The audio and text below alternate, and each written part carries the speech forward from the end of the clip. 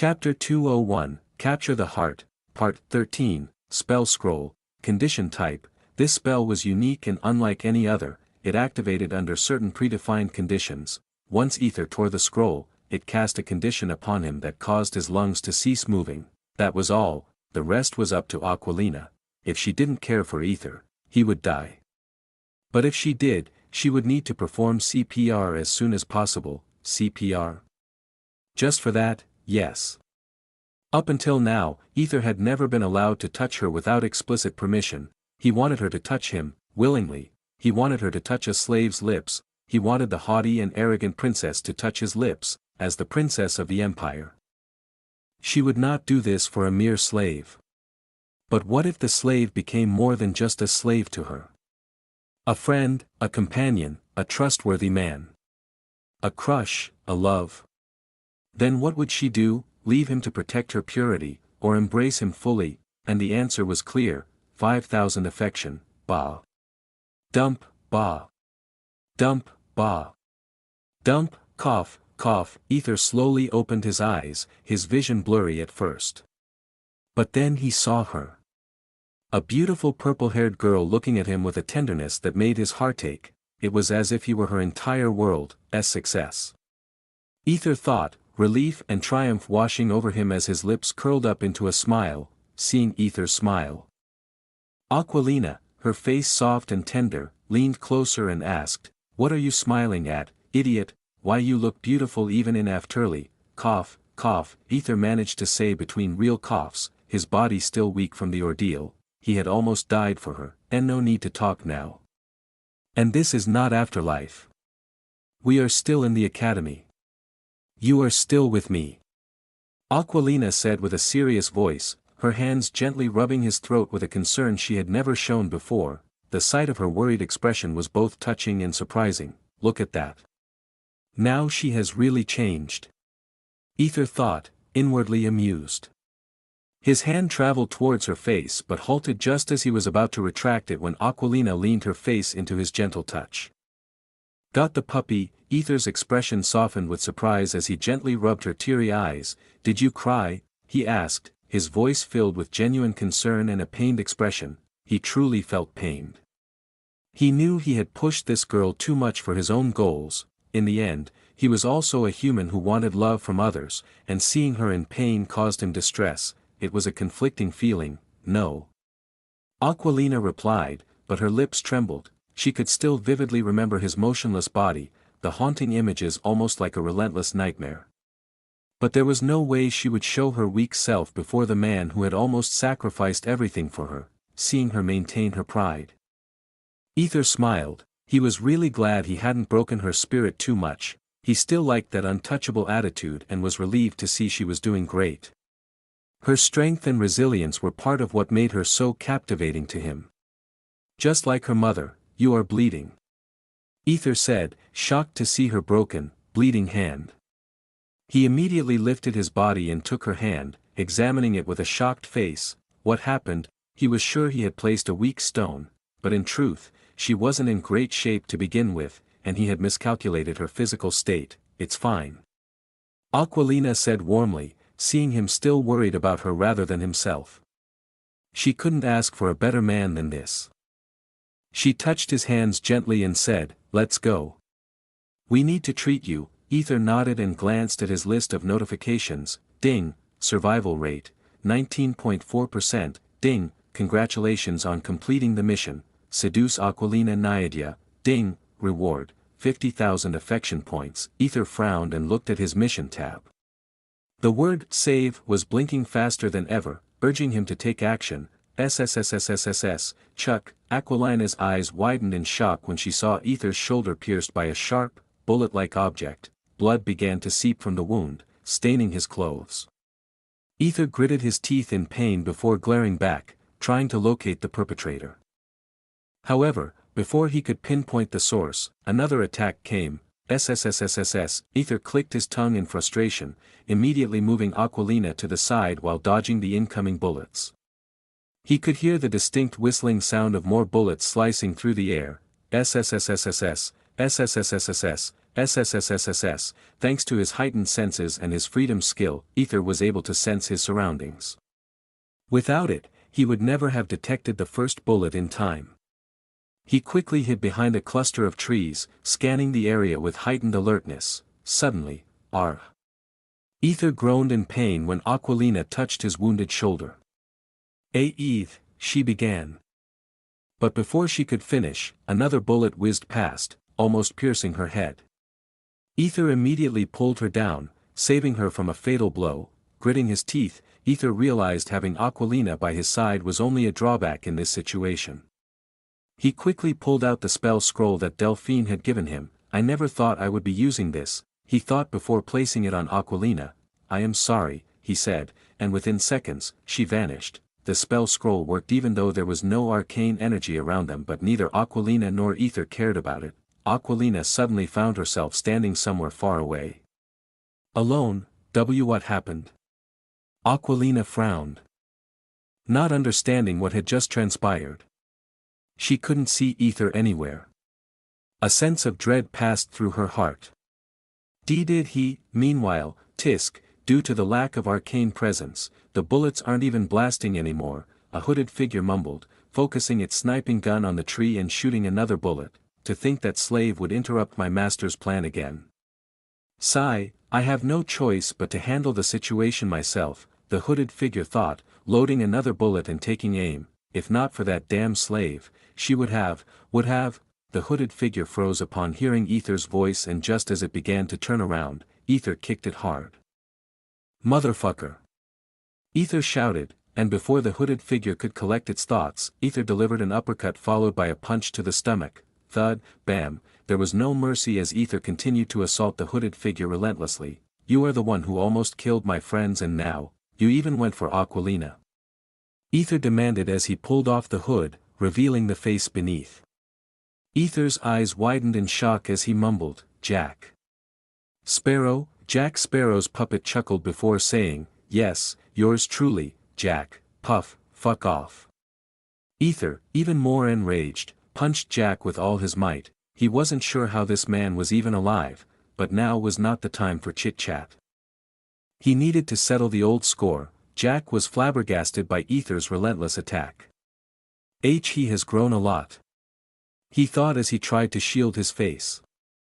However, Aether continued to focus his attacks on Jack's face, which was irritating him immensely. Grabbing Jack's hair, Aether demanded, why did you come after Celine and Leah? Aether knew Jack was involved in some cult called Arcane Hunter, so coming after Aquilina made sense, but why target Celine and Leah, who had no connection to the arcane? Jack, his face bloodied, smiled.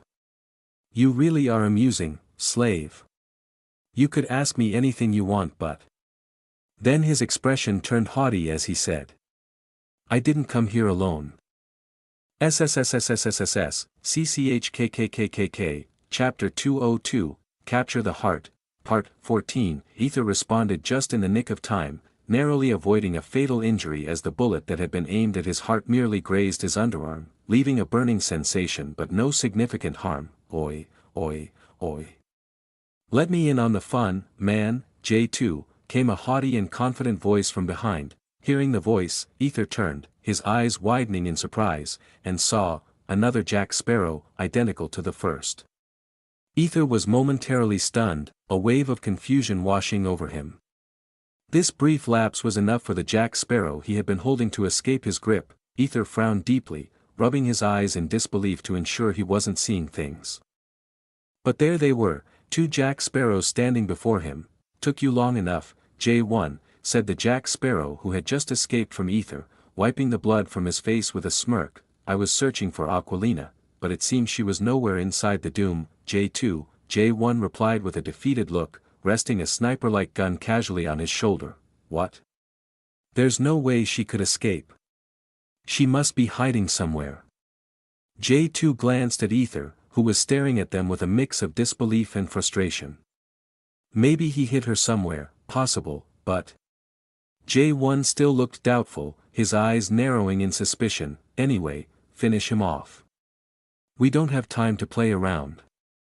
J2 said with a tone of seriousness, readying himself for another confrontation. Yeah, J1 agreed, his demeanor also turning serious as he prepared for battle. "Are you guys twins?" Aether asked, his voice tinged with curiosity and disbelief as he scrutinized them. There was no discernible difference between the two, as if they were perfect clones. "Twins." J1 and J2 exchanged amused glances before sneering and saying in unison, "Why don't you find out?"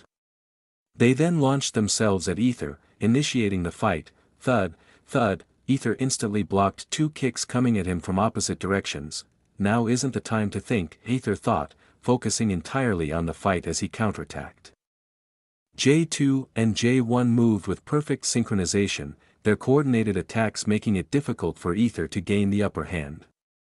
This was the first time he had encountered opponents who were so perfectly in sync. There wasn't a single misstep, everything was precise and calculated, and even more, BAM, while attacking, J1 used his sniper weapon to take shots at Aether, adding an extra layer of difficulty for Aether to manage. Though Aether was able to fend them off without showing any mercy, he countered every attack they made with a smile on his face, his confidence unwavering. Swift kick.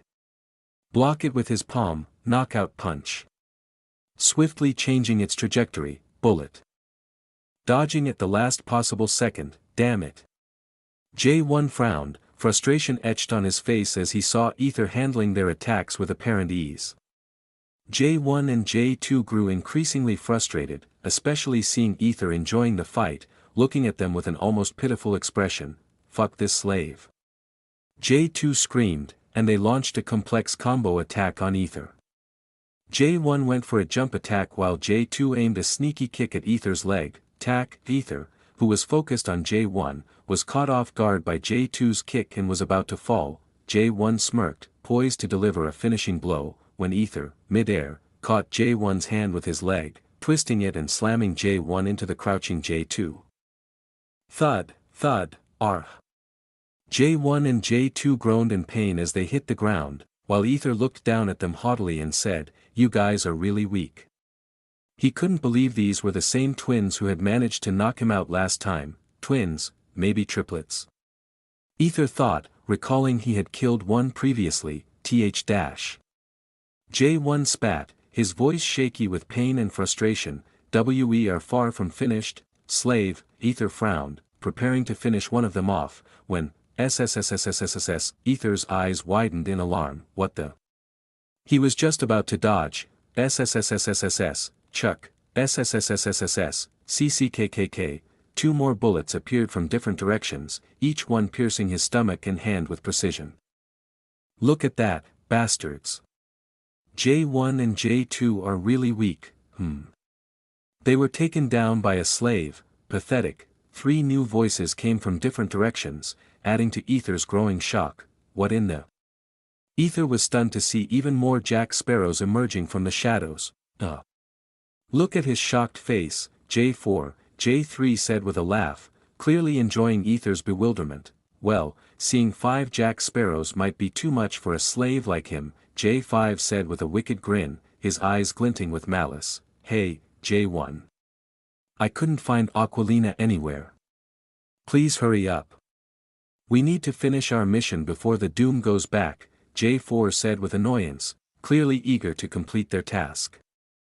Aether now frowned, realizing that each one of them had a sniper gun.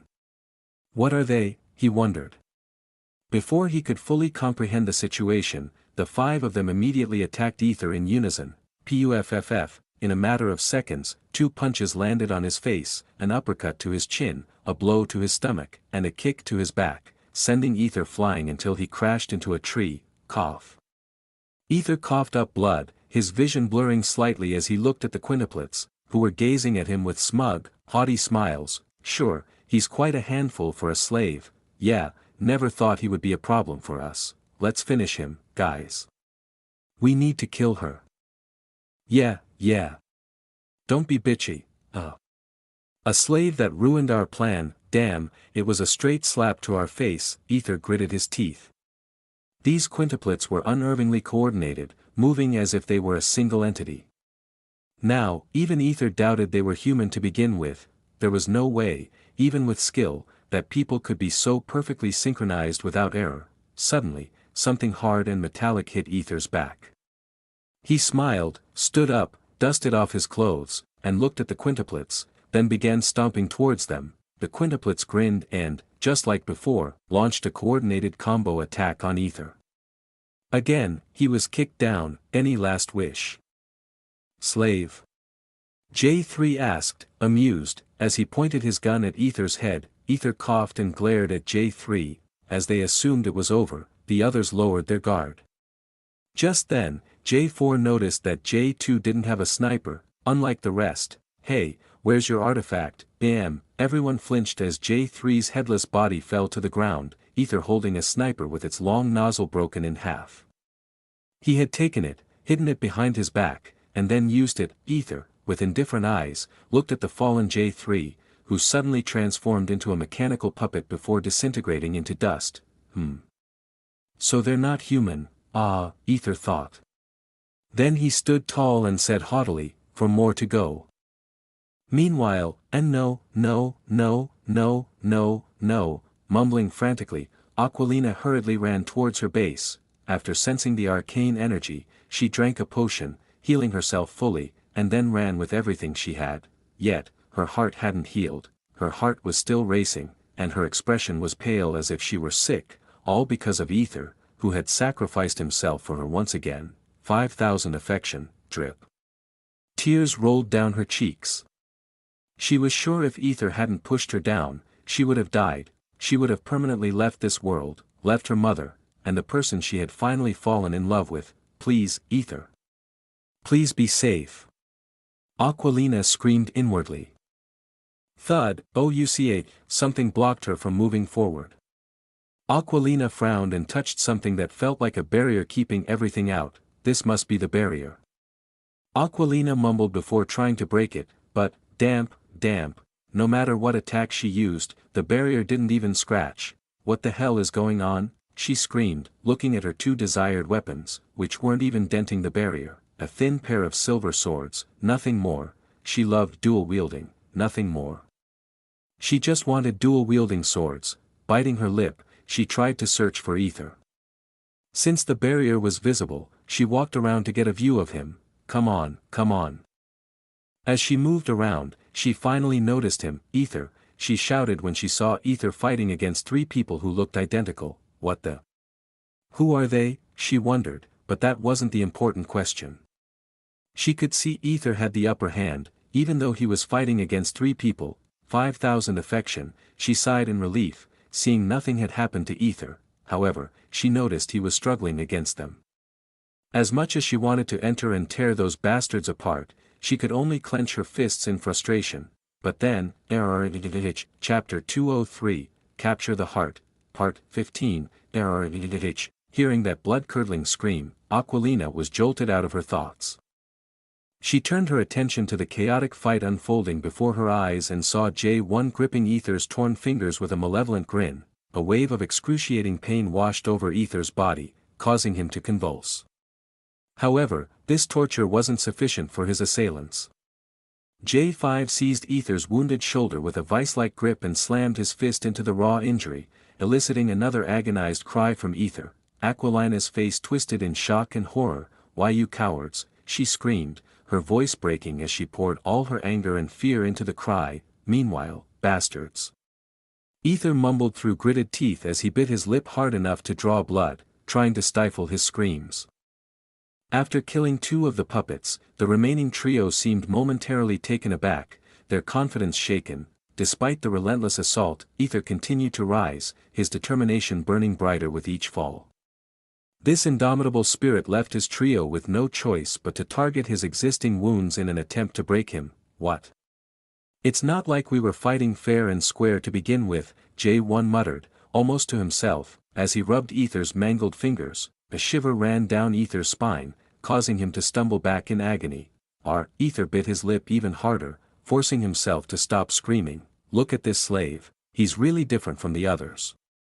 J5 observed, almost in awe, as he delivered another brutal punch to Aether's broken shoulder, amplifying the pain.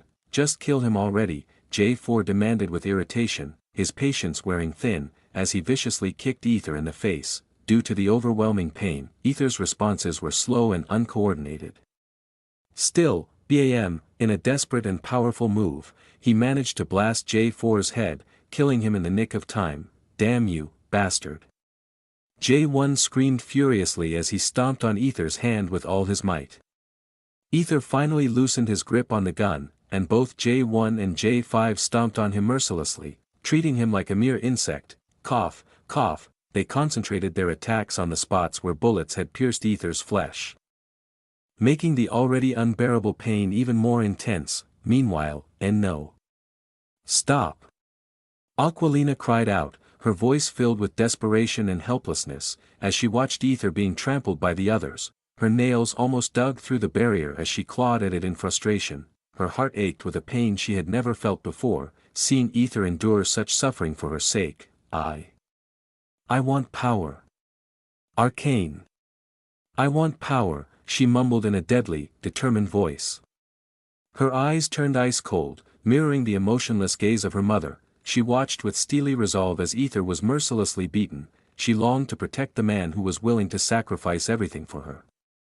There was no way she would let this man die in her place. No matter the consequences, she accepted this man, a slave, into her heart. She would not turn back on her decision. If she did, she wouldn't be Aquilina, the daughter of Marisandra Naiadia. 5,000 affection. I want to protect him. I love him. I won't let him suffer for me. Arcane, give me power, she whispered fervently as she dug her nails into her palms, drawing blood, yet nothing happened. Aquilina let out a dry, hollow laugh. Ha!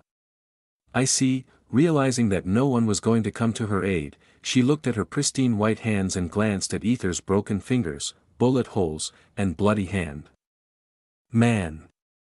You are really making me fall for you deeply, Aquilina mumbled with an indifferent expression, though her eyes burned with a fierce dark expression. 6,000 affection, she balled her fists and punched the barrier, not just with physical force but by channeling her arcane energy into the blow, blasting it against the barrier. Boom! The skin on Aquilina's hand peeled away, blood dripping from the raw, exposed flesh. Yet she punched the barrier again without a moment's hesitation. Boom! Boom, boom, boom. J1 and J5 frowned when they noticed a slight tremor at the barrier. They stopped hurting Aether and looked back, flinching in fear. They saw a purple-haired girl slamming the barrier with an indifferent expression. Her hand blasted with energy every time it touched the wall, staining it with blood. She resembled a horrifying zombie, relentless and waiting to break through. What the fuck? J1 shouted while J5 stood petrified with fear. Aether, seizing the brief respite, backed off slightly. He was shocked to see Aquilina and thought inwardly, what the hell are you doing here? He had been hoping she would contact the principal for help. Meanwhile, not enough, not enough, not enough. Aquilina mumbled as she continued to blast the barrier. Her eyes were locked onto J1 and J5, imagining tearing them apart. The pain in her hand was excruciating, but she didn't care. Her beloved was suffering far more. So she ignored the stinging agony. I want more power, she screamed. Boom! Her hands were completely broken, yet her spirit remained unyielding. She was determined to protect Aether. I will protect you now. I am not weak. She mumbled with a determined expression. Suddenly, a black panel appeared before her eyes. Desired weapon recognized its master's wish. Aquilina Naiadia shall be accepted by the desired weapon. Request. Modification. Affirmative. Initiating origin weapon. One of the pillars, etched with a tsunami-like wave mark in the underground chamber, suddenly brightened and pulsed with energy. Her rainbow arcane card appeared before her, shimmering with an array of vibrant colors. It transformed into 2 silver swords. These swords, though sharp and deadly, looked ordinary with simple hilts and unadorned blades. The surface was clean and polished, yet, she looked as if it was a filthy weakling. Then, as if reacting to her disdain, the weapons began to tremble and change. The ordinary silver surface rippled, taking on a deep, oceanic blue hue that seemed to move and swirl like the sea. The swords elongated and thinned, becoming more elegant and deadly. Intricate carvings of marine creatures, sharks, octopuses, and mythical sea serpents, began to emerge along the blades, glowing softly with a mysterious light. The hilts vanished, replaced by razor-sharp edges on both sides. Giving the swords an even more menacing appearance, Aquilina gripped the end, but instead of feeling pain, she felt a warm and gentle sensation, as if the weapon was a living entity that accepted her completely. She smiled with satisfaction, her hair fluttered as her body lifted from the ground, surrounded by a soft, blue aura. SSSSNNNGGGGG. Behind her, 10 more ocean blue thin swords appeared, hovering in the air. They were even more intricate, their surfaces etched with delicate patterns of waves and sea creatures. They gleamed with an otherworldly light, making her look like a sun goddess as she gazed down at J1 and J5 with an indifferent expression. Pay for your sins. She mumbled as the 10 swords behind her shot towards the barrier and pierced it like butter. Everyone was shocked to see her weapon piercing it and breaking the barrier. The 10 swords began to multiply, first doubling to 20, then doubling again to 40, and then again to 80. The process accelerated exponentially until there were 163,840 swords and even continue to increase. SSSSNNNGGGSSSSNNNGGGGSNNSNSSNGGGG. They moved in unison, like a perfectly coordinated tsunami wave, their collective force and speed destroying everything in their path with the sheer power and relentlessness of a natural disaster. The swords shimmered with an eerie, oceanic glow, slicing through the air with a whisper that built into a deafening roar. Like a storm at sea, kill him. J1 shouted. They wanted to at least kill Aether before escaping from this girl. However, J5 didn't care and decided to run away. J1 was flabbergasted. He knew if they died, their consciousness would die too, and the next puppet would have no memories of this. He understood why J5 was scared. However, J1's determination to kill Aether burned brighter than his fear. He could not let this cockroach slide. Just as he was about to turn back towards Aether, Aquilina, with an almost casual flick of her wrist, threw one of her swords. The weapon flew with unerring accuracy, piercing J1's neck and pinning him to the ground. Blood spurted from the wound as his eyes widened in shock and horror. Aether was completely taken aback when he saw Aquilina's display of power. He had never seen her like this before. The tsunami of swords didn't stop, it continued to surge forward, a relentless tide of destruction. Princess. Stop, he shouted in alarm as the waves of swords approached him. To his amazement, the swords parted and flowed around him, as if recognizing him as untouchable. The sight was both awe-inspiring and terrifying. Aether could see the ocean blue swords moving with fluid grace, like schools of fish in the water. The way they surrounded him, protecting him while destroying everything else, left him in a state of wonder. The entire battlefield was demolished. Every tree, plant, stone, and obstacle reduced to rubble, just like the aftermath of a real tsunami. No. J5's scream was cut short as numerous swords pierced his body. He fell, lifeless, his body riddled with gaping wounds. Aquilina smiled with cold satisfaction before turning to look in a particular direction. Her eyes narrowed as she spotted J6, who had been watching the scene unfold from his hiding place. With a swift, decisive motion, she threw her remaining sword. It sliced through the air and pierced J6, nailing him to the wall. Fuck. She is stronger than before. Master is going to be pissed off, were J6's final thoughts as his vision faded to black. Chapter 204, Capture the Flag, Bromance. In the control room, an almost palpable silence fell as the video footage reconnected to Aquilina's base. The scene before them was one of absolute devastation. Trees were uprooted, plants were smashed, and rocks shattered into dust. The once vibrant landscape now lay in ruins. Amidst the desolation, Aquilina hugged Aether in her arms, her tears mingling with the blood and dirt on his battered form. Him? Alaric's brow furrowed in confusion and disbelief at the sight of Aether. He was certain Aether's name wasn't on the list. His gaze darted to the principal, wondering if the hooded figure had been Aether all along. TSK, the principal clicked her tongue in frustration, irritated that Aether had blown his cover. Yet, a deeper worry gnawed at her. What happened? She pondered, her mind racing with unanswered questions. Meanwhile, Aether noticed Aquilina's crystal shining brightly, signifying the reconnection. He realized his identity was now exposed, but he didn't care. He had gained something good from his bitchy vlog. Aether, just hold on.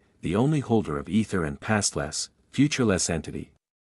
Skill, freedom, active, clone, attributes, strength, 81, agility, 83, intelligence, 80, magic affinity, 80, charm, 80, compatibility, 90%, survival rate, 19.4%, affection points, 287,290, 1000.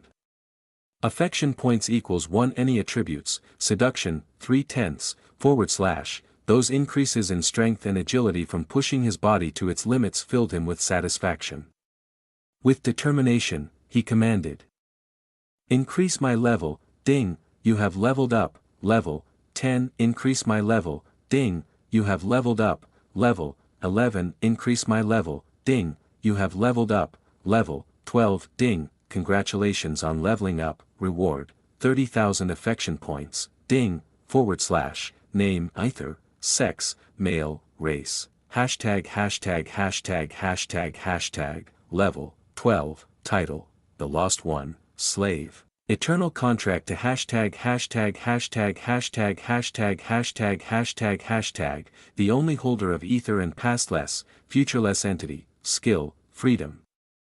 Active, clone, attributes, strength, 110, agility, 110, intelligence, 110, magic affinity, 110, charm, 110, compatibility, 90%, survival rate, 21.9%, affection points, 171. 290, 1000 affection points equals 1. Any attributes, seduction, March 10th, / SSSSSSS, Aether exhaled a hot breath, his blue eyes glowing with newfound power. He felt unstoppable, confident he could now defeat all 5 puppets without breaking a sweat. Focusing on the clone skill, a reward for saving Aquilina Naiadia, he pressed it. The skill details appeared before him, skill, clone, effect. You can create a single clone of yourself, identical in your current appearance and possessing a fraction of your attributes. Clone capabilities. The clone has 50% of your physical strength, agility, and magic affinity with 0% charm and intelligence. It can perform basic combat maneuvers, cast simple spells, and follow complex commands. The clone shares your knowledge and skills but cannot activate unique skills, limitations. Due to your current level, you are limited to 1 clone at a time. The clone lasts for a maximum of 6 hours or until it is destroyed. Additional benefits. The clone can be used for reconnaissance, distraction, or doubling your efforts in battle and tasks. The clone's actions are synchronized with your intent, providing seamless cooperation. Even Sovereign won't be able to notice a difference. Cooldown time, 12 hours. Aether's heart raced with excitement. Man, I literally have broken abilities now, he thought, a thrill coursing through him. He mumbled. Activate clone. A mist formed before him, and Snowflake, initially alert, calmed down after receiving a reassuring pat. The creature watched the mist with curiosity, Soon, a black-haired boy wearing torn clothes identical to Aether's emerged, his face expressionless. Oh. Aether's eyes widened in astonishment, and Snowflake looked back and forth between the two Aethers, equally surprised. Hello, Aether waved, but the clone remained still. Say hello, Aether frowned and commanded, and the clone obediently replied, hello, same as Aether's voice. Aether nodded, scrutinizing the clone. He ordered it to move, and it did so without any reaction. He punched the clone's face. Surprised to see it didn't feel pain, remaining stoically expressionless. Good, Aether nodded with satisfaction. He then proceeded to beat the clone to a pulp to ensure it appeared as injured as he had been. He ordered it to walk out of the cave, grab the flag, and head straight to the stadium. The clone nodded and left the cave. Aether smiled as he looked at his backpack, his anticipation growing. It's about time for the introduction of. He donned a black ring with golden lining, changed into a flashier attire, and pulled on a hoodie. Meanwhile, Delphine saw Aether emerge from the cave, take the flag, and walk towards the stadium. She sighed deeply, her heart aching at the sight of his battered body. She thought he had finally given up. That's good, as long as he is fine. She thought and waited for the principal and the Empress, who went to see the Aquilina. The principal, who had been investigating Aquilina, arrived at the control room with a deadly serious expression. Someone infiltrated using advanced magi tech. Ah, she groaned in anger. She then looked at Aether walking with just 2 flags and sighed, knowing what had happened. She wouldn't blame Aether. What happened, principal? Alaric asked curiously, mirroring the room's sentiment. But the principal didn't respond, instructing them to focus on the remaining students. However, none noticed the hooded figure quietly emerging from the cave after Aether left. Huff huff huff. Damn it, man. You are strong. Leon mumbled, lying on the ground and glancing at Kai, who was also panting heavily beside him. After their intense and grueling fight, only Leon and Kai remained standing from their team, both exhausted and battered. I could say the same thing to you. Kai mumbled, amazed that their fierce battle had ended in a draw. Seeing no one else from his side, Kai knew it would be challenging to defeat Aquilina alone, so he proposed, why don't you help me defeat Aquilina? Leon smirked, aware of the bet between Kai and Aquilina. What's in it for me? He asked, his tone playful yet serious. Kai's lips twitched, knowing exactly what Leon wanted. With a grumbled expression, he said, I'll arrange a date for you with Celine. Leon's lips curled into a wider smile as he shouted, deal. Kai sighed, relieved. With Leon's help, they might actually stand a chance against Aquilina, but then, eliminated? Kai mumbled when he saw the hologram in the sky, his eyes widening in surprise and shock. Even Leon was stunned into silence. Kai gritted his teeth, frustration boiling inside him. Someone had defeated Aquilina before he could. Suddenly, a shadow blocked their view. Hello, guys doing bromance? Chapter 205, Capture the Flag. A quiet satisfaction.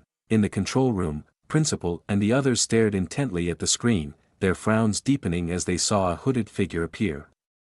Their eyes darted to Aether, who was still walking toward the stadium. What in the? They had assumed it was Aether all along, but this new development left them puzzled. The mystery of the hooded figure's identity gnawed at their minds, and the atmosphere grew tense with uncertainty. What's going on? The principal's frown deepened, her mind racing. Is he the one causing all this chaos? She wondered, sensing something off, but she didn't interfere. She resolved to keep a close watch on the proceedings, ready to intervene immediately if the signal cut out again. The safety of her students was paramount, and she would not tolerate any more threats. Meanwhile, both Leon and Kai stared at the hooded figure standing before them. The air around them seemed to thicken with tension as they struggled to comprehend what was happening. Who are you? Kai asked, frowning in confusion and suspicion, his voice trembling slightly. The hooded figure, Aether, remained silent, his gaze fixed on Kai with an intensity that sent shivers down Kai's spine. Bam! Without warning, he delivered a powerful punch to Kai's cheek, almost breaking his jaw and sending him flying several meters. The sheer force of the blow left Kai disoriented.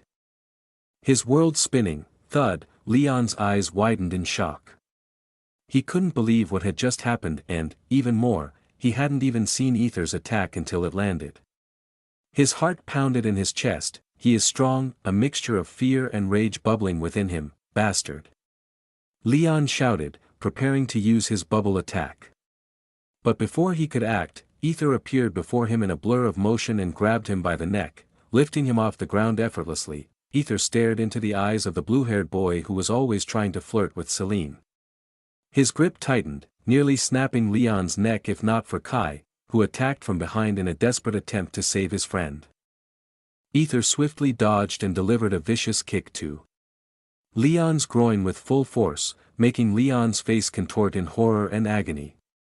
The pain was excruciating, and Leon's scream echoed through the forest. Leon's body collided with Kai's, sending them both flying again. They landed in a heap, groaning in pain. Hurrah! Leon screamed in agony, tears streaming down his cheeks as he clutched his crotch, his entire body trembling. Kai's face mirrored the horror as he glared at Aether and shouted, "Are you even a man? You coward!" His fury was palpable, his voice shaking with rage and disbelief. Attacking a man's manhood was a cowardly act, only for the lowest of the low. "I'll teach you, bastard!" Kai shouted, standing up and reaching for his sword, but before he could even draw it, Aether appeared before him and, slap, a loud slap echoed through the area, reverberating off the trees. "What the, slap, why you fuck, slap, I will kill, slap, slap, slap, pl, slap." Kai's cheeks swelled, turning red as tears streamed from his eyes. He couldn't believe he was being slapped repeatedly by someone he didn't even know. Even his father had never hurt him like this. Each slap felt like a thunderclap against his skin, leaving him more humiliated and enraged. This fucker. You will pay for this." Kai screamed inwardly but kept his rage contained. His pride barely holding him together. "Smile," Aether commanded, though his voice sounded different, neutral, devoid of any emotion. Kai frowned, his mind struggling to process the command. "Smee, slap, he.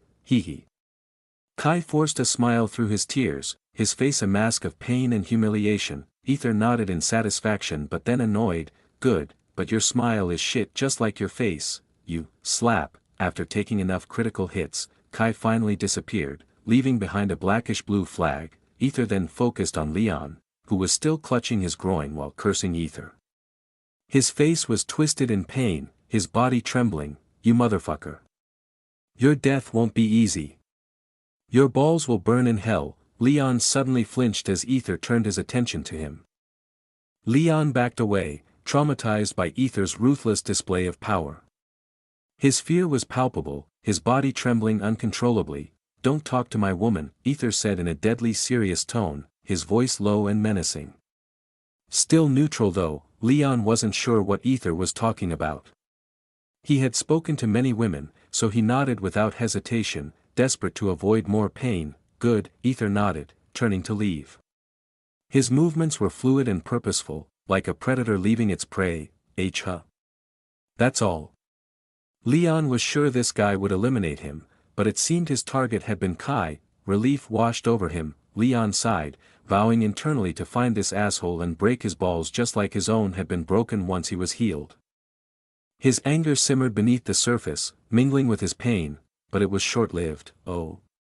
I forgot something," Aether said, turning back, making Leon flinch in terror. "What you forgot?" Leon's words were cut short as Aether crushed his already broken groin. The pain was unbearable, and Leon's scream was blood-curdling. Soon, Leon disappeared, leaving behind a shining blue flag. Aether felt a deep sense of satisfaction. "So this is freedom, he thought, feeling a pang of sadness knowing he could only enjoy this feeling for 2 days before returning to normal. The taste of freedom was bittersweet, a reminder of his temporary reprieve. He shook off the thoughts and moved towards his clone. His mind focused on the task at hand. Jack Sparrow, walking slowly after retiring from the game and cursing inwardly, felt his puppets die one by one. "Damn it, I failed again. Fuck this," he screamed internally, his frustration mounting. He had no idea what had happened since all his puppets had been destroyed. Just as he was about to run towards the stadium to investigate, he spotted something unusual. Aether. Jack frowned, seeing the battered body of Aether hurrying towards the stadium. The sight was unexpected, and it filled him with a mix of curiosity and suspicion. Aether's clone said nothing, walking past Jack and doing exactly as his master had commanded, his movements mechanical and purposeful. Jack noticed the 2 flags in Aether's hands. "Don't tell me this bastard was here all along." Jack screamed internally, finally understanding why his plan had failed. Seeing Kaelin and Aquilina's flags, he fully grasped the situation. This wretched slave. Jack gritted his teeth. Aether had always been the one to ruin his plans. His anger boiled over, his mind racing with thoughts of ending him. Should I kill him? Jack considered but shook his head, knowing he was being watched. However, seeing the 2 flags, Jack decided to teach this slave a lesson before taking the flags. There were no rules against a retired player taking flags from someone who was not even in the game. A black sheep, Jack smiled, deciding to make an example of Aether. He punched Aether's back, causing him to fall immediately, his body hitting the ground with a thud. "What are you doing here?" Jack demanded, punching Aether's face with a smug expression. Seeing Aether not fighting back, Jack continued to hit him, making Delphine and the principal frown. Though there was no rule, still Jack attacking Aether, who was already battered, couldn't help but frown. Just then, "What do we have here?" An amused voice interrupted the scene. Jack flinched and turned around to see a hooded figure before him, the amusement in the voice sending chills down his spine. "What the?" Jack was taken aback.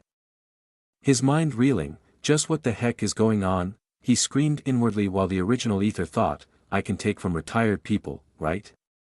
His face was amused as if seeing a sheep walking into his trap. Chapter 206, End of the contest. Mysterious figure, who is that? Those were the final thoughts of Jack Sparrow as his crystal badge shattered and encased him in a shimmering aura before disappearing, leaving behind 2 ominous black flags fluttering in the air. Isn't he pretty weak? Aether thought, a smirk playing on his lips. Since Aether bore no particular enmity towards Jack, he decided to finish him off with 2 powerful punches, each reverberating with a sickening crunch. Followed by a swift, forceful kick to the stomach that sent Jack sprawling. "Well, whatever." Aether shrugged nonchalantly and glanced at the hologram where Jack Sparrow's name was still labeled as retired. Except his points were reduced to 0, Aether chuckled inwardly, his eyes gleaming with satisfaction, before turning to his clone, who was trembling visibly in fear. He's acting well," Aether thought, pleased with the performance. He then spoke in a casual, almost prideful tone, "You look different from the others. I don't mean to say you're handsome or anything. Though you are the most handsome one I ever saw, anywho, it's just that you didn't wear those crystal badges like the rest." Why? In the control room, Delphine and the principal heard that and couldn't help but twitch their lips, their thoughts aligning in unison. "It's definitely him." The principal then frowned, puzzled about how Aether had managed to acquire a rare and costly clone spell. Did the Empress help him? She wondered, casting a glance at the Empress seated beside her, now empty as she was with her daughter. I begged the principal to let me in to save the princess," the clone stammered, his body quivering. "You begged that old principal, and she let you in. What the hell? She must be so bored that she's doing whatever she wants." Aether said, shaking his head with a pitiful expression directed at the clone. Veins bulged on the principal's forehead. "It seems I need to teach him a lesson, really. Anyhow, give that to me," Aether demanded. The clone shook his head defiantly. "Tisk, I'm telling you, be a good boy. I don't want to break your handsome, beautiful face." Aether's tone turned icy and narcissistic. When the clone continued to refuse, Aether's patience wore thin. "I suppose you leave me no choice then." In a flash, he appeared before the clone, delivering a gut-wrenching punch that made the clone collapse with a pained gasp. Puff, the clone fainted, his eyes rolling back as he lost consciousness. Aether nodded in satisfaction, appreciating that his clone was following the plan perfectly. He took the remaining 2 flags from the clone and walked away without a backward glance at the pitiful figure crumpled on the ground. As Aether left the scene, a black bat flying towards the stadium noticed a figure below. Who is that? It wondered as it felt familiar for some reason. frowning before swooping down to investigate. Aether. The bat transformed mid-air into a stunning blonde-haired girl, landing gracefully beside the unconscious clone. She asked in a horrified tone, "What are you doing here?" Seeing the clone's faint breath and battered body, her expression darkened. Her heart trembled with anger, and her eyes turned a fiery red. "I'm going to pay back whoever did this," she vowed, her voice trembling with rage. Gently, she picked up the clone in a princess carry, her movements tender despite her fury. /N, with Tokyo Ghoul's background music, the clone remained motionless, complying silently with his master's orders not to move an inch. Meanwhile, ding, survival rate, 21.8%, huh? Aether frowned, seeing his survival rate decreasing inexplicably. He shrugged it off, noting it was just a minor drop, and refocused on the ongoing battle. "You are strong, Saintess," Talia said, her voice strained as she held her wounded body, blood seeping from numerous cuts. "Why you too?" Helena panted heavily, though she bore no visible injuries. Her body was at its limit after the prolonged fight. Her breathing was labored, sweat pouring down her face as she steadied herself, surveying the devastated surroundings. They realized they were the only ones left standing, all their team members had already been eliminated. "Why don't we finish this with a single attack?" Talia proposed, her face set with determination. "Okay then." Helena nodded, mustering every last bit of her power. She conjured a massive globe of energy, glowing brighter than the sun, its light blinding and intense. Talia smirked, readying herself to unleash her full strength and cut the globe in half. "Come on, here you go," but then, SSSSSSSSH. An icy sound echoed around them, making both women flinch as the temperature plummeted abruptly, their breath visible in the freezing air. Both frowned, eyes darting around warily. Talia shouted, "Who is it?" No one answered, the only response the biting cold that intensified with each passing second. "Coward." Talia sneered, trying to provoke the unseen enemy. "Show yourself, coward."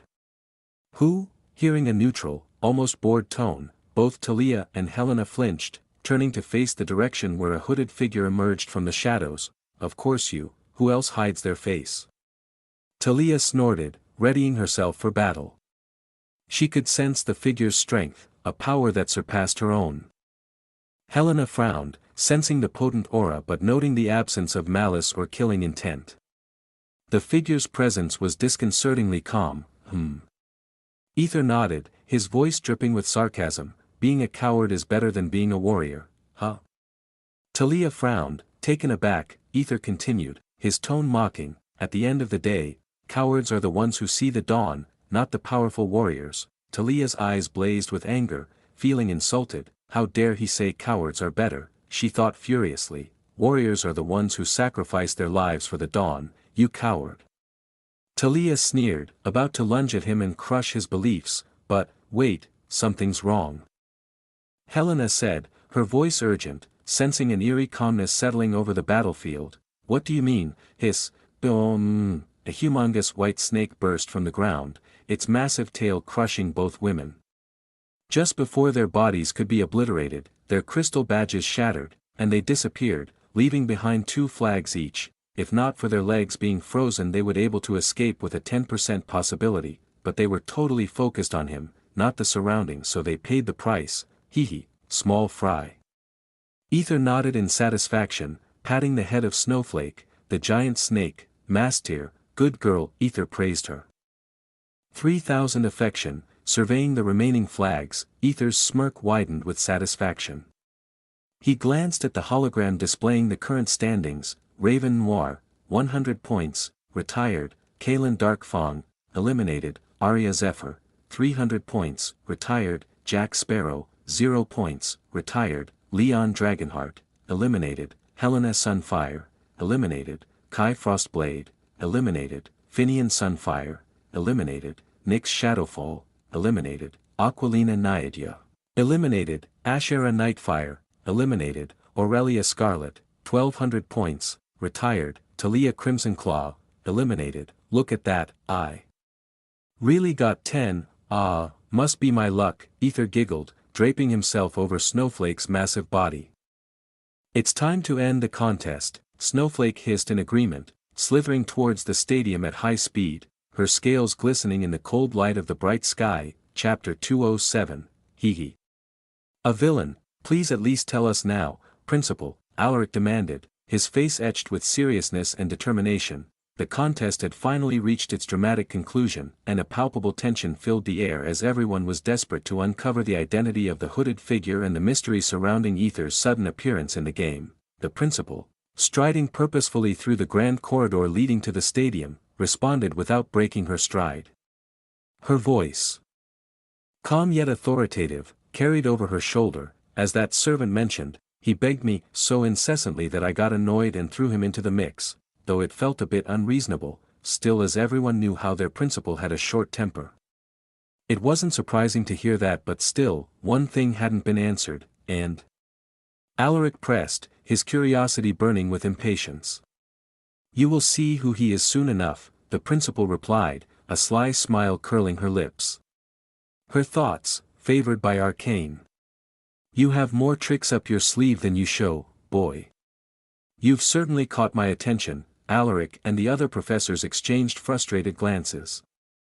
Their growls of anger barely contained. The outcome had been unexpected. Only 3 chosen ones had emerged victorious, and one of them hadn't even fought from the beginning, leaving a bitter taste in their mouths. As they arrived at the expansive stadium, they saw the teams who had been treated and healed standing near the small, stepped podium. The principal cast a sweeping gaze over the assembled students and leaders. Everyone was present except for Aquilina, who was recovering from serious internal injuries. Who is that? Who was that coward? Talia shouted, her voice cutting through the murmur of the crowd. She glared at the other teams, convinced that the mysterious figure must have come from within their ranks. The idea that an outsider could have infiltrated seemed impossible to her. Tisk, it's not us, Jack retorted, his expression a mix of annoyance and curiosity. He turned to the principal, voicing what everyone was thinking. Who is that? Why the sudden change? We didn't even get a warning about it. Yes, principal. How is that fair? Leon added, his voice edged with desperation. The need to identify his attacker showed his futureless life. He felt his soul and future depended. How dare that bastard slap me? Even my father never did that. Kai shouted, his fury undiminished. Though his face had healed, the memory of the stinging blow lingered painfully. Many of the others stood in confusion. Having never seen the hooded figure that had caused such chaos, hearing the barrage of questions, the principal's gentle smile vanished, replaced by a stern look of disappointment. Her voice, now cold and sharp, echoed through the stadium. Who? Why do you care when you're losers? The words hit them like a slap, stinging their pride. She continued, her tone unwavering. You have the nerve to ask after losing so pathetically to a single person who didn't even use a spell. You've all disappointed me deeply. Heads lowered in shame, yet a simmering belief remained among them that the mysterious figure had appeared out of nowhere and eliminated them when they were at their weakest. Observing their rebellious faces, the principal's expression turned into a smirk. Oh. Don't you dare think he took advantage of you, what? He really took advantage. Before the complaint could be finished, the principal interrupted. Kai and Leon, you were defeated because you underestimated a solo enemy, weren't you? Kai and Leon's heads dropped even lower. The principal's words cut deep because they were true. When Aether had appeared, despite their initial shock, they had arrogantly believed they could easily win. The general knowledge was that in a 2 versus 1 scenario, the duo always had the upper hand, right? That's what they had thought, and lost pathetically. The principal then turned her gaze to Jack. Her eyes piercing. You have the nerve to attack a weaker opponent after retiring, and ran away like a coward, and still ask who defeated you. Pathetic, arg, Jack growled through gritted teeth, his anger boiling. He wanted nothing more than to tear apart both the principal and the person who had punched him. The principal's attention then shifted to Talia and Helena. You two weren't even aware of your surroundings. When did your legs become frozen? Truly disappointing, she said, her eyes lingering on Talia for a few more intense seconds. Talia bit her trembling lips, the weight of her failure pressing down on her. Helena, on the other hand, sighed and shrugged. She wasn't particularly sad, having been aware of her surroundings, though realizing it was too late to make a difference. Annoyed, the principal raised her voice as she looked at everyone. "You have the nerve to question, you useless bastards. I asked you to play, capture the flag, not team battle. All you did was abandon your base and attack others. What the fuck is wrong with you? Don't you have any brains?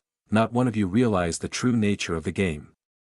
Instead, you brawled like mindless monkeys." Her anger was almost tangible, the disappointment in her voice clear. She was truly furious, seeing them fight without using tactics or intellect, as her words sank in. Everyone lowered their heads, understanding the depth of her anger and the reason behind it. Delphine, ever the calming presence, patted the principal's shoulder. Taking a deep breath, the principal looked at the children, her expression softening slightly. She smiled, though her eyes still held a hint of her earlier sternness. "Well, you are still in your growing phase, so take this as a lesson." The students nodded with newfound determination, realizing that the principal's harsh words were meant to guide them, not to belittle them. Though not everyone, seeing their resolve, the principal nodded approvingly, thinking, "At least they have grown a little." She clapped her hands. And a hologram flickered to life above the podium. "Now, these are your new ranks," she announced, pointing to the hologram display. 14. Ashera Nightfire, 13. Nyx Shadowfall, 12. Finian Sunfire, 11. Kalen Darkfang, 10. Aquilina Naiadia, 09. Kai Frostblade, 08. Leon Dragonheart, 07. Jack Sparrow, 06. Helena Sunfire, 05. Talia Crimson Claw, 04. Raven Noir, 03. Aria Zephyr, 02. Aurelia Scarlet, 01.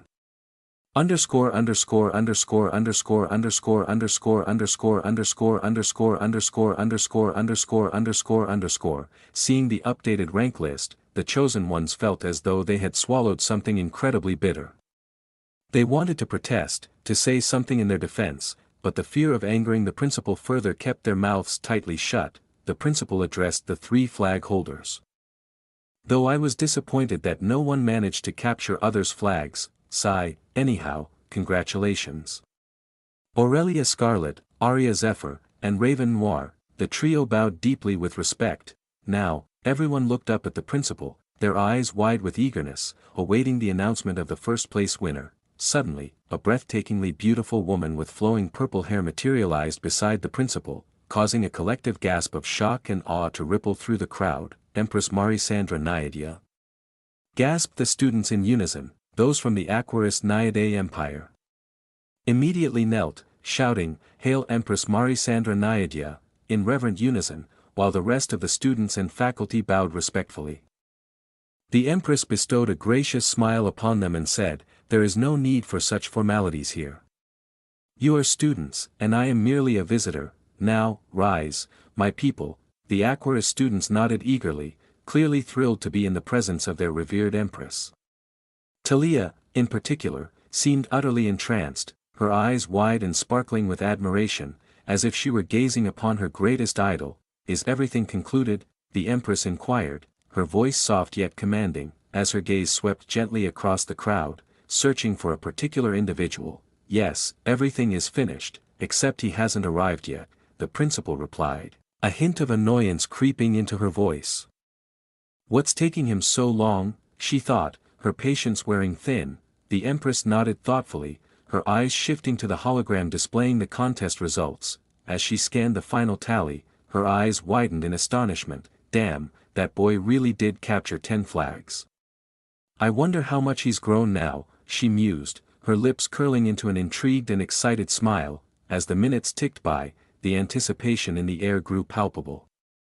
Half an hour passed, and the students began to fidget restlessly, their impatience mounting with each passing second. "Where is he?" the principal muttered under her breath, clicking her tongue in irritation. The Empress's brow furrowed in confusion. Puzzled by the delay, her gaze landed on her maid, who stood quietly behind her, a peculiar smile playing on her lips as she watched the clock in the hologram with unusual interest. Sensing that something was amiss, the Empress leaned closer and whispered softly, "Do you know something?" The maid flinched, hesitating for a moment before replying, I didn't mean to hide, it's fine," the Empress reassured her, her expression softening with understanding. The maid's smile broadened, her eyes twinkling with excitement and curiosity as she recounted. He said, "Everyone waits for heroes, yet villains. Villains make everyone wait," she mimicked Aether's haughty dialogue. Her voice dripping with the same arrogant confidence as she pointed to the hologram showing that the 10-hour time period was about to end in just a few minutes. The Empress was taken aback, watching her maid mimic Aether with surprising accuracy. Shit! He's corrupting her, she thought, both amused and slightly concerned by the influence Aether seemed to have. At that precise moment, a faint noise echoed through the stadium. "Terror! A villain indeed," the Empress remarked, her expression one of amused curiosity as she noticed a figure appearing in the distance. The anticipation in the stadium grew to a fever pitch as all eyes turned towards the slowly emerging silhouette. Chapter 208, Name is, under the overcast sky, the surroundings lay eerily silent, except for the ground trembling. Terror! A lone figure appeared at the edge, shrouded in a dark hoodie that concealed his features. As he began his descent towards the stadium, a palpable tension filled the air. "Who is it?" everyone wondered, their voices hushed with a mix of curiosity and dread, but then, their eyes widened in shock and fear when they saw a huge white snake following the hooded figure. Its scales glistened menacingly, reflecting the dim light in eerie patterns. Its slithering movement caused the ground to tremble violently, demolishing nearby trees and plants with its long, powerful tail. The earth seemed to shudder under the weight of its presence as if nature itself was recoiling in fear. Gulp! Students gulped audibly when they saw the golden crystal embedded in its forehead, shimmering with an unsettling glow. Fuck! They screamed inwardly, convinced they would be crushed by the monstrous tail. Panic set in as they stepped back in fear, while the leaders frowned, their minds racing to assess the situation. A giggling sound echoed in the stadium. It was none other than the Empress's maid, who was trying her best to control her laughter, her eyes sparkling with amusement at the unfolding scene. "You bastard!" Talia shouted, her voice filled with rage and desperation, as she hurled a fireball towards the hooded figure. She was still seething over her loss, convinced that his sneaky attack had cost her the rank she had worked so hard to achieve. Delphine was about to intervene, but the principal shook her head, her eyes narrowing as she decided to let the hooded figure handle the situation. Boom! The fireball exploded with a deafening roar, sending dust and debris into the air, obscuring everyone's vision. But amidst the chaos, step, they heard footsteps. As the dust settled, the figure emerged, still walking with a calm, almost nonchalant air, his hoodie slowly burning away in the fire, yet, step, with each step he took, an invisible force seemed to ripple outward, the ground almost trembling in response to his presence. Talia gritted her teeth, her frustration mounting as she realized her attack hadn't even scratched him. The hoodie began to disintegrate, burning away, revealing the figure beneath. The dark hoodie gave way to an immaculate, black trench coat that billowed around him like the wings of a harbinger of doom. The coat's fabric seemed to absorb the light, creating an aura of impenetrable darkness. Every detail of his attire was meticulously crafted, from the sharp cut of his suit to the intricate patterns on his tie. Every line was sharp and precise, exuding an aura of deadly elegance. A single, brilliantly blue flower pinned to his lapel stood out, its delicate petals a stark contrast to his otherwise dark and imposing presence. It seemed to pulsate with an inner light, drawing the eye irresistibly. The inner lining of his coat glowed with an eerie blue luminescence, flickering like ghostly blue mists with every movement. It was as if he carried the essence of the underworld within him. As he walked further, the air around him shimmered with potent energy. A chilling aura was emitted, causing the temperature to drop sharply. The very atmosphere seemed to conspire to amplify his presence, casting a pall over the stadium that suffocated all joy and light. His hands, casually tucked into his pockets, conveyed an effortless dominance, a silent promise of his overwhelming strength. His demeanor was one of absolute confidence, as if he were a predator surveying his prey. His once hidden face now came into view, framed by striking, icy white hair that seemed to glow faintly, casting an otherworldly light around him. His features were sharp and angular, a mask of cold beauty. However, there was the mask that hid his upper face. The mask was deep black, adorned with delicate, swirling patterns of gold that caught the light in mesmerizing ways. It extended to cover his cheekbones, tapering into elegant points that accentuated the aristocratic angles of his face. The eye holes were particularly striking, outlined with fine golden filigree that enhanced the sharpness of his gaze. Within these openings, his eyes, or rather something, glowed with an intense, icy blue light. It looked like a whirlpool of the blue ocean that pulled you to the deep end.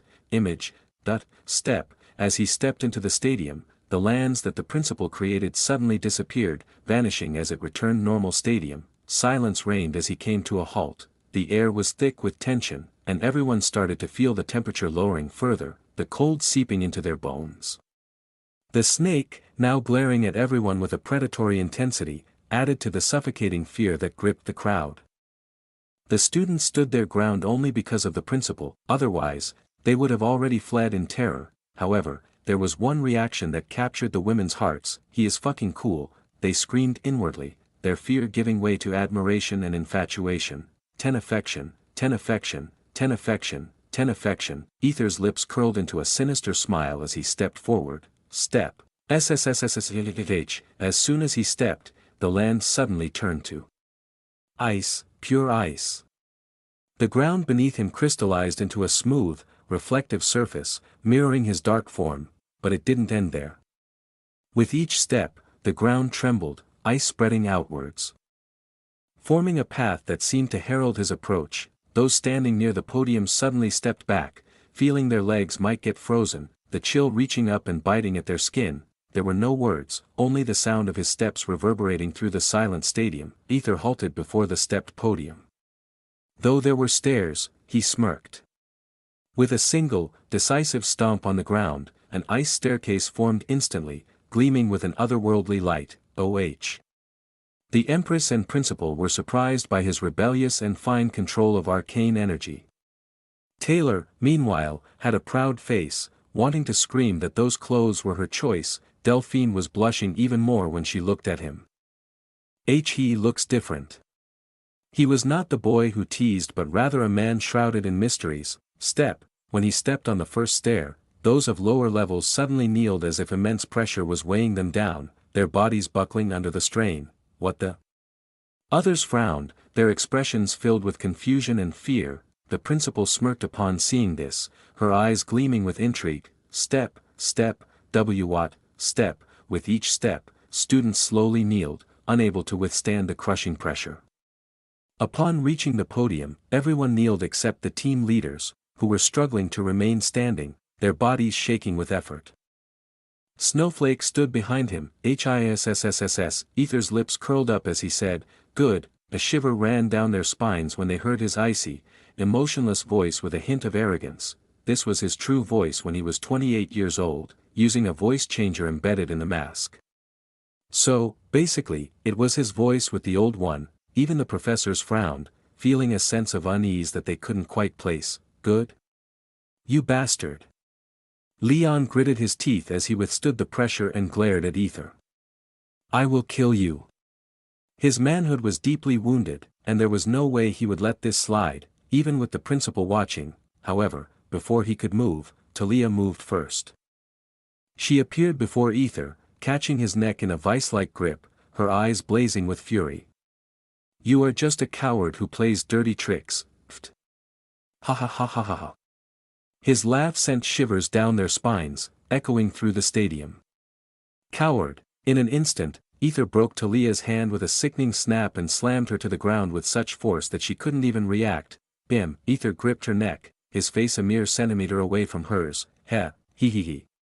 He he he he he he. An uncanny smile that made Kai flinch in fear as if he recognized this smile from a nightmare. He shook his thoughts, remembering seeing Aether lying in the infirmary, helpless and weak. Everyone stepped back, sensing something deeply wrong about this man. The Empress watched with an amused expression, while Taylor looked on with a fangirl-like adoration. He. Suddenly Aether stopped and looked into Talia's eyes, speaking in an eerie, bone-chilling tone, In love and war. All's fair, cutie pie. With a swift, brutal motion, he raised her and kicked her in the stomach, his clothes fluttering in a chilling dance. Puff, boom, Talia was sent crashing into the wall, her insides feeling mangled and broken. She tried to stand up, but the principal's stern glance made her lower her head in submission. Everyone gulped, their thoughts unified in a single daunting realization: he is strong. Their admiration was tinged with a deep sense of unease, knowing that such power was both awe-inspiring and terrifying. Then, with a casual flick of his hand, Aether summoned 10 different colored flags, leaving the onlookers in utter shock once again. Name is, Aether announced as he swept his hand through the air. The flags merged, transforming into a single, pure white flag attached to a long pole. With a dramatic flourish, he stabbed the flagpole into the podium, causing a ripple of ice to spread outward. Bam! SSSSSSH. The white flag fluttered in the air, even though there was no breeze to move it. Ding dong, the timer on the hologram finally reached its limit, indicating the end of the 10-hour period. Victor, Aether's voice echoed through the silent arena as the hologram changed to display the results. 1. Victor, 7,500 points. Gasp! Everyone gasped in unison, their shock palpable as they stared at the points displayed. Ding! Survival rate, 26.8%, Victor. Jack shouted in fury. With a wicked smile, he said, "Goodbye," as black flames erupted from his hands and shot toward Victor. The principal's lips twitched, ready to intervene and put an end to this pointless conflict when, the flames vanished before they could even touch Victor, as if something had siphoned them away. Jack's eyes widened in disbelief. Arcane energy. Not only Jack, but everyone else had a horrifying expression on their faces. Even the Empress and the principal were shocked. He sucked the arcane energy. Ding! Survival rate, 31.8%. Chapter 209, A abnormal monster appeared. Everyone had been dismissed for the day, but the students still couldn't shake the lingering thought of Victor's ability to siphon arcane energy. The one thought that dominated their minds was, a monster. Victor was immediately whisked away by Delphine to a secluded area. What happened? Aether asked Delphine as he removed his mask. He thought everything was going according to plan, so why the sudden change? Why had his survival rate increased so dramatically in just a few minutes? Delphine hesitated, sensing that something was seriously amiss. Aether tried to lighten the mood, teasing her, "So, how was my acting? Did your heart flutter?" Delphine forced a smile and said, "You did a good job," though there was an unmistakable tension behind her words. Even more troubling for Aether, there weren't any affection points. What happened? He pondered, feeling a growing unease. Meanwhile, "Principal, what is the meaning of this? Who is that thing?" Alaric shouted, his voice echoing with frustration and fear. He desperately wanted to understand who Victor really was and how a being in their world could possess the unprecedented ability to absorb arcane energy. Until now, there had been no records of anyone capable of such a feat. The principal remained silent, not responding to Alaric or any of the other professors who were following her toward the underground punishment chamber. Where Aether was being taken, this chamber was a place designed for those betraying the academy and also served as a severe punishment for students who didn't obey the rules. "There is nothing wrong here, and I was the one who found him. So, return to your positions." The principal's words were as cold as ice. Alaric and the others frowned but eventually sighed and returned to their posts, their curiosity and concern unassuaged. As the principal arrived at the chamber, the Empress stood there, waiting for her with a stern expression. "He is from my empire, so of course, I need to know the details," the Empress demanded. The principal sighed and nodded, leading the Empress inside. Turning to Delphine, the principal asked, "Did you know about this?" Delphine flinched, lowering her head. I thought it was a mistake." "There are no mistakes," the principal shouted, her voice causing the chamber to vibrate. She then glared at Delphine and ordered her to wait outside. Delphine reluctantly nodded, casting a worried glance at Aether before leaving. The Empress glanced at her maid, who nodded in understanding. She bit her lip and walked out, hoping nothing terrible would happen to Aether. Soon, the dark chamber held only Aether, the Empress, and the principal. "Boy," the principal called, yes? Aether answered, seeing the serious faces before him. He knew this was no time for games. What did I do, he wondered, tell me everything. How are you able to absorb arcane energy? Aether shrugged and explained how he could do that.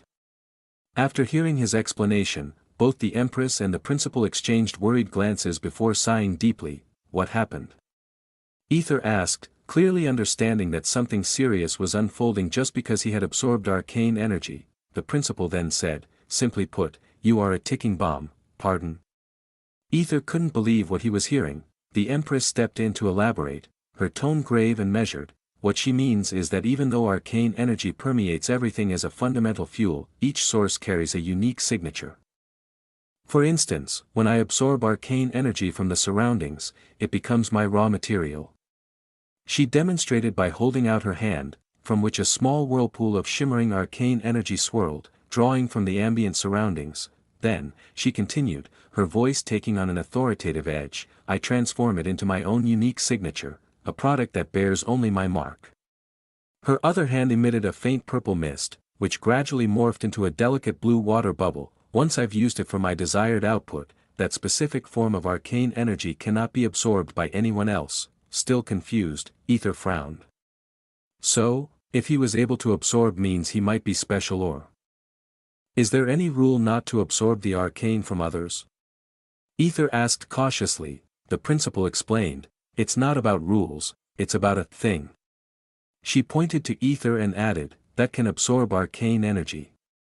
This is the first instance we've encountered of someone being able to do so directly from others. Aether finally nodded in understanding.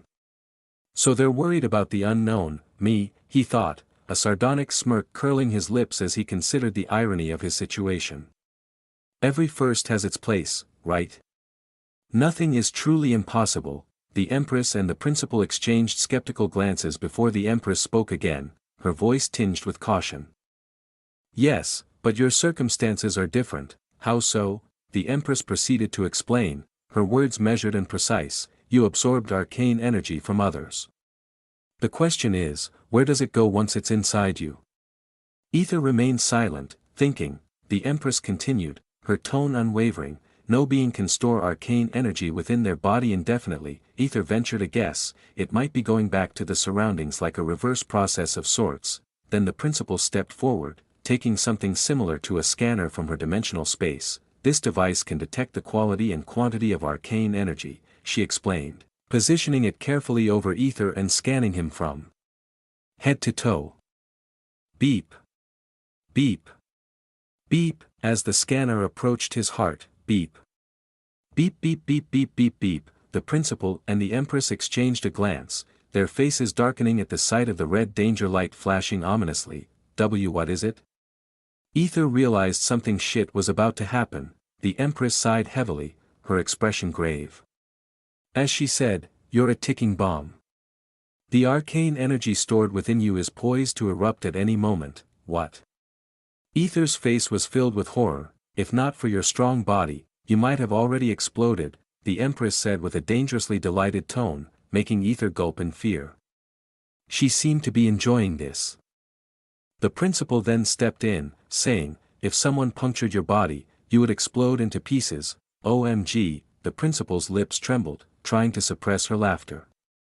She couldn't believe this was the same guy who had made others piss themselves in fear. 10 affection, 100 affection. Aether's lips suddenly twitched as he looked at the women, who had sad faces as if they had given up. You're messing with me, right? PFFFHTTT. Ha ha ha, ha ha ha ha ha. Aether's eyes twitched. He would make sure to make both of them pay for this, at any rate. The principal finally managed to compose herself, wiping a tear from her eye as she spoke. You still pose a significant danger. What do you mean? The moment you die, the arcane energy within you will unleash its destructive force, potentially obliterating not just this academy, but perhaps even this entire empire. Say what? Chapter 210, Empress is making her move. Never in Aether's wildest dreams did he think he would become a living bomb. To think, what I had been doing was slowly killing myself. Ah, Aether mused with a wry expression. That's why you need to be careful, and since everyone saw what you did, I'm pretty sure the whole student body already knows by now, the principal said. Her serious face was evident. Sigh, anyhow, we will deal with your situation later. Now. What happened exactly to Arya and Aquilina? The principal asked with a penetrating gaze, and Aether nodded, knowing this question was inevitable. He explained everything, though he carefully omitted the part where he tried to seduce them. There was no way he would confess. I see. The Empress's eyes flickered with dark, dangerous intent. To think that boy is just a puppet, someone able to infiltrate the academy.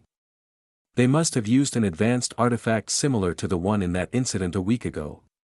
The principal's thoughtful expression deepened before she nodded decisively. Then she looked at Aether and said, as of now, you will be staying with me, huh? Aether frowned.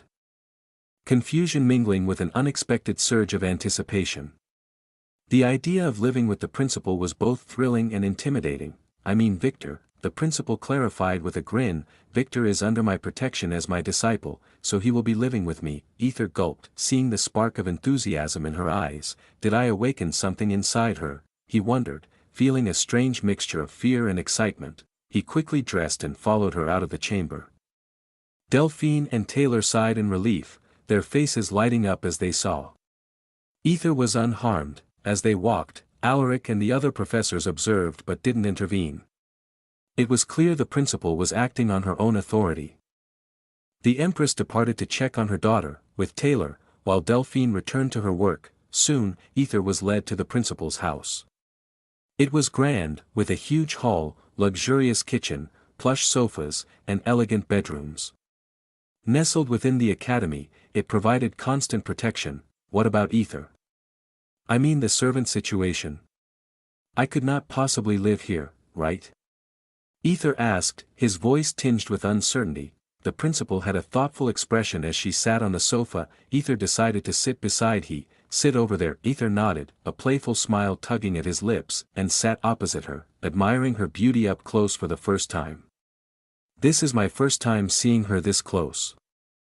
Damn, she is fucking beautiful, he thought, though he kept his expression stern. She asked about Aether's daily routines, nodding thoughtfully as he spoke, before outlining his new schedule.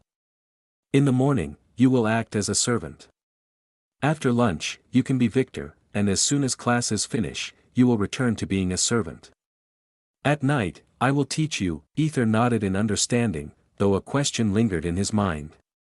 When will I sleep? The principal's expression was almost incredulous. Sleep? Why would you need to? Her dismissive tone made him wonder if she ever slept herself. Aether's lips twitched with amusement. Now care to tell me where you did find a cloning scroll spell? Principal asked with a curious expression.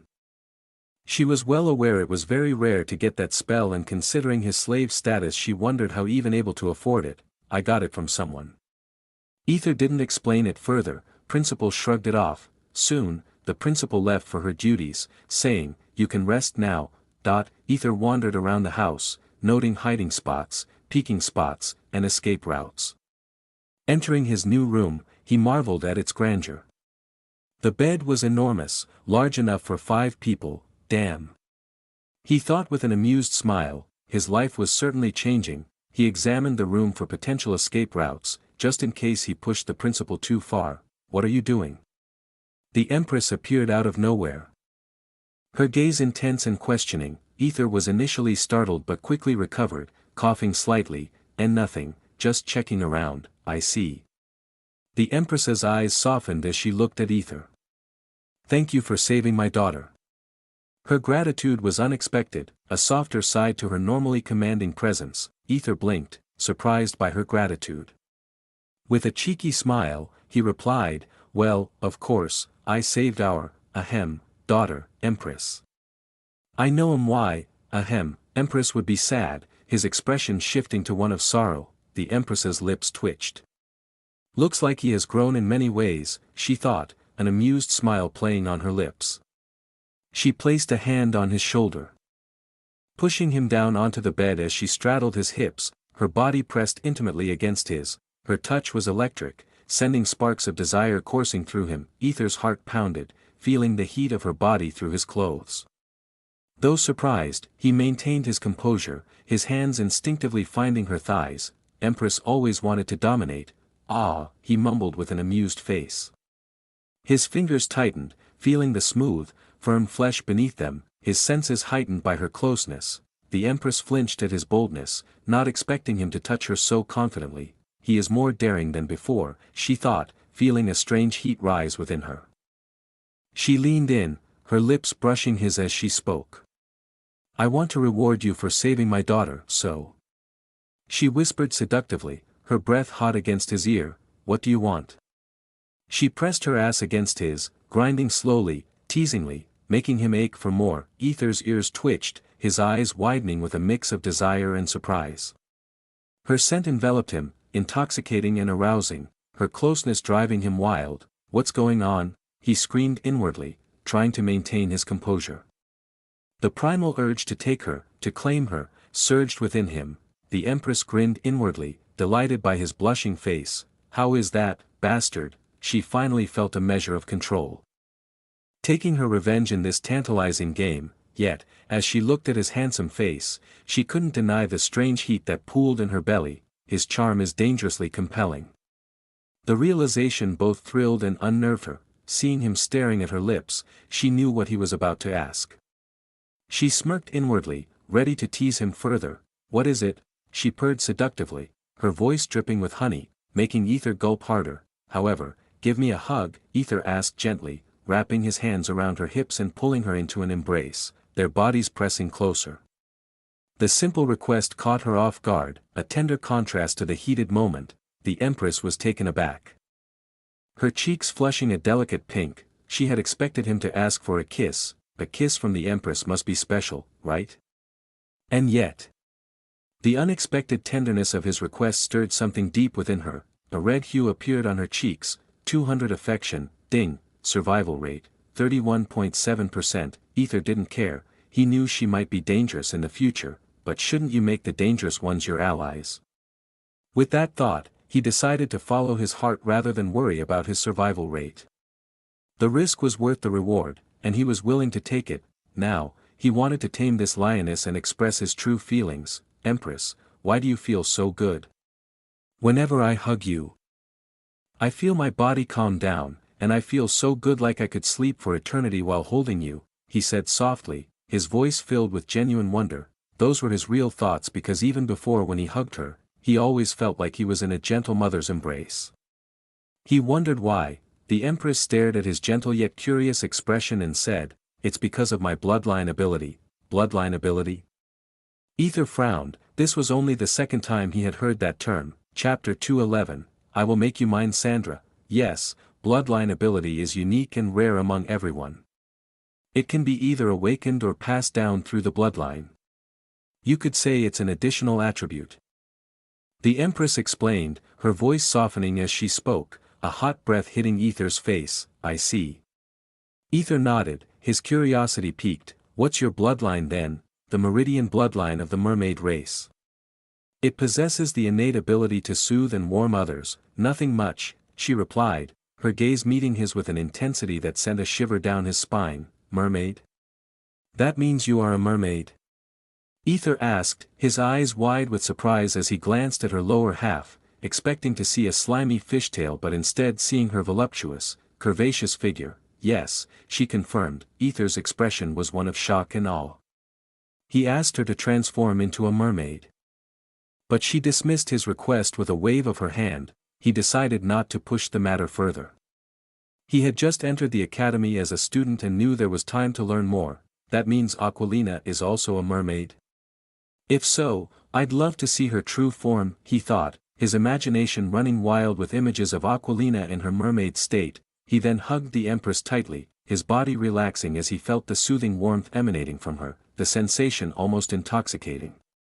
The softness of her body pressed against his, her subtle scent filling his nostrils, made his head spin with desire. The Empress simply stared at Aether, who was enjoying her embrace. "Tsk, this bastard," she clicked her tongue inwardly.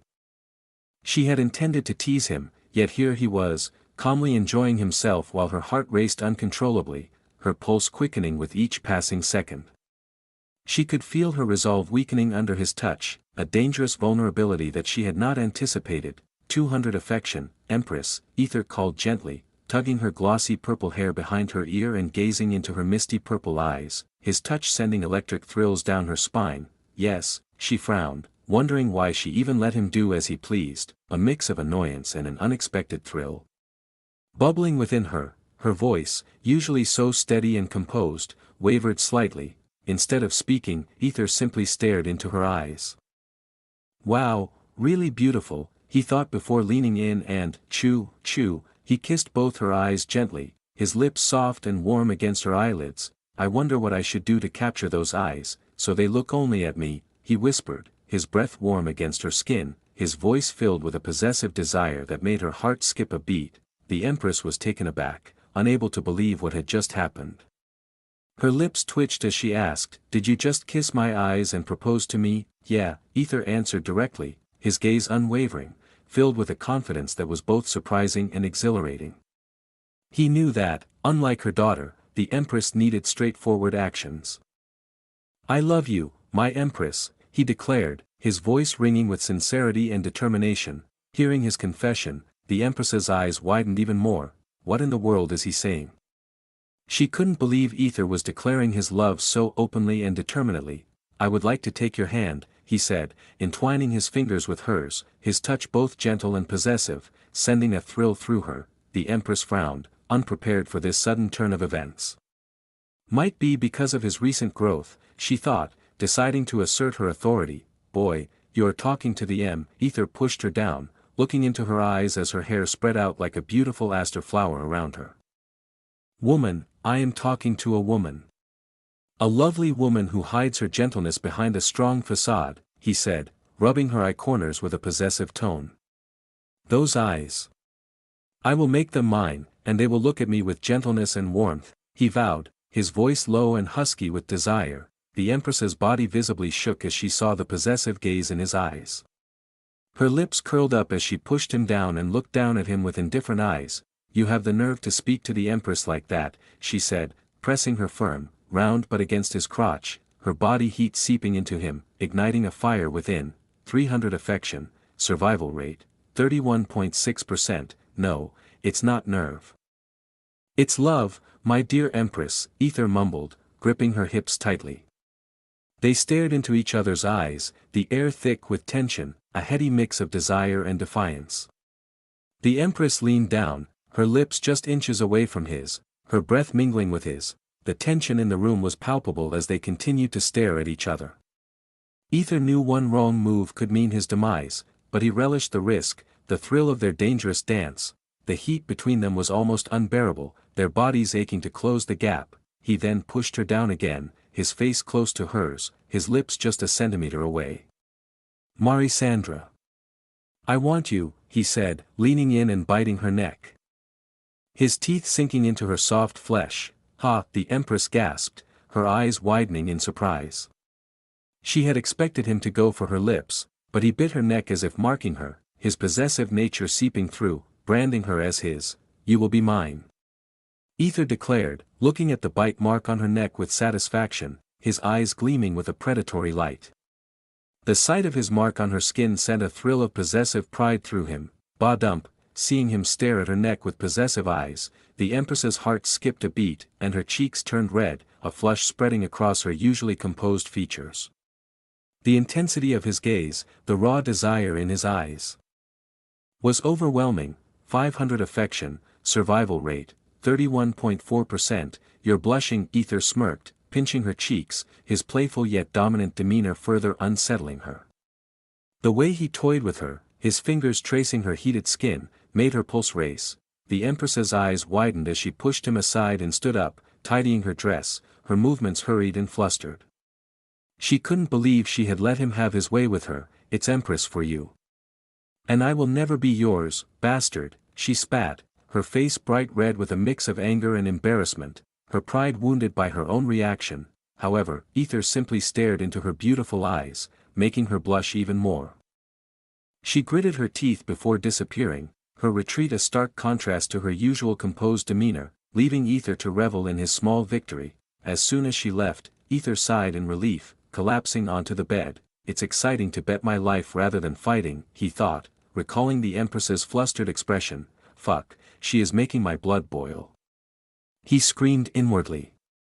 The thrill of their encounter, the way her body had responded to his touch, was exhilarating. Meanwhile, in the principal's office, my fucking.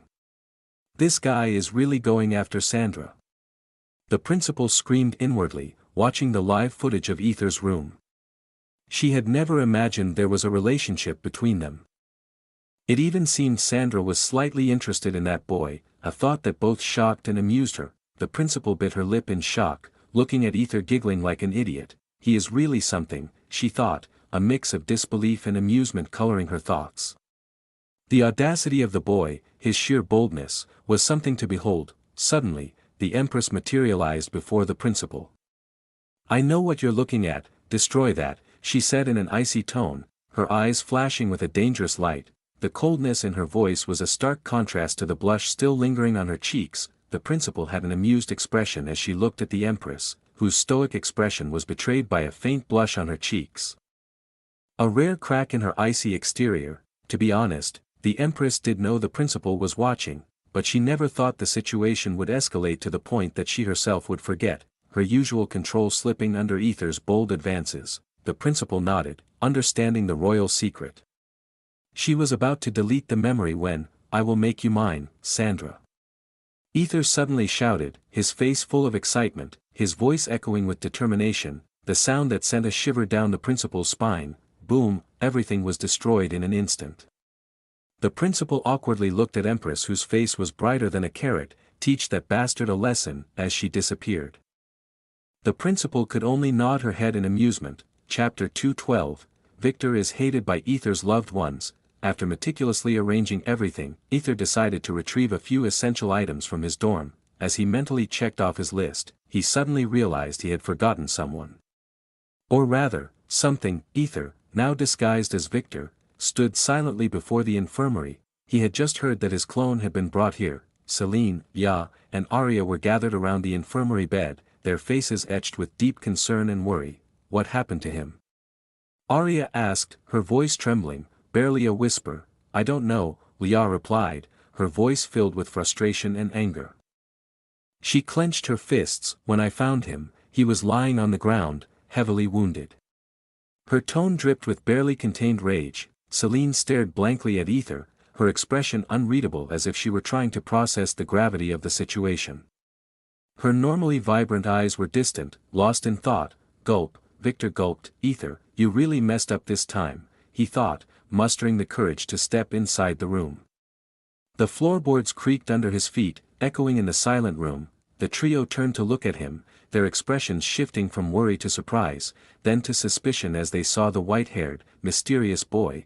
They flinched instinctively, their bodies tensing as they adopted a more defensive demeanor. What do you want?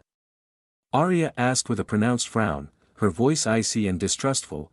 Victor remained silent, choosing to maintain his arrogant and aloof aura. Ya stepped forward, raising her hand to block his path.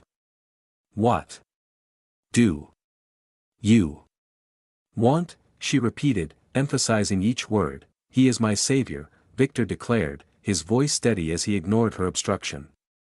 He walked towards Aether. His clone. He reached out and touched Aether's forehead with a somber expression, feeling a mix of relief and guilt. He helped me when I was in grave danger. Victor cooked on the spot, his mind racing to concoct a plausible reason for his presence and his interaction with the clone. Danger. Arya frowned deeply, her skepticism growing.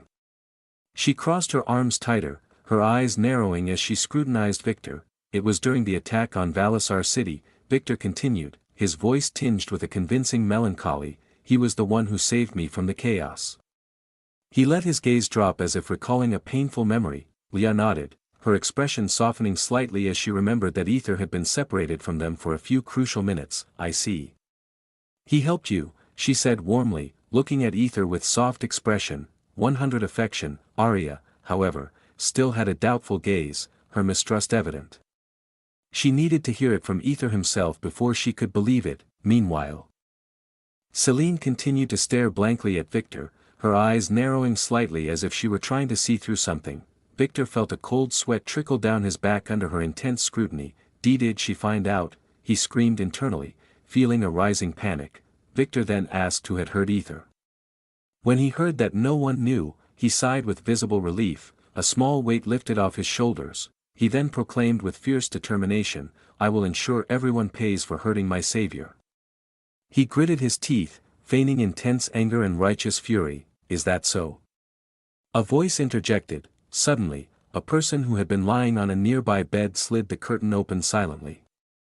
It was none other than Aquilina. Her eyes were sharp and accusatory as she glared at Victor. "Then care to explain why you had 10 flags, including mine and Kaelin's, which were supposed to be in Aether's hand?" The trio's eyes widened in utter surprise, and they turned to Victor with clear killing intent in their gazes. Ding, survival rate, 31.3%. Victor didn't get flustered, he had already concocted a plan. He just didn't expect Aquilina to still be here. "I got them from Jack." "Yeah, Jack Sparrow. Didn't you hear he attacked a weak person after retiring?" he said, inwardly asking for forgiveness. "I don't know who that pitiful child is, but I bless him with luck." Survival rate, 31.4%. Everyone stared at Victor for a moment, their minds processing the logic and principles words "who did say that," before slowly nodding their heads. Even more killing intent was released, the intensity almost suffocating Victor. "Stop it. You are hurting the patient," the old woman in the infirmary shouted. The group immediately withdrew their killing intent, their faces showing immediate concern as they hurriedly checked to see if they had inadvertently hurt Aether. "Who are you?" Aquilina asked sternly, her eyes narrowing in suspicion. Victor glanced at her briefly before looking at Aether, choosing his words carefully. He knew Aquilina wasn't aware of this plan since Taylor had informed him that the Empress had instructed her not to disclose anything. Only 4 people knew about this secret. Seeing him not answer, Aquilina clicked her tongue in irritation, already convinced he was the one who had caused the ruckus in the contest. Her distrust was palpable, and her eyes burned with suspicion.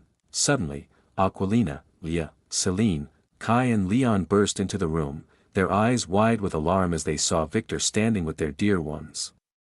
They immediately positioned themselves protectively in front of them, glaring at Victor like he was a dangerous enemy. Their muscles were tense, ready for a fight. "What are you doing here, bastard?" Kai snarled, his voice low and threatening. "Did you come here to torture the ladies?" Leon added, creating a scene in the once calm infirmary. His eyes were filled with fury. Victor looked at Kai and said in an icy tone, "Were your cheeks?" "Forget something?" Kai's cheeks twitched with a stinging sensation as he stepped back in fear, his confidence shaken. Then Victor turned his mocking gaze to Leon. "Did your balls come back?" Leon's legs trembled, and his hand unconsciously covered his groin when Victor looked at it pointedly, the memory of past humiliation fresh in his mind. Seeing them tremble before him, Victor sighed in satisfaction. "We are in the infirmary. Don't make a scene." Both of them growled like wounded dogs before lowering their heads. They then turned to Aquilina, asking about her health and what had happened. Afterwards, they checked on the other girls. Yes, they didn't even care about the servant who was lying down, especially Kai. When his eyes finally adjusted, he sighed in relief, thinking Victor was someone different. Then he focused on Leah, who simply ignored him, her eyes cold and indifferent. Feeling constantly annoyed, the old woman in charge of the infirmary told everyone to leave. Her patience was clearly wearing thin. Everyone reluctantly left the infirmary, their footsteps echoing in the hallway. With Celine's help, Aquilina returned to the dorm, the two of them supporting each other. Soon after everyone had gone, Aether suddenly woke up, his eyes snapping open. "Young man, how are you?" Before the old woman could finish her question, Aether walked out, not sparing her a glance. The old woman frowned, perplexed by his new attitude, her brows furrowing in confusion. Soon, Aether entered the restroom where Victor was waiting. He deactivated his clone, feeling a sense of relief as the illusion dropped. He quickly changed his attire and waved his hand before his face as the mask flickered and transformed into a small ring. His hair color also changed to black, the strands shimmering in the dim light. As long as he wore the ring, his hair color would remain black, eliminating the need for dye. He exited the restroom with a tired expression. His shoulders slumped, and slowly made his way towards the servants' dorm. Thud, Taylor, he called as he entered the dorm, but there was no response, just a silent, empty room. Did she go with the Empress? He wondered, frowning. Suddenly, he felt someone behind him. His eyes widened, adrenaline surging through his veins as he swiftly turned and slammed the intruder into the wall. Oh. Look at you, able to sense me. Taylor said with a smile, her eyes twinkling with amusement as she looked at Aether. He was surprised at his own reflexes, to think I could feel her presence. I suppose the freedom skill is working well, he thought, loosening his grip and meeting her gaze. Her familiar face brought a wave of relief over him. Where have you been? He asked, his voice tinged with genuine curiosity and concern. Taylor replied with a cheeky smile, her eyes sparkling with mischief. What? Missing me already even though you proposed to the Empress? Chapter 213, Celestia Nocturne. A heartless creature, Taylor replied with a cheeky smile, her eyes sparkling with mischief. What? Missing me already even though you proposed to the Empress? Hearing that, Aether's face turned a deep shade of red, a mix of embarrassment and confusion swirling within him. He hadn't expected Taylor to know about the proposal, especially considering their unknown relationship status. His mind raced with thoughts, trying to decipher what she must be feeling now. Taylor grinned, placing her hand gently on Aether's neck, savoring the look of surprise and discomfort on his face. What? She asked, her voice laced with playful curiosity. Well, don't you feel anything? Aether stammered, his words stumbling over each other as he struggled to express his thoughts.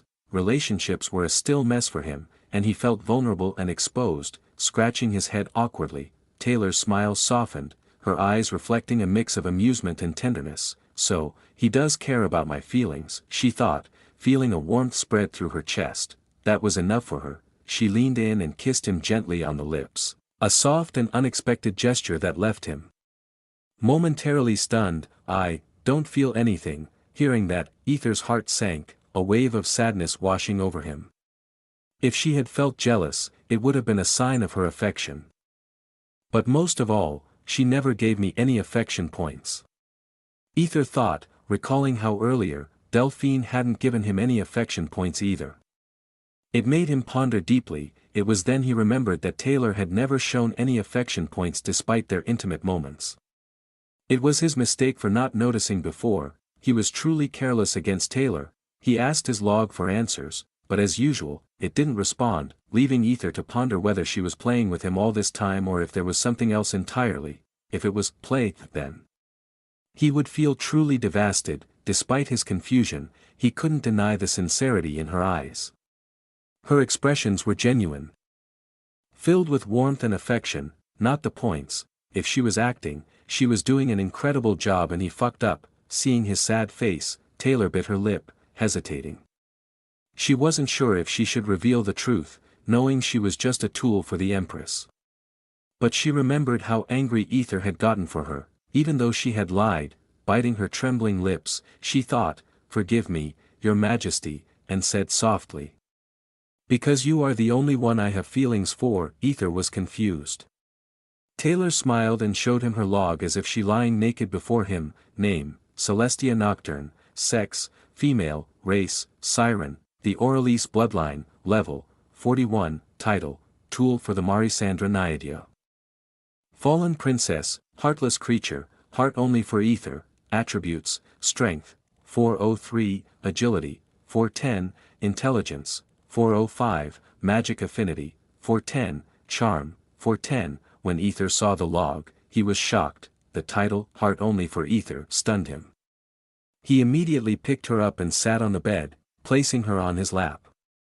He gently asked, "What does heart only for Aether mean?" For him, this was more important than anything else, although he had many questions he wanted to ask later. Still, he wanted to know as his heart beat faster. Her face turned a deep shade of red as she shyly looked down. Is it what it says?" she stammered. Gulp. Aether gulped, feeling his heart race as he looked at her expression. "My goodness," he screamed inwardly, pulling her even closer and kissing her hand. Then Aether softly asked, "I want to know everything about you. Please tell me." As he entwined his fingers with hers, his voice filled with a mixture of curiosity and tenderness. She smiled, seeing how much Aether wanted to know about her. Slowly, she began to tell her story. I was the child of the previous empress and emperor of the Aquarius Naiadae Empire. I was born with an innate bloodline called the ODYSSEY bloodline of the Siren race, which is the most powerful and dangerous one. She paused, taking a deep breath. It has the ability to enchant others with mere songs. My voice was enough to make my enemies scream in nightmares. To break their minds without me lifting a finger. Just a few sounds from my throat were enough to end their lives or to let them sleep peacefully in sweet dreams. Aether listened intently, his eyes never leaving hers. However, she continued, her voice softening to a whisper, due to this bloodline, I lost my heart, or more accurately, the ability to feel emotions towards others. I felt completely empty. I couldn't feel sorrow for a death, happiness for a victory, disgust for unsightly things, or even love for someone. Her eyes glistened with unshed tears as she looked at Aether, her expression filled with raw vulnerability. But then. Her voice wavered, and she took a moment to compose herself. Her eyes searching for the right words. When I encountered a white-haired boy, my heart, which had been silent and emotionless, suddenly began to beat. I don't know why or how, but every time I was near him, my heart would flutter uncontrollably. Thinking about him made me feel alive, as if I could live a normal life. That lifeless dance suddenly became bright and filled with colors. It made my heart race even more, and when that boy kissed me, a whole new array of emotions erupted within me: happiness, fear, sadness, possessiveness, and lust, emotions I had never felt before in my life. As she looked at Aether, her eyes turned teary, her voice trembling with emotion. I feel really alive now, as if Arcane brought him into my life just for me. Aether smiled gently, as he rubbed away the tears from the corners of her eyes. Though he understood her words, he knew she was holding back a deep well of pain that couldn't be easily expressed. No one could explain their pain in just a few words. He, too, had suffered greatly in his past. Aether hugged her tightly. Then, she smiled, continuing her story. Her voice steady. Well, due to internal problems, the throne was usurped, and both the empress and emperor were killed. Aether noticed there was no pain in her eyes as she spoke about the death of her parents. Maybe they didn't treat her well. Or she didn't feel anything towards them. Must be hard, he thought, his heart aching for her. She continued, then Empress Marisandra Naiadya took over the empire. She didn't kill me, she just let me go. But I didn't leave. I formed a contract with her, agreeing that my sole purpose would be to serve as her tool. She could use me and discard me as she wished. Hearing that, Aether frowned. Why didn't you leave? You could have had a normal life. She looked at Aether, her eyes filled with a mix of sadness and confusion. I don't know. I don't understand myself sometimes. Maybe if I had left that day, she said, touching his cheek gently, I don't think I would have ever met you. Aether was speechless. Still, she shook her head, smiling softly. Whenever she saw his worried expression, she felt her heart being pierced, yet it made her feel truly alive. In a soft, almost inaudible voice, she said, maybe because Marisandra Naiadya is my big sister. Chapter 214, All for Aether. Aether was genuinely astonished to discover that the Empress was actually her elder sister. He stared deeply into her vivid purple eyes, so strikingly similar to the Empress's, the resemblance now undeniable. Ah! I see now. He murmured. Then the Empress killed her own parents for power? He asked, his voice shaky as the gravity of his previous actions hit him hard. His mind raced back to his own reckless behavior. Fuck. I had been playing with fire, he screamed inwardly. Seeing his visibly distressed expression, Celestia Nocturne giggled, as if reading his mind. She said, yes, you have been playing with fire. Aether's lips twitched at her obvious enjoyment of his suffering. Anyway, why did she kill her parents? He asked. He was really curious about her family situation. She stared into his eyes intently, her gaze unwavering and penetrating, making him wonder if he shouldn't have asked such a sensitive question. After a few tense seconds, she answered seriously, I cannot say. Rather, I have no right to answer. If you want to know, you need to hear it from her, not from others. Aether's eyes sparkled with a childlike wonder and desperation, but Celestia blocked those shining stars with her resolute demeanor. She wouldn't tell.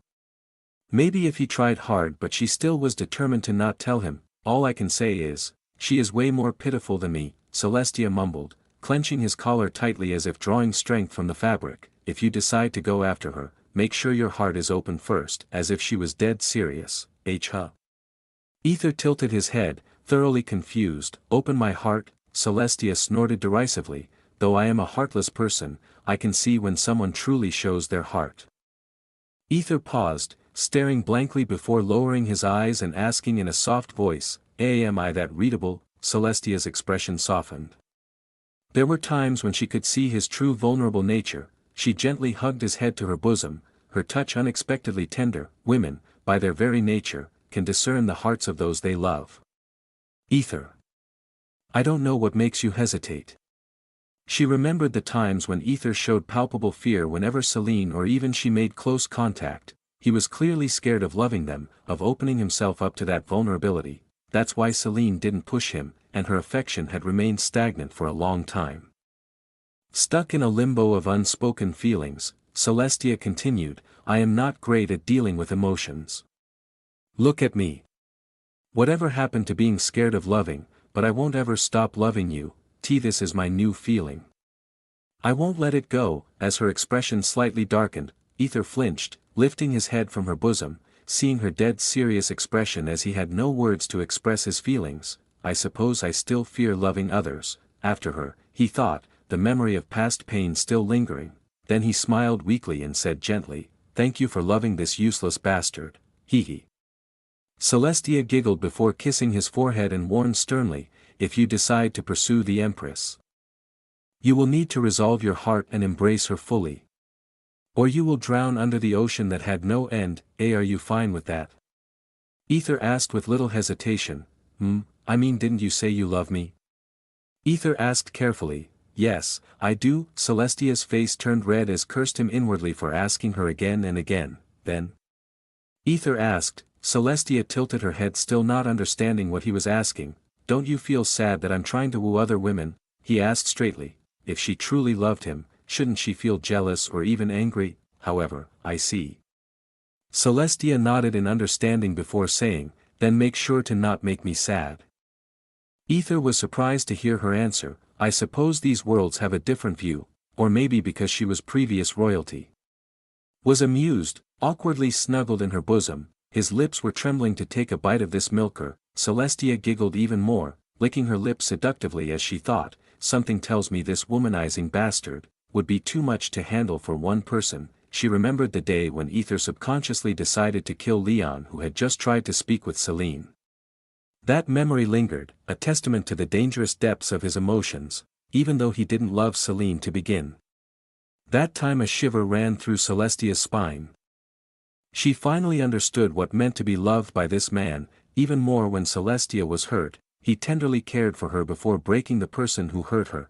Oh, man, Celestia realized then he was far more dangerous than he appeared, his calm exterior hiding a storm of intensity and passion, and most of all, she was royal, so she knew how marrying more than one person works.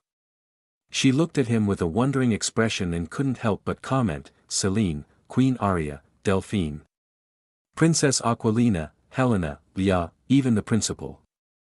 Yup, you are digging deep your grave with this list. I wonder how they're going to fight for the first position. Hearing that extensive list, Aether gulped nervously, his eyes widening in shock. As she knows, he thought, panic creeping into his mind. W8. Leah. Aether was sure he wasn't flirting with Leah, just considering her a little sister. The implication that she might see it differently disturbed him deeply. Celestia shrugged nonchalantly, saying no more. Her silence was both a comfort and a torment. How did you know? He asked, his voice barely above a whisper, fear and curiosity warring within him. I've been following you. I disappear sometimes, right? I was just watching you try your best to flirt with others. It was so cringeworthy it made me want to puke, she said, acting like she was about to vomit. Her expression exaggerated for effect. Aether's lips twitched. So she was following me all this time. He gritted his teeth, thinking that if it had been for the Empress or anyone else, he would be dead by now. Wait. Did you tell this to the Empress? He asked seriously. Celestia gave him a teasing look, her eyes twinkling with mischief. Guess, she replied, leaving him in suspense. Aether squinted his eyes. He decided to teach this teasing woman a lesson she wouldn't soon forget. Leaning in closer, he captured her gaze, his lips hovering just inches from hers before he closed the gap and kissed her passionately. Celestia didn't resist, instead, she responded eagerly, her lips parting to hungrily devour his. The taste of him was intoxicating, like the finest wine, and she lost herself in the moment. Slurp, they fought for dominance in the kiss, their tongues battling in a sensual dance. Celestia, being a novice in such passionate kiss, was easily overwhelmed by the experienced and confident Aether. His touch was both commanding and tender, driving her wild, panting. Their eyes locked, and in that moment, they saw each other's primal desire laid bare. Aether gently rubbed her wet lips with his thumb, a smirk playing on his face as he reveled in her reaction. Should I call you Celestia or Taylor? He asked, his voice low and teasing, laced with a hint of possessiveness. Unfortunately, I'm officially dead in records, she replied, carefree attitude, so you can only call me Taylor around others. However, her cheeks flushed a delicate pink as she looked away shyly. You can call me anything you want when we're alone. Aether's smile softened as he shook his head, his thoughts momentarily drifting to another woman. I'm sorry, Peen. I think I cannot let this woman leave my side, he thought. Although he hadn't yet reached the point of love, seeing Celestia's lovely, vulnerable expression, he knew he wouldn't want her to be seen by other men. The thought of anyone else touching her stirred something possessive and primal within him. He immediately shook his unwanted thoughts. The mood was abruptly broken as Celestia's expression shifted to one of smugness mixed with a touch of disgust. You know, you always ruin the moment. What do you mean? Aether was taken aback, genuinely puzzled by her sudden change in demeanor. Celestia glared at him, feeling something twitching under her ass. This wasn't the first time she had encountered this situation. Can't you control your unfaithful dick? It's standing up again. Aether's cheeks turned a deep shade of red. Fuck. I thought I tied it down, he cursed inwardly. Clearing his throat, he quickly turned the tables and accused her. You're responsible. You pushed my head into your milky busty boobs that are so soft that made me so hard. Hearing those vulgar words, Celestia's face turned bright red as she sneered at him, a mix of embarrassment and arousal flaring within her. Before she could respond with a cutting remark, Aether interrupted her. You should take responsibility, Celestia's eyes widened in horror, and she was about to rebuke him when he continued. Last time, I suffered alone, he said, looking at his right hand with a pained expression, the memory of solitary nights flooding his mind. He wasn't letting her go now. Growling, Celestia gritted her teeth, knowing he was employing underhanded tactics to manipulate her. Still, with steely resolve and a sense of duty, she said, Fine, I will do it. Aether was genuinely shocked. He couldn't believe his lame acting had actually worked. Believe her, she was just doing this for Aether's sake, not because she was curious about seeing or touching anything. She was just helping Aether, that's what she told herself repeatedly, her heart pounding in her chest. It's not like she wanted to touch him first or taste him first or anything. She was definitely doing it for his sake. Believe her, it's all for her beloved's sake. Chapter 215, I am just returning the favor. Aether lay sprawled on the bed, his gaze locked onto Celestia as she straddled his hips, her posture exuding dominance. She looked down at him with a haughty smile, her eyes glimmering with mischief and desire. Both sisters really want to dominate me. Aether murmured, his voice tinged with amusement and a hint of arousal. He couldn't help but smile, captivated by her haughty smile. Celestia's giggle was a seductive melody as she leaned closer, her breath warm against his skin. Women love to dominate men. She purred, her purple eyes glinting dangerously. She began to sensuously rub her ass against his crotch, the friction sending electric shivers through his body. Aether groaned, feeling his divine sword stirring, trembling with anticipation and need. Celestia's giggles intensified, watching him writhe beneath her touch. A new kind of emotion, a potent mix of power and lust, erupted within her heart, fueling her desire even more. Aether's hands moved slowly, almost reverently, towards her plump breasts that were hidden behind her thin clothes, eager to feel their softness. Nope. She caught his hands with a teasing grin. You missed your chance last time. I'm only helping you with my hand, she declared, her voice dripping with playful authority. Hearing her words, Aether felt his anticipation shatter into pieces. If he had known this, he would have taken her that day. But now, there was no point in regretting the past. He sighed, accepting the situation. Celestia's eyes sparkled with happiness as she slowly unbuttoned his shirt. Each button undone revealed more of his tight muscles and sturdy body. Her insides quivered with a blend of fear and excitement, her throat dry as she gulped.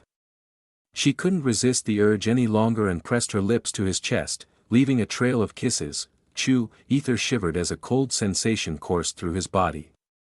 Every fiber of his being screamed to push her down and ravish her, but he held back, allowing her to take her time and enjoy the moment. Celestia, on the other hand, found her breath growing heavier with each kiss. The sight of his naked upper body, the feel of his skin against her lips, was intoxicating. She had intended to only use her hands, but her soaking wet panties betrayed her arousal. Revealing her true desires, thank goodness he didn't see this, and I am still wearing the outfit, she thought, sneaking a glance at Aether. His amused expression only made her blush deeper. Her eyes were drawn to the bulge in his pants, a tantalizing thing of what lay beneath. She bit her lip, hesitating as she slowly removed his pants.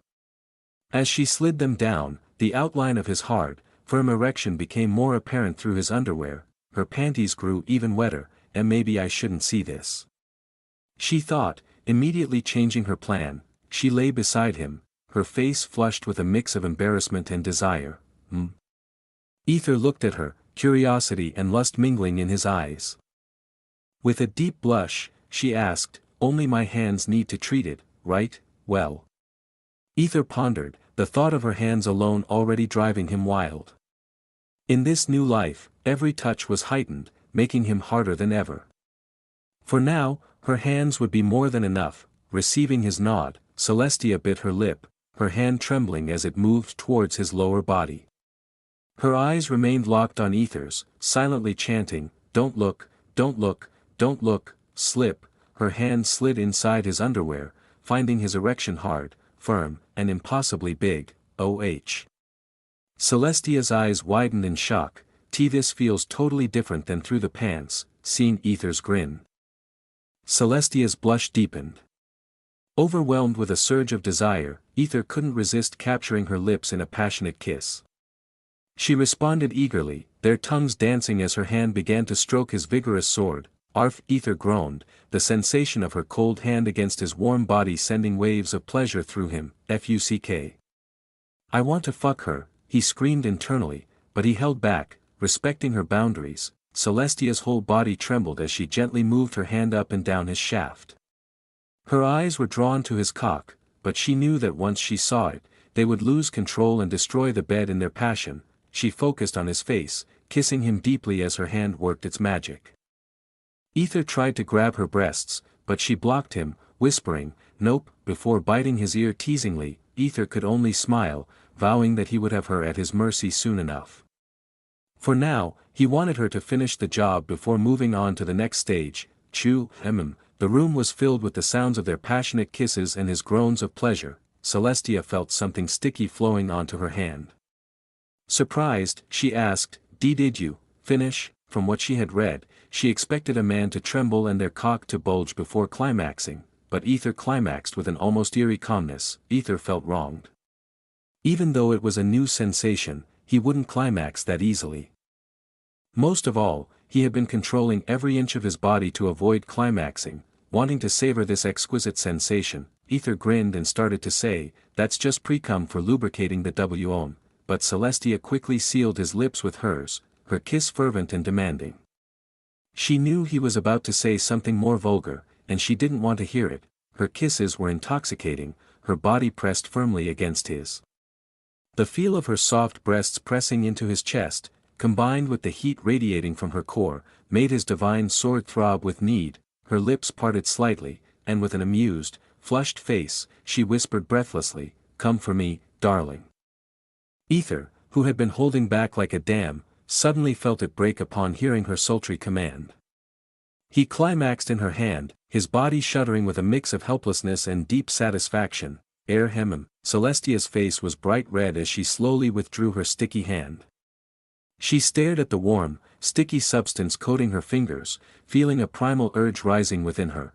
Her throat was dry, and she couldn't help but gulp as the musky scent filled her senses.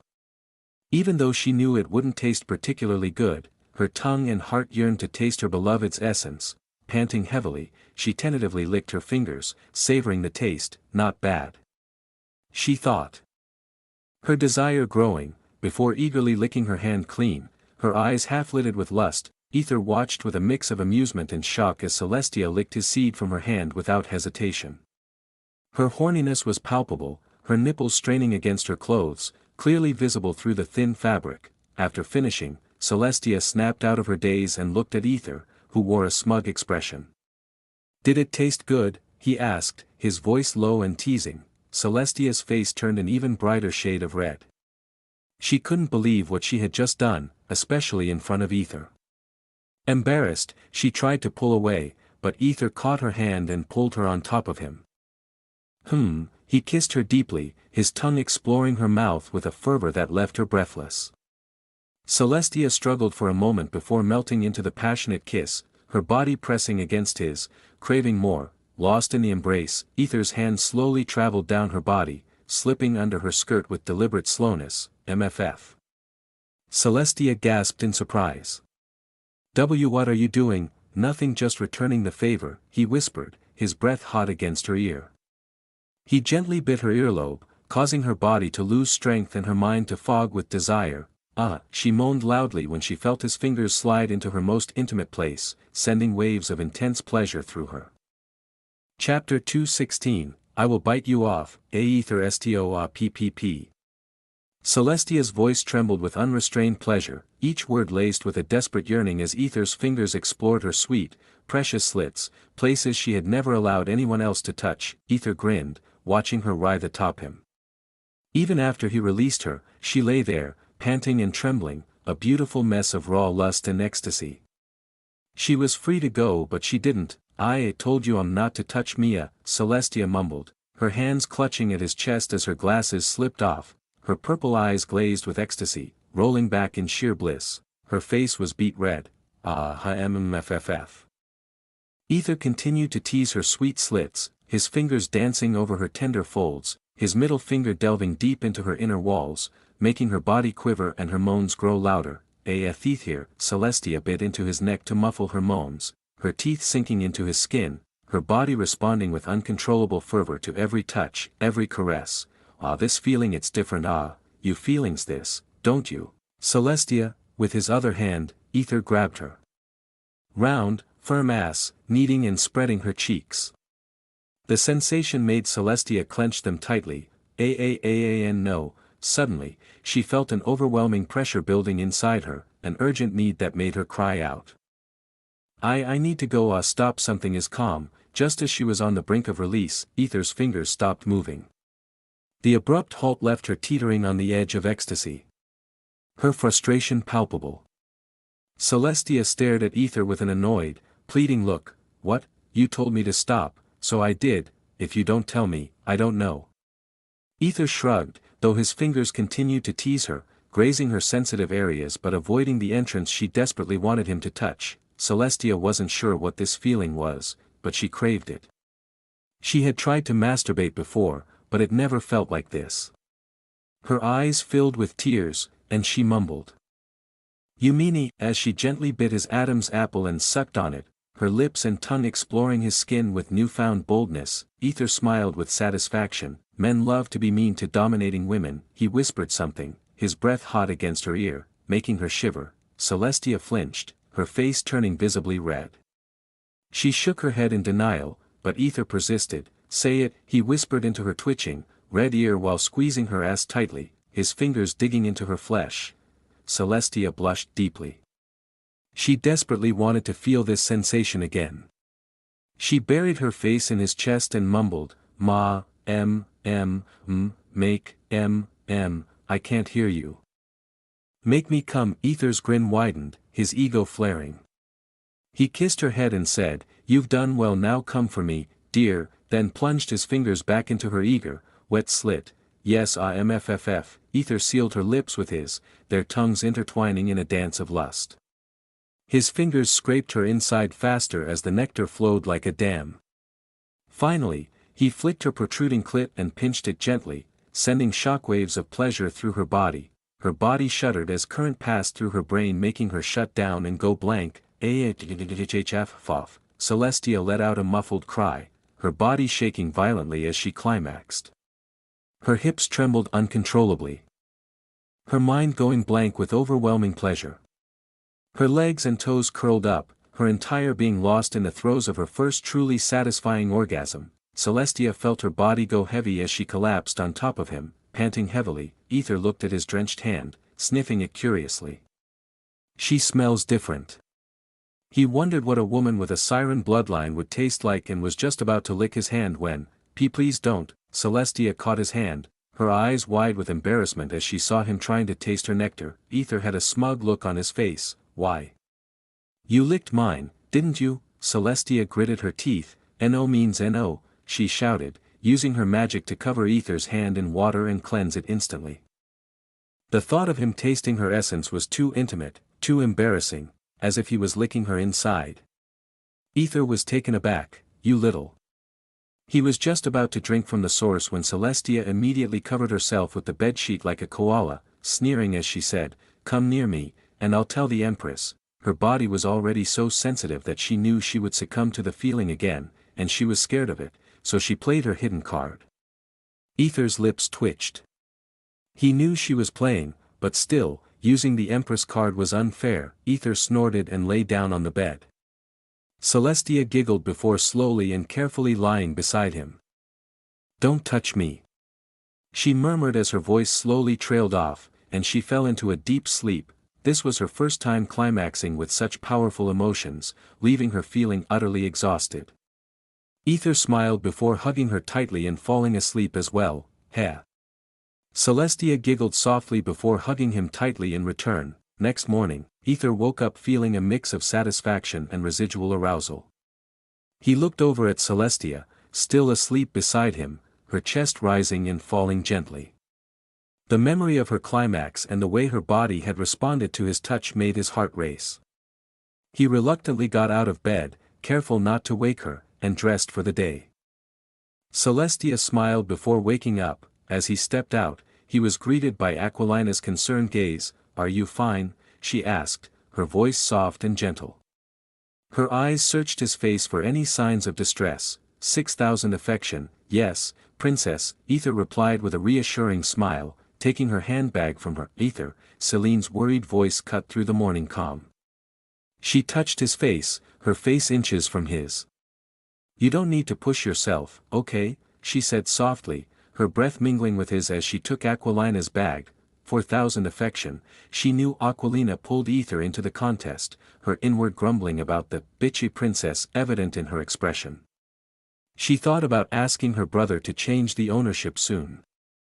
Determined to keep Aether close.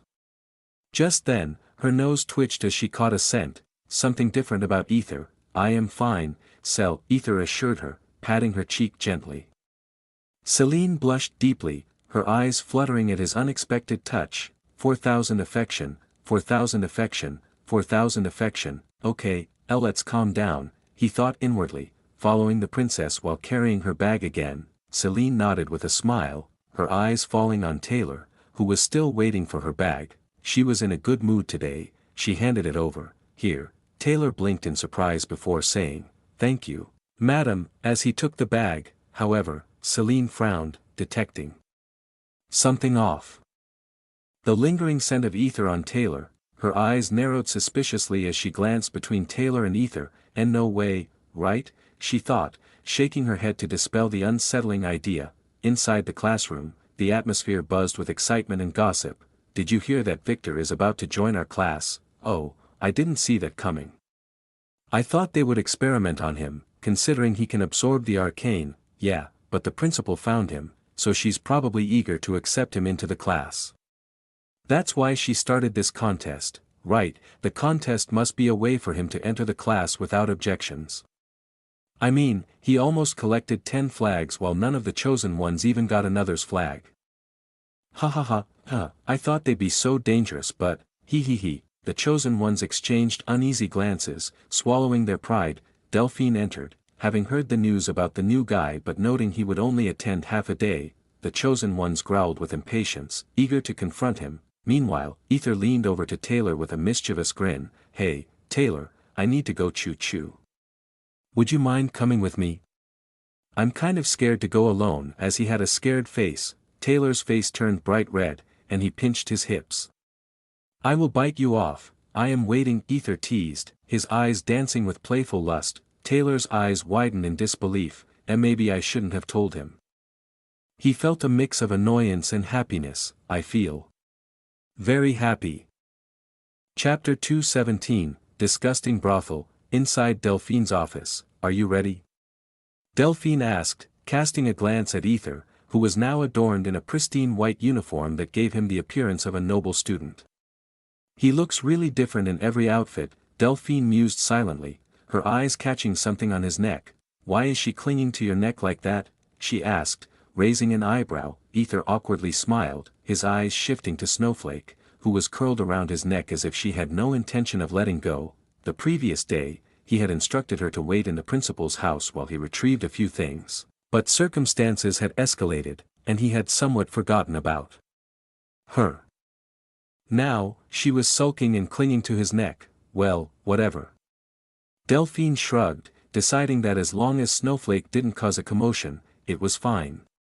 She was about to leave the office when Aether moved to block the door. What's wrong? That's what I want to know, he said, his expression serious. Up until now, she hadn't given him any affection points, and he started to wonder if his log was malfunctioning with her and Celestia. For Celestia, even if she was heartless, still she showed her affection directly. There was no way it was just an act, and even more, her log says she loves him. So she must have had the affection, right?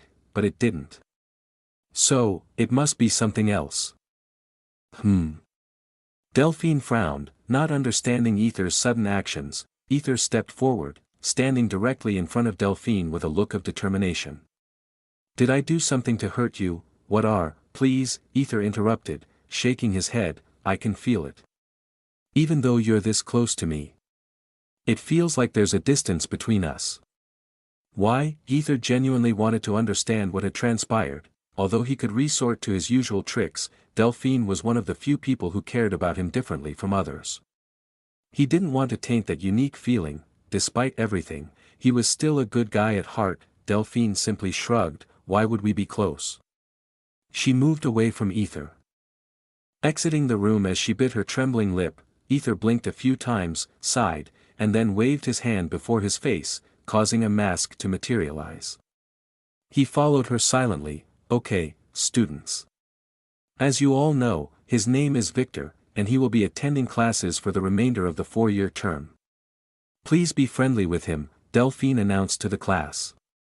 Victor stood before everyone, his hands casually resting in his pockets. Delphine glared at him, prompting him to say something, but Victor merely shrugged and walked to an empty spot in the front row, sitting down with an air of elegance. The atmosphere was tense as the chosen ones glared at Victor, their expressions a mix of curiosity and hostility.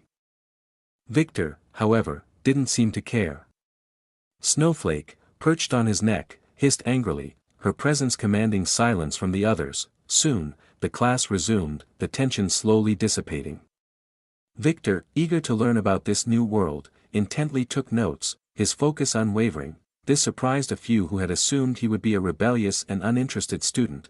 He absorbed numerous details about the Ariones Zephyr Empire, particularly its complex structure and elemental properties. This world/empire had a strong affinity for air elemental properties, allowing air-related races such as sylphs, harpies, various elves, and demi-humans to thrive in its environment. Victor smiled, intrigued, and raised his hand to ask about these air elemental properties.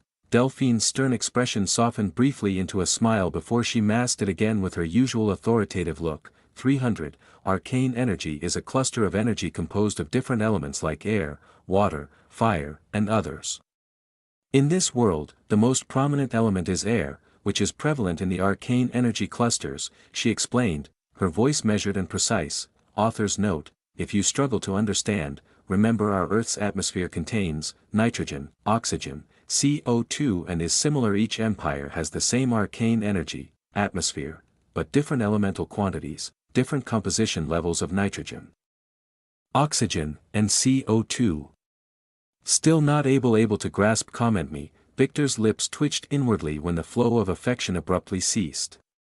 He wasn't sure what had caused the sudden stop, but he sighed inwardly, nodded in understanding, and continued taking notes diligently, his curiosity driving him to learn more. As soon as classes ended and the students began to disperse, Victor dashed out of the classroom, his swift movement surprising everyone. Tisk, Coward, Talia and Jack clicked their tongues in disdain, their eyes following Victor's retreating figure, while Celine stared after him, her gaze thoughtful and intense.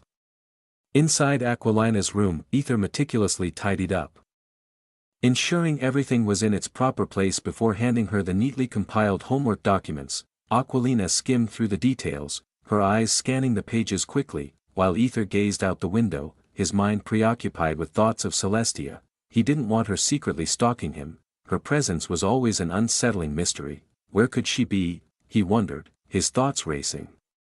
According to the list she told him, it was sure she watching him closely, and he was curious about her surveillance techniques. I will learn that technique and peek, ahem.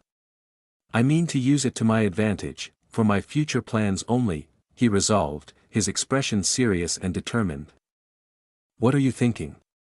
Aquilina asked curiously, her eyes lifting from the documents to study his face. Well, I've been wondering when you'll take me to the brothel, SSSSH. Before Aether could finish his sentence, a long, gleaming blue sword stabbed the wall, inches from his face.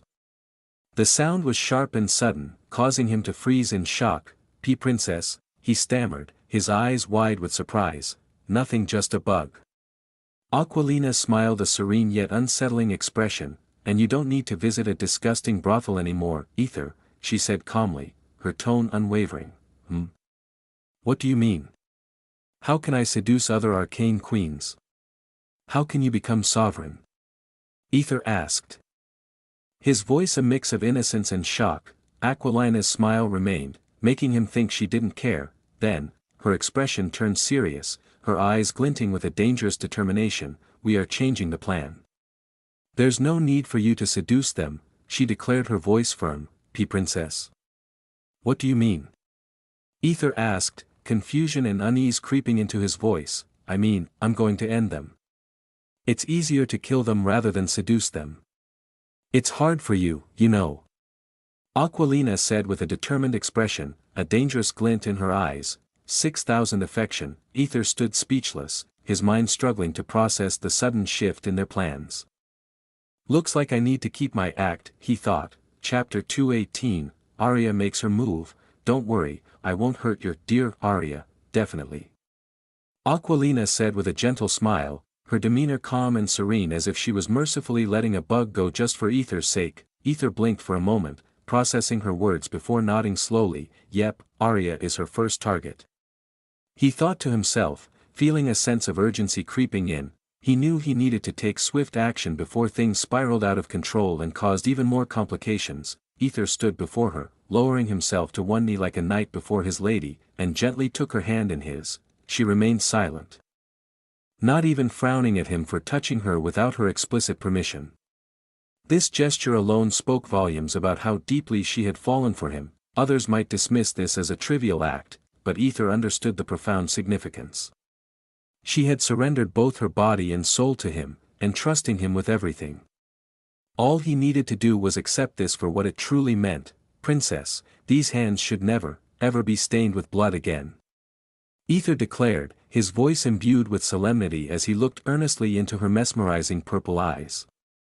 He added, please, I don't want to see you get hurt again, his voice trembling with a hint of pain. I will think about it then, Aquilina lied. Aether smiled beautifully.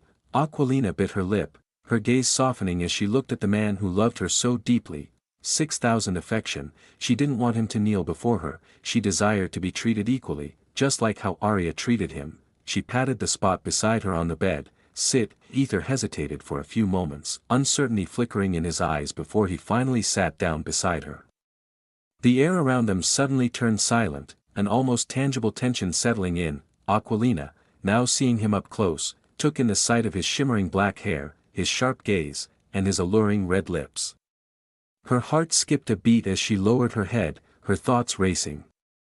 He is quite handsome, she admitted to herself. 6,000 affection. Slowly, Aquilina mumbled, you know. Aether responded, his curiosity piqued. An empress can take consorts, Aquilina said, her face turning an even deeper shade of red. Aether was taken aback, his mind racing. What?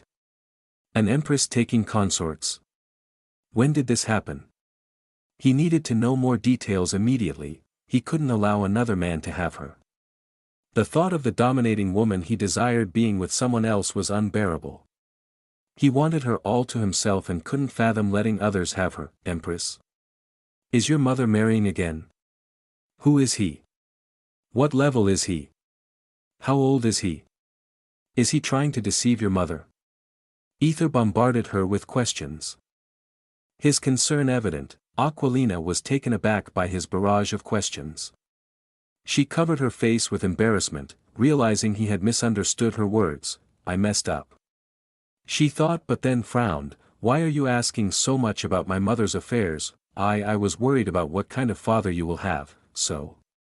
Aether stammered, trying to justify his curiosity while sweating inwardly. He couldn't let his true emotions slip. Aquilina's expression softened, touched by his concern. Even now he's thinking about me. She thought before clarifying. I meant, myself. You know I will be empress later, Aether sighed in relief, feeling the tension ease. He had almost thought he needed to take drastic measures again, but then he stopped and blinked, realizing Aquilina was staring at him with a red face, her toes twirling on the ground, a clear sign of her shyness. Fuck. She proposed to me.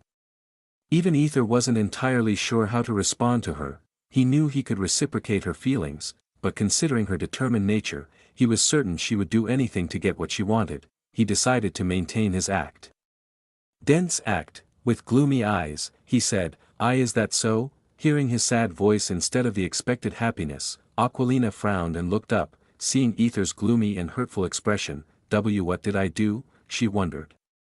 Confused, she was sure she had accepted his feelings. He must be a lucky one. Who is he? Aether asked, his voice tinged with resignation, the weight of his emotions making each word heavy. Aquilina frowned, her frustration building as she processed his response. Soon, realization dawned on her, and she clicked her tongue inwardly in exasperation. Tsk, this idiot. Can't he tell I'm talking about him? Humph.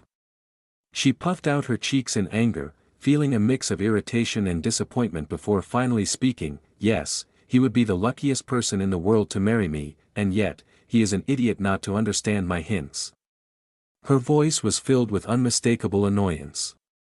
Each word dripping with her frustration. At this moment, she couldn't simply marry Aether directly, as much as she might wish to. There were numerous problems in their lives and countless obstacles strewn across their path. Each challenge required careful consideration and strategic planning. She needed to meticulously orchestrate everything, ensuring that their union could happen with the least amount of trouble and opposition. After deducing all possible outcomes, she realized that the only feasible way she could marry him with minimal complications was as a consort. Seeing her grumpy expression, Aether giggled inwardly, finding her frustration endearing. She is cute sometimes, he thought, his heart softening at her display of emotion, but then he noticed something. Without thinking, he subconsciously moved closer and gently touched her cheek. Aquilina flinched slightly when she felt him getting closer to her face. She immediately closed her eyes, her heart pounding in her chest, each beat echoing her vulnerability and anticipation. She thought he was dense tsundra, but it seemed he knew when to take action. Cute. Aether screamed inwardly, charmed by her reaction. Then he gently rubbed the dark circles under her eyes. Have you slept well, he asked with genuine concern, his voice soft and filled with worry. Aquilina was startled by his question. "TSK, I should have known," she thought, as she slowly opened her eyes and stared into Aether's piercing blue eyes, though a part of her felt a twinge of disappointment. Seeing his concerned expression reassured her that he still cared deeply for her, his affection unwavering. 6,000 affection, kind of. Aquilina's answer trailed off, her voice barely above a whisper. Due to their closeness, they found themselves locked in a gaze, the intensity of the moment building between them. If he was dense, then she needed to overcome her shyness and push, otherwise she would lose him sooner or later. "So, Aether?" she whispered gently, her breath mingling with his, the proximity making her voice tremble with emotion. Aether thought he needed to act dense, and yet, as if an unknown force was drawing them together, their breaths intertwined, creating a palpable tension. Aquilina parted her lips, and Aether gazed at her, his mind torn between his desire and restraint. Though he wanted to stop himself, the situation suddenly turned more intense, and seeing her cute reaction, he couldn't help but feel an overwhelming urge to kiss her. Aquilina's heart raced wildly, each beat amplifying her sense of anticipation. She felt as if she was about to do something forbidden, even though she had kissed him before, but that had been out of necessity for CPR. This, however, was different. It was a real kiss. Her first kiss. Their lips were just about to touch, the moment charged with a mix of longing and hesitation. Aether controlled himself and just about acted dense character, when, knock, knock, a sudden knock jolted both of them, snapping them out of the moment. She saw Aether kneeling down like a knight, immediately as if he acting his servant duty. Aquilina immediately rushed to the door, her annoyance flaring as she opened it. "What?" she demanded, her expression reflecting her frustration at the untimely interruption. Whoever it was, they surely knew how to ruin the perfect moment. "Hello." Arya stood there, wearing a nightie, her expression friendly yet laced with mischief.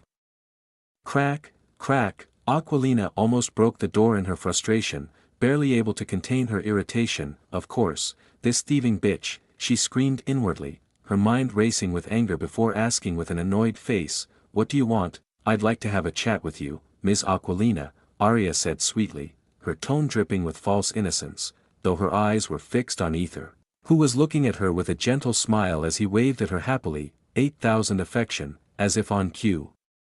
His gentle smile suddenly disappeared, replaced by horror. Chapter 219, "Forgot to tell you something important. He is a slave. Do you feel comfortable?" "Yes." "Do you need water?" "No." "Do you need any juice?" "No." "Coffee?" "Come on, Aether, you are making your master angry," Arya said, her lips curving into a gentle smile in an attempt to lighten the mood. She pointed towards Aquilina, who was staring blankly at Aether, her eyes filled with an inscrutable mix of emotions. Aether flinched, his gaze shifting to Aquilina. He forced an awkward smile. Arya settled into the chair, her posture radiating determination and resolve. She locked eyes with Aquilina, her gaze steady and unflinching, while Aether stood behind Aquilina. What's she going to do? Aether wondered, his mind racing with possibilities. "What business do you have, Miss Arya Zephyr?" Aquilina's voice was cold yet polite. Her smile never reaching her eyes. "Looks like news travels fast." "Well, I haven't gotten a divorce yet, anyhow," Arya began, her tone steady and composed. She had already applied to the Elven court for a divorce, a move that had left Alaric shocked and horrified. Despite his disbelief and outrage, he was powerless. Arya was the chosen one, and any harm to her would prompt the principal's involvement, a complication Alaric could not afford. "I would like to buy your servant," Arya stated firmly, her eyes locked on Aquilina. Both Aquilina and Aether flinched at her words, the tension in the room escalating to a palpable level. Aquilina sighed. "It comes to this. Ah," her frustration evident as she crossed her legs. Her movements sharp and deliberate. "I suppose the Queen of the Elves has really fallen for a servant, hasn't she?" Her tone was laced with sarcasm and a hint of disdain, her eyes narrowing slightly as she studied Arya. Arya's expression shifted to one of surprise and shock as she glanced at Aether, who could only manage an awkward smile in return. "There is no need to be surprised, he is my servant." "Of course, he would tell me everything," Aquilina said, her annoyance seeping through her calm facade. Her eyes flashed with a mixture of jealousy and anger. Instead of getting angry, Aria's curiosity piqued. "What did he say?" she asked, her voice low and filled with an edge of anticipation.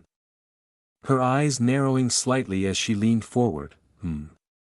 He said how much he loves you and how he would give his life for you." Aquilina's tone was bitter, her words dripping with jealousy and anger. Each word was like a dagger, aimed at a wound. Aria's heart skipped a beat at Aquilina's words, a rush of warmth and affection for Aether flooding her senses. So, he didn't even hide his emotions.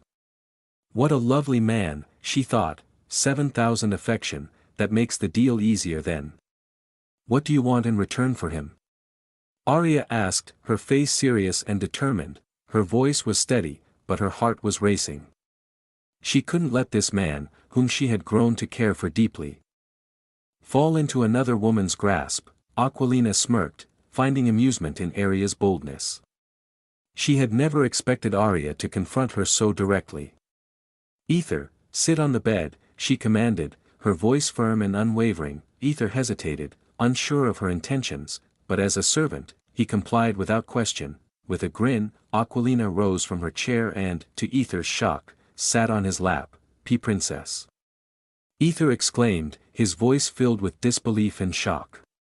Aquilina's arm wrapped around his neck, her touch both familiar and possessive. She looked at Aria, who stared back blankly, processing the audacity of Aquilina's actions. "He is my servant," Aquilina stated, and then whispered seductively into Aether's ear. "My lovely servant." Aether flinched, a deep blush spreading across his cheeks, his mind reeling. This girl is really playing with fire. He thought as something turned hard, but then, his eyes darting to Aria, whose expression had darkened with barely contained fury, instantly turned off. "What did you ask again?" Aquilina asked, her face lit with amusement, her eyes twinkling with mischief. It took a moment for Aria to respond, her voice soft and filled with barely suppressed rage. "Some filthy women trying to touch a man whose heart does not even belong to them. A cheap prostitute." "Oh. I'm sorry, I didn't mean you. I was talking about others in the drama I saw yesterday." Aquilina's expression turned dangerously dark as she glared at Aria, her eyes flashing with a hint of malice. Gulp. Aether swallowed hard, sensing the imminent danger. "Okay, I need to stop this, otherwise two of them are going to kill each other," he thought. Acting swiftly, he secretly pinched his hip, causing Aquilina to flinch and glare at him with a red face. Aether then whispered quietly, "Princess, please don't hurt her. Please, just for me. I will do anything for you." His voice was filled with desperation, his eyes pleading. Hearing his plea, Aquilina frowned but nodded. She knew he had fallen for her too, making it impossible to simply disregard his emotions. The complexity of their relationship weighed heavily on her. "Why the hell I ask him to seduce her first?" she clicked her tongue inwardly. "Anyhow, I am not interested in selling Aether to anybody," Aquilina declared with a serious face, her resolve clear.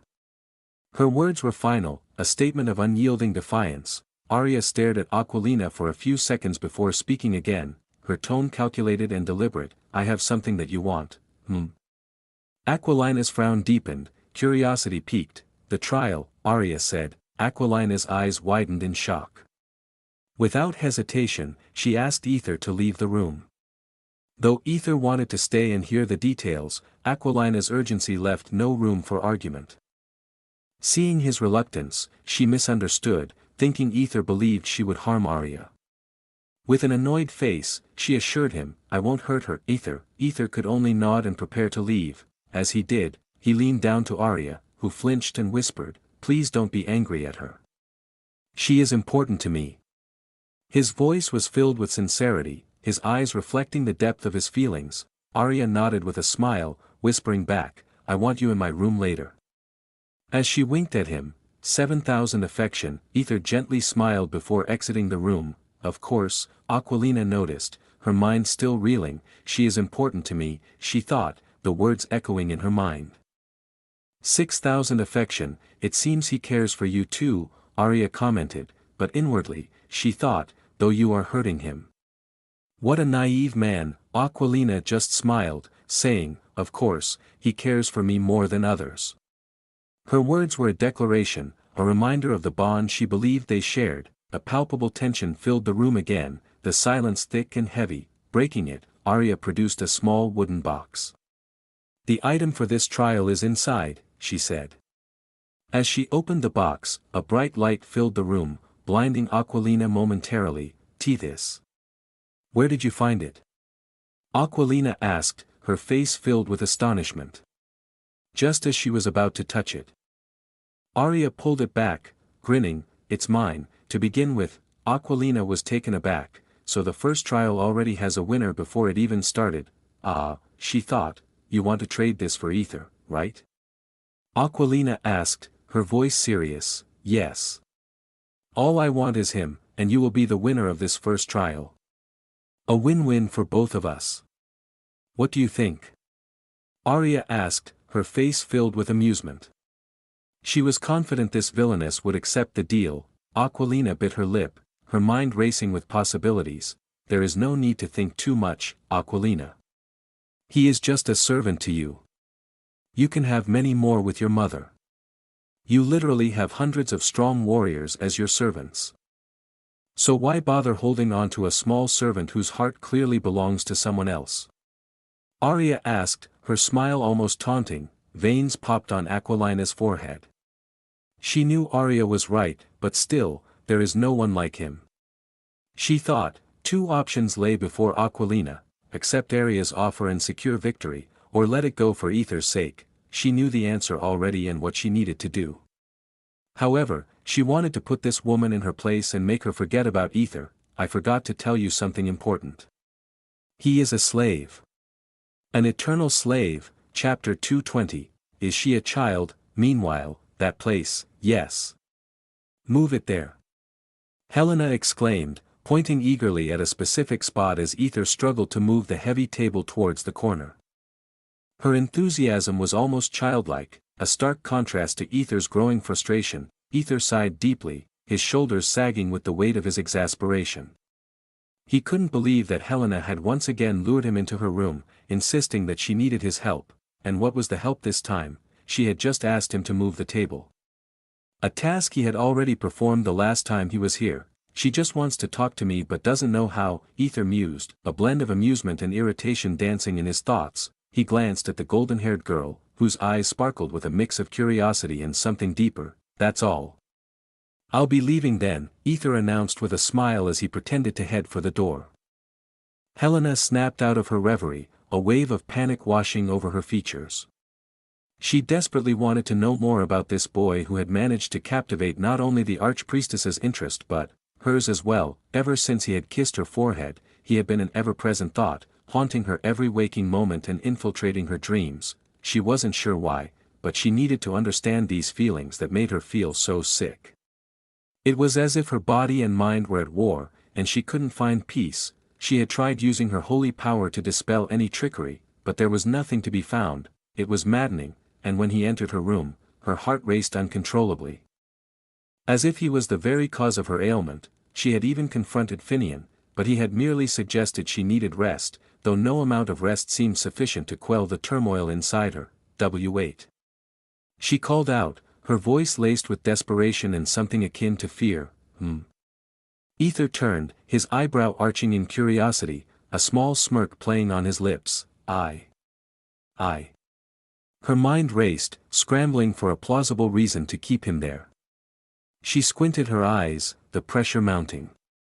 Aether's lips twitched, barely holding back a laugh. What is she really trying to do? He wondered, his amusement growing. My bathroom water isn't working. Please check it. She blurted out, I'm not sure how to rep, it's fine, just check it. Helena interrupted him, grabbing his hand with surprising strength and pulling him into her bathroom. Aether wore an amused expression, his eyes twinkling with mischief. Well, she is trying her best to keep me here, let's applaud her for that, he thought, as he entered. His eyes landed on a cute white pair of bras and panties, innocently left out. Helena snatched them up immediately, her cheeks flaming with embarrassment as she glared at him, her eyes wide and vulnerable. Did you see anything? Bah dump. her heart pounded as if it were about to burst out of her chest, the sheer intensity of the moment almost overwhelming her.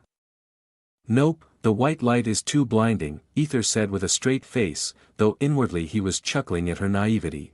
"Oh."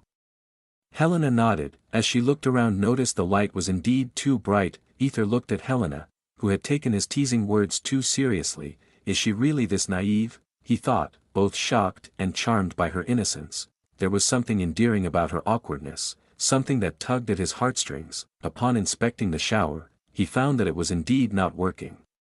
Then, he noticed a small palm-sized blue crystal embedded in the wall, similar to the arcane crystals found in monsters. This crystal seemed to be the source of the problem.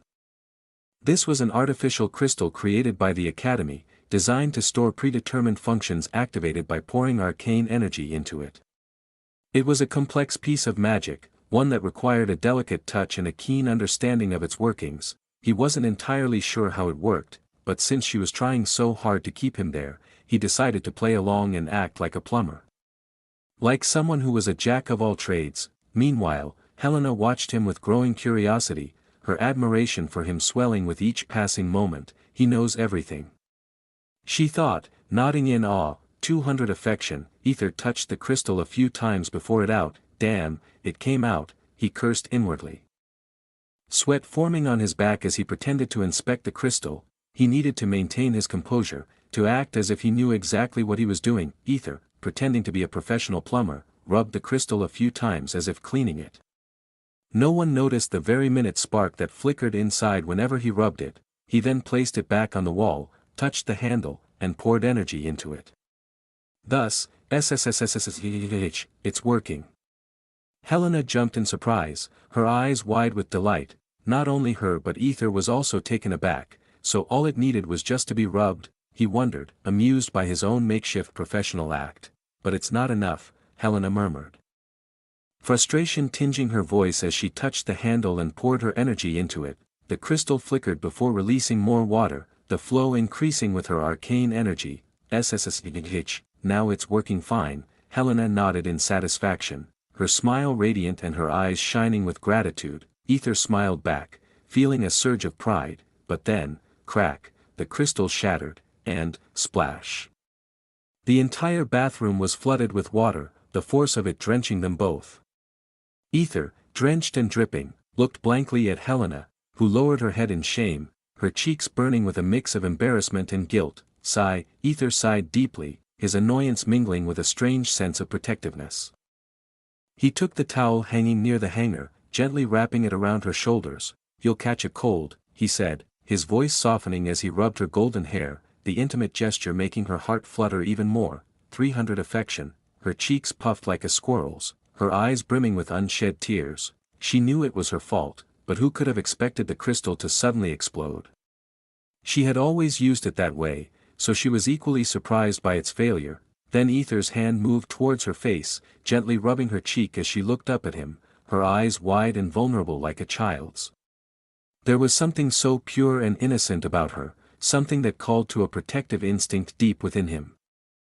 I feel like I'm taking care of a naughty child, he thought, though she looked undeniably cute with her annoyed expression whenever Aether's hand rubbed her face. You know, you're too cute. Miss Helena, he said, his voice husky and filled with a warmth he couldn't quite explain. He unconsciously lowered his head and kissed her forehead, a tender gesture that made her heart race uncontrollably. Helena stared at Aether, her heart pounding wildly, her body tingling with confusion. She was stunned by his sudden affection, the intimate gesture leaving her breathless. I am really sick, she screamed inwardly. Though she remained silent, her mind a whirlpool of conflicting emotions. 400 affection. Aether continued rubbing her face, inwardly surprised by his own actions. His mind felt as if he were caring for a child, but then he noticed her lips, soft and inviting. He gulped, a surge of desire overwhelming him. She is too vulnerable, he thought, his hands lowering even more, tempted to close the distance between them, but then he stopped abruptly and said, Ahem, take care of the rest. He quickly left the room, his heart racing, his thoughts a jumbled mess of desire and restraint. Hey, wait. You'll catch a cold too. Kaya, when she saw her nightdress drenched in water, clinging to her body and revealing her inner wear and curves, she blushed deeply. Her hands flying to cover herself, her mind reeling from the sheer embarrassment. 500 affection, did he see, she wondered, her heart beating crazily again, her mind a chaotic mess.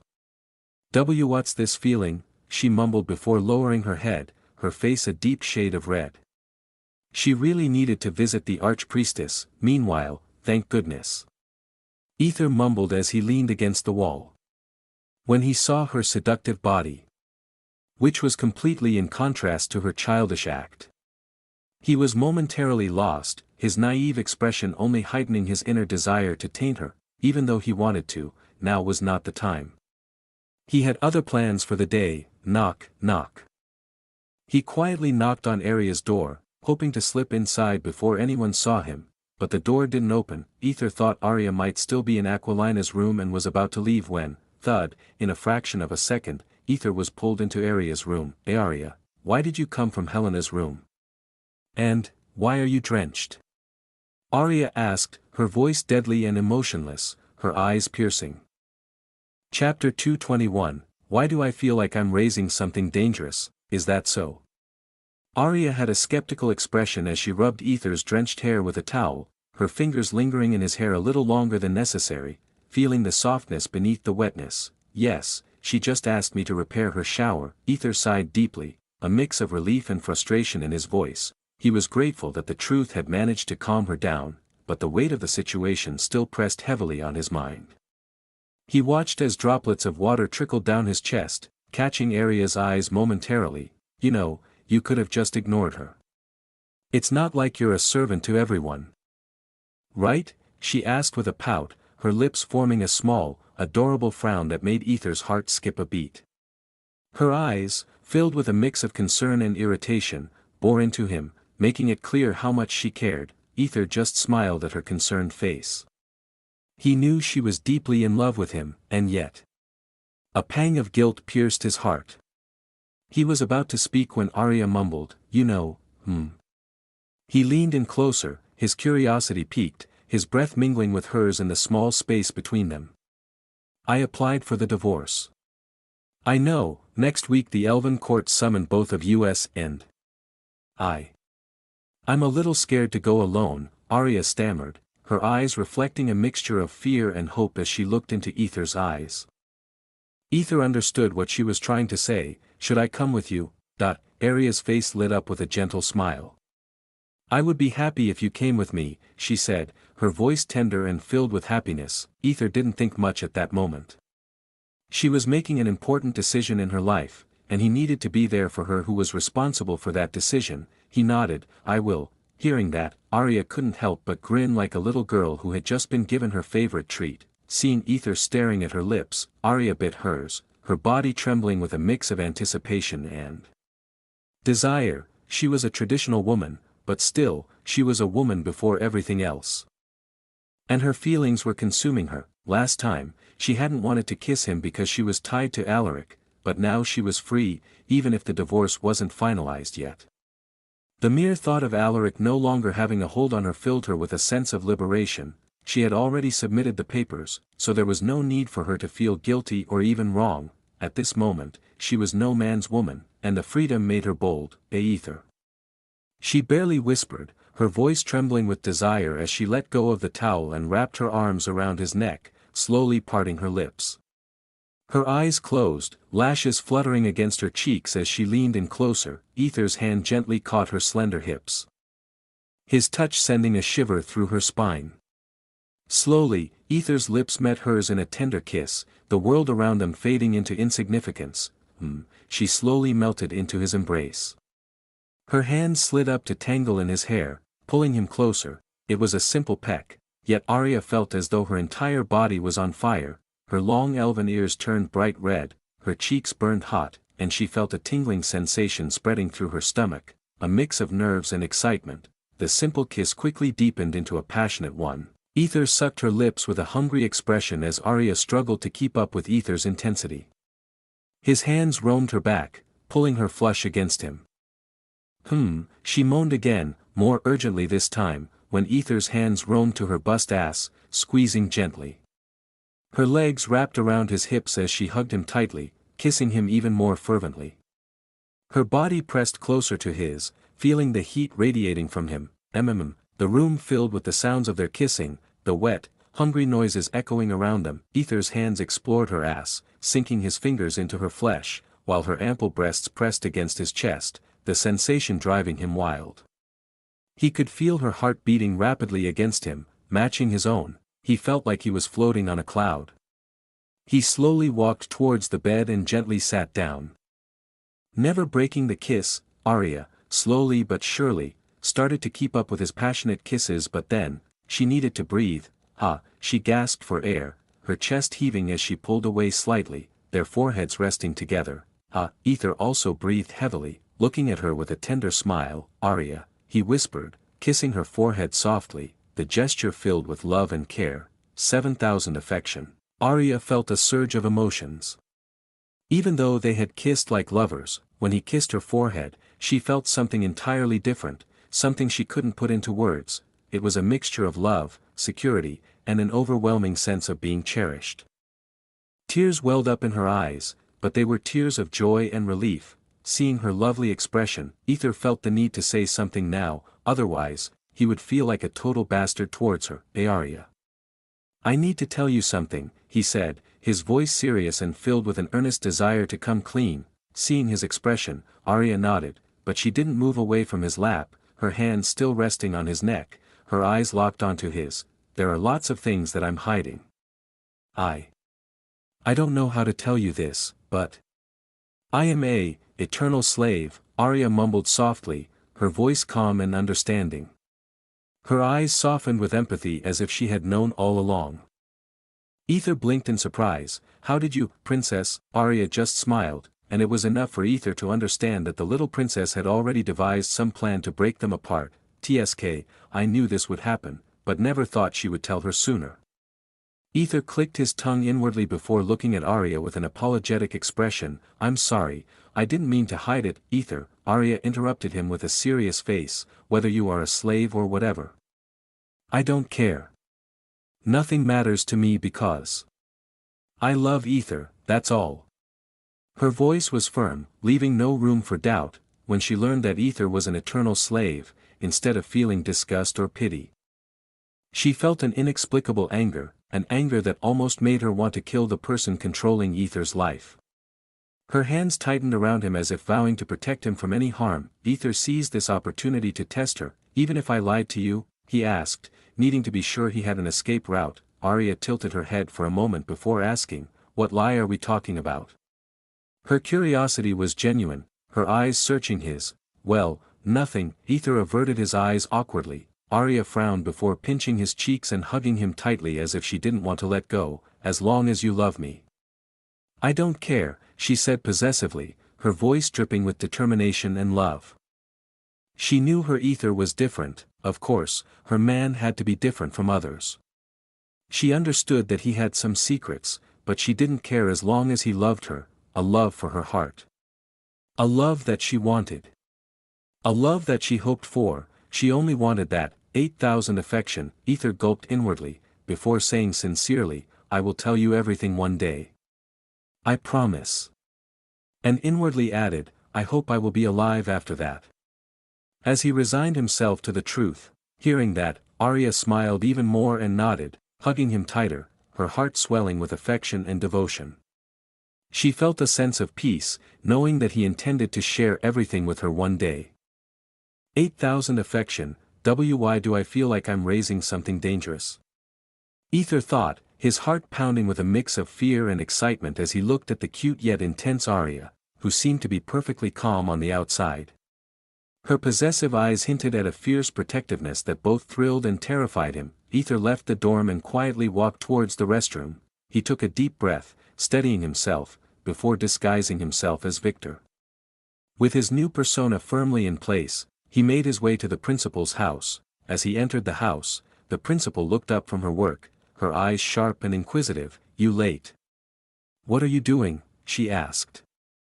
Kind of busy with servant works, Aether replied with a carefree attitude, a small smirk playing on his lips. Shall we start the training, my disciple? She asked, her tone regaining its authoritative edge. "Yes, master," Aether responded. Meanwhile, back at the servants' dorm, Celine stood before the building, her dark and eerie eyes staring at it with an indescribable expression. Chapter 222, Celine's Doubtful Gaze.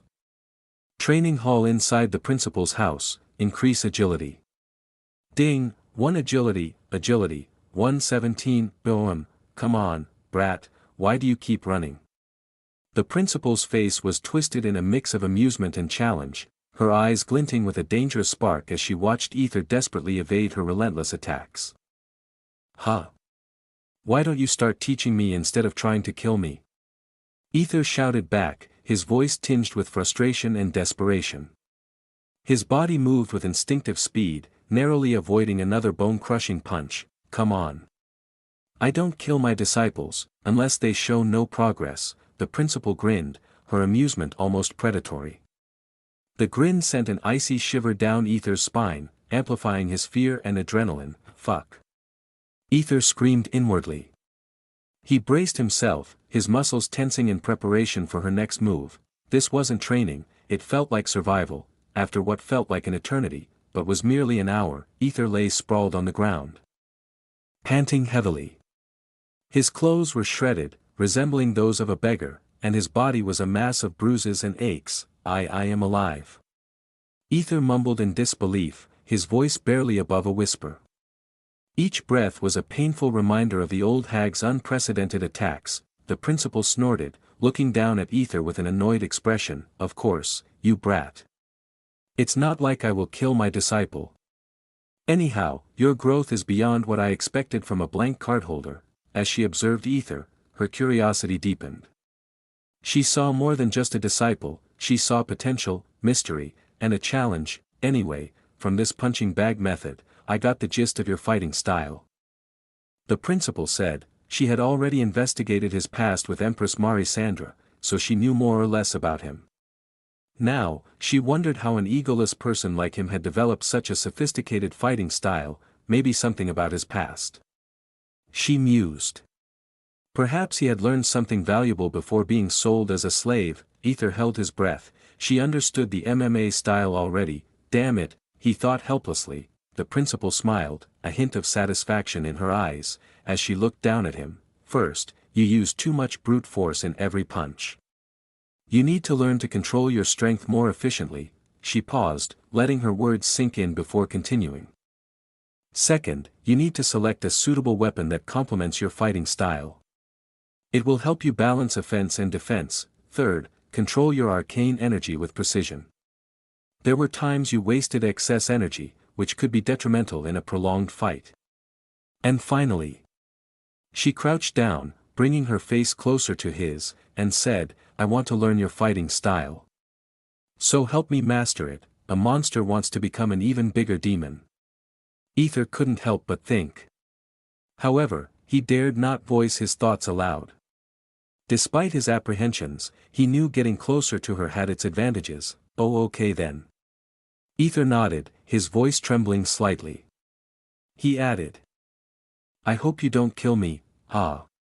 "Of course, even if I cursed you as an old ha."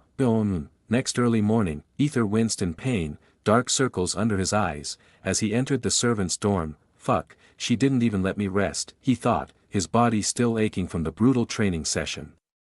Each step felt like a monumental effort. Upon entering, he noticed Celestia, who was wearing a delicate nightie that hugged her curves.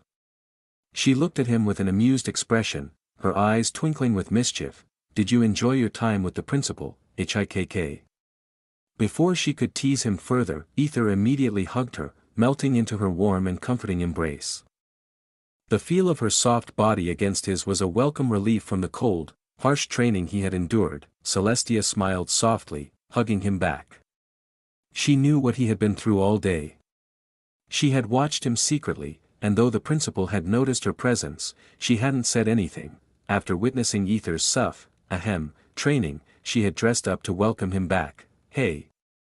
Celestia frowned with a blush as she noticed Aether fondling her ass. Aether giggled mischievously before giving her a tender kiss on the lips. His hands roamed her body, feeling her warmth, her softness, and the way she responded to his touch. he then began to get ready for his servant duties. Soon, everything seemed to be going fine, except for one incident, Cell. Aether frowned when he was cornered by Celine in a lone corridor. Her presence was sudden, and her eyes were filled with a dark intensity that made his heart skip a beat. It was during lunchtime when others were eating, while Aether needed to disguise himself before the second part of classes started. Celine tilted her head, a dark expression clouding her face as she stared intently at Aether. Glancing around, she hugged him tightly and mumbled, "I want Ethereum." Her voice was low, almost a whisper, but it carried a weight of longing and desperation. 4,000 affection, Eth. What? Aether couldn't understand her words. But he knew her love for him was intense. He hugged her back, trying to calm her down, not noticing that she was doing something on his back. After a minute or so, she separated and looked at Aether with tender eyes, her gaze drifting to his lips as she licked her own. "Aether," she whispered, her voice filled with need. "Yes." Aether gulped, feeling seduced by her hungry expression. The way she looked at him made his blood heat and his body react. "I want to play a game with you." Game. He tried to keep his voice steady, but his curiosity and apprehension showed. "Yes. I want you to come to my room after dealing with the princess," she said shyly, making Aether gulp even more. What kind of game is she trying to play, he wondered, his mind racing with possibilities. "I Dawn, pretty please." Her voice was soft, pleading, and it made his resolve weaken. "Fine, 4,000 affection." Celine's smile widened, but she didn't move. She looked at him with expectant eyes. Aether knew what she was expecting, but then, Celine. Leah arrived on the spot, saving him like a god. Celine clicked her tongue in annoyance before separating from Aether and walking away. Leah winked at Aether, who nodded in relief, grateful for her timely intervention. Leah had been a lifesaver, helping whenever Celine got too close to Aether in public. Anyhow, Aether immediately walked towards Delphine's office, where she was deeply engrossed in documents. "Hello, Delphine," Aether said cheerfully. Delphine just hummed in response, her attention still on the document. Aether didn't care. Instead of entering the restroom, he decided to change his clothes right there in the office. He began to undress, his movements slow and deliberate, the sound of rustling fabric filling the room. Rustle, rustle. Hearing the rustling sound, Delphine paused her reading and looked at the source, only to be horrified when she saw him standing in his innerwear. What are you doing?" she asked, her face turning bright red, her eyes widening in shock. Of course, Aether didn't respond. He wasn't a simp to act like that after she ignored him. He continued changing, ignoring her flustered reaction. Delphine's face turned even redder. "But then, what is that?" She frowned as she stood up and walked towards him, her curiosity piqued despite her embarrassment. What?" Delphine touched the back of his neck and showed him a red spot. "There's paint on your neck." Seeing that, Aether thought for a second before sighing. I suppose she started to doubt Victor. Fuck. He then gave an excuse, trying to brush off her suspicions. Delphine nodded, her eyes lowering to his sturdy body. She blushed furiously before hurrying back to her desk, her mind filled with conflicting thoughts. 300 affection. Delphine bit her lip, covering her face with the document. She could still hear the rustling of his clothes, and her heart was beating like crazy. She remembered the sight of his sturdy body, making her gulp nervously. She lowered the document with a curious expression, only to see Aether leaning towards her with a grinning face. "Caught you, Kaya." Delphine screamed, her voice echoing in the small office. She swung her fist towards Aether, but he was too quick. He caught her hand effortlessly, pulling her into his embrace. Her eyes widened in shock as she felt his half-naked body pressing against hers, the heat from his skin sending shivers down her spine. What are you doing?" she stammered, her voice a mix of confusion and indignation. She tried to push him away, but her strength faltered under the intensity of his gaze. Aether didn't respond immediately. He leaned in, his forehead touching hers, their breaths mingling. His eyes locked onto hers, holding her captive in the moment.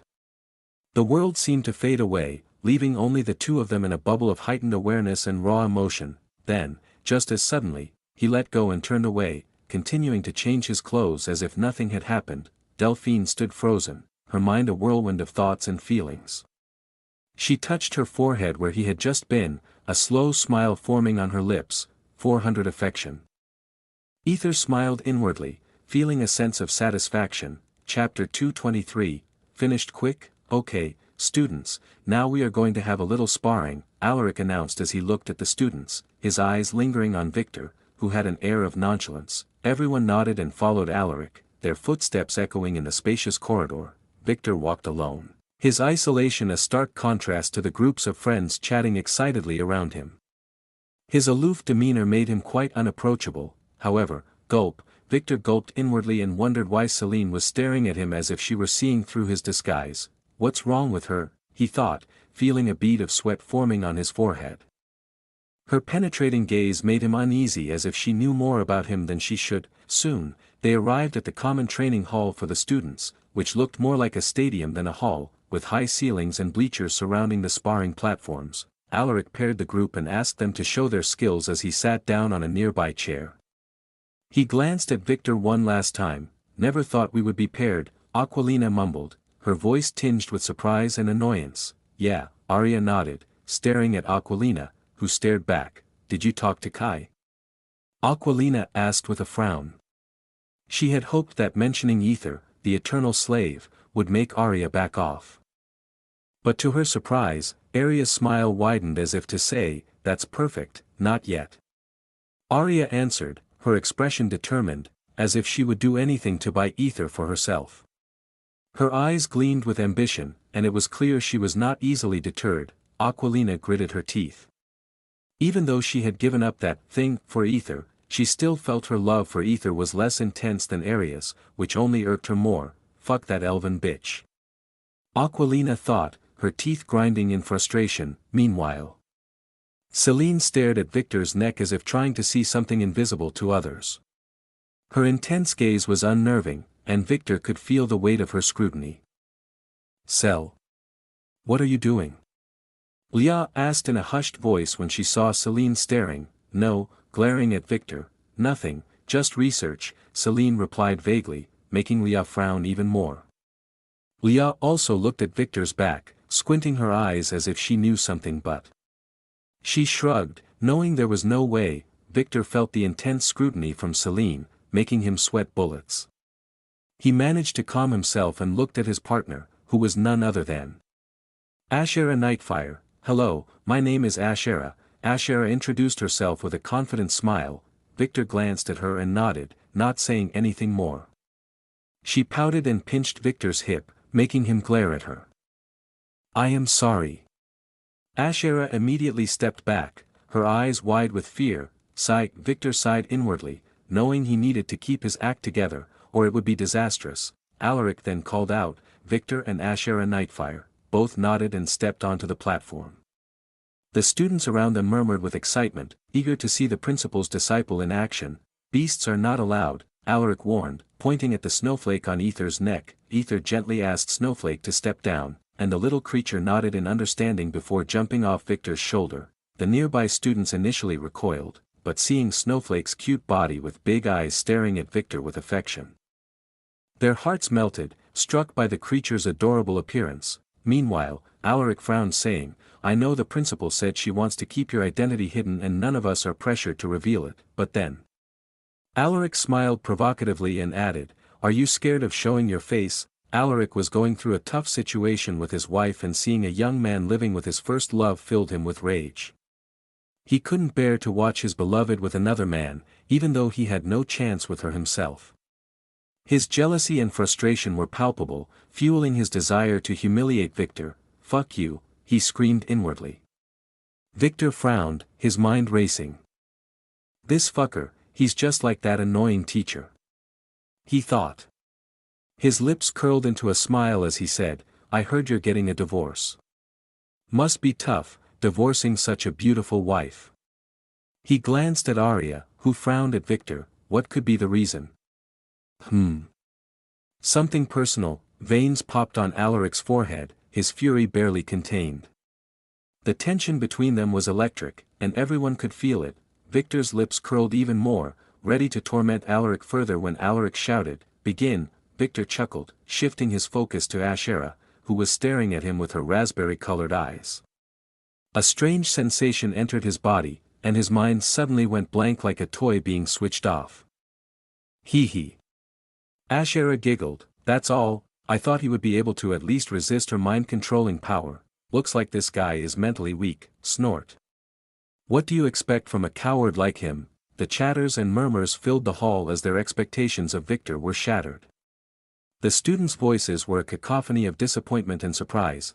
Alaric smiled, "Looks like you only talk." Ashera smiled, seeing her hypnotism take effect. She said, "Leave now." Victor's body flinched, but he didn't move an inch. Frowning, Ashera's raspberry eyes shined as she said seductively, "Move now." Her soothing voice almost mesmerized others. Still, Victor stood there. Unmoving. Is my power not working? Ashera thought, confusion evident on her face.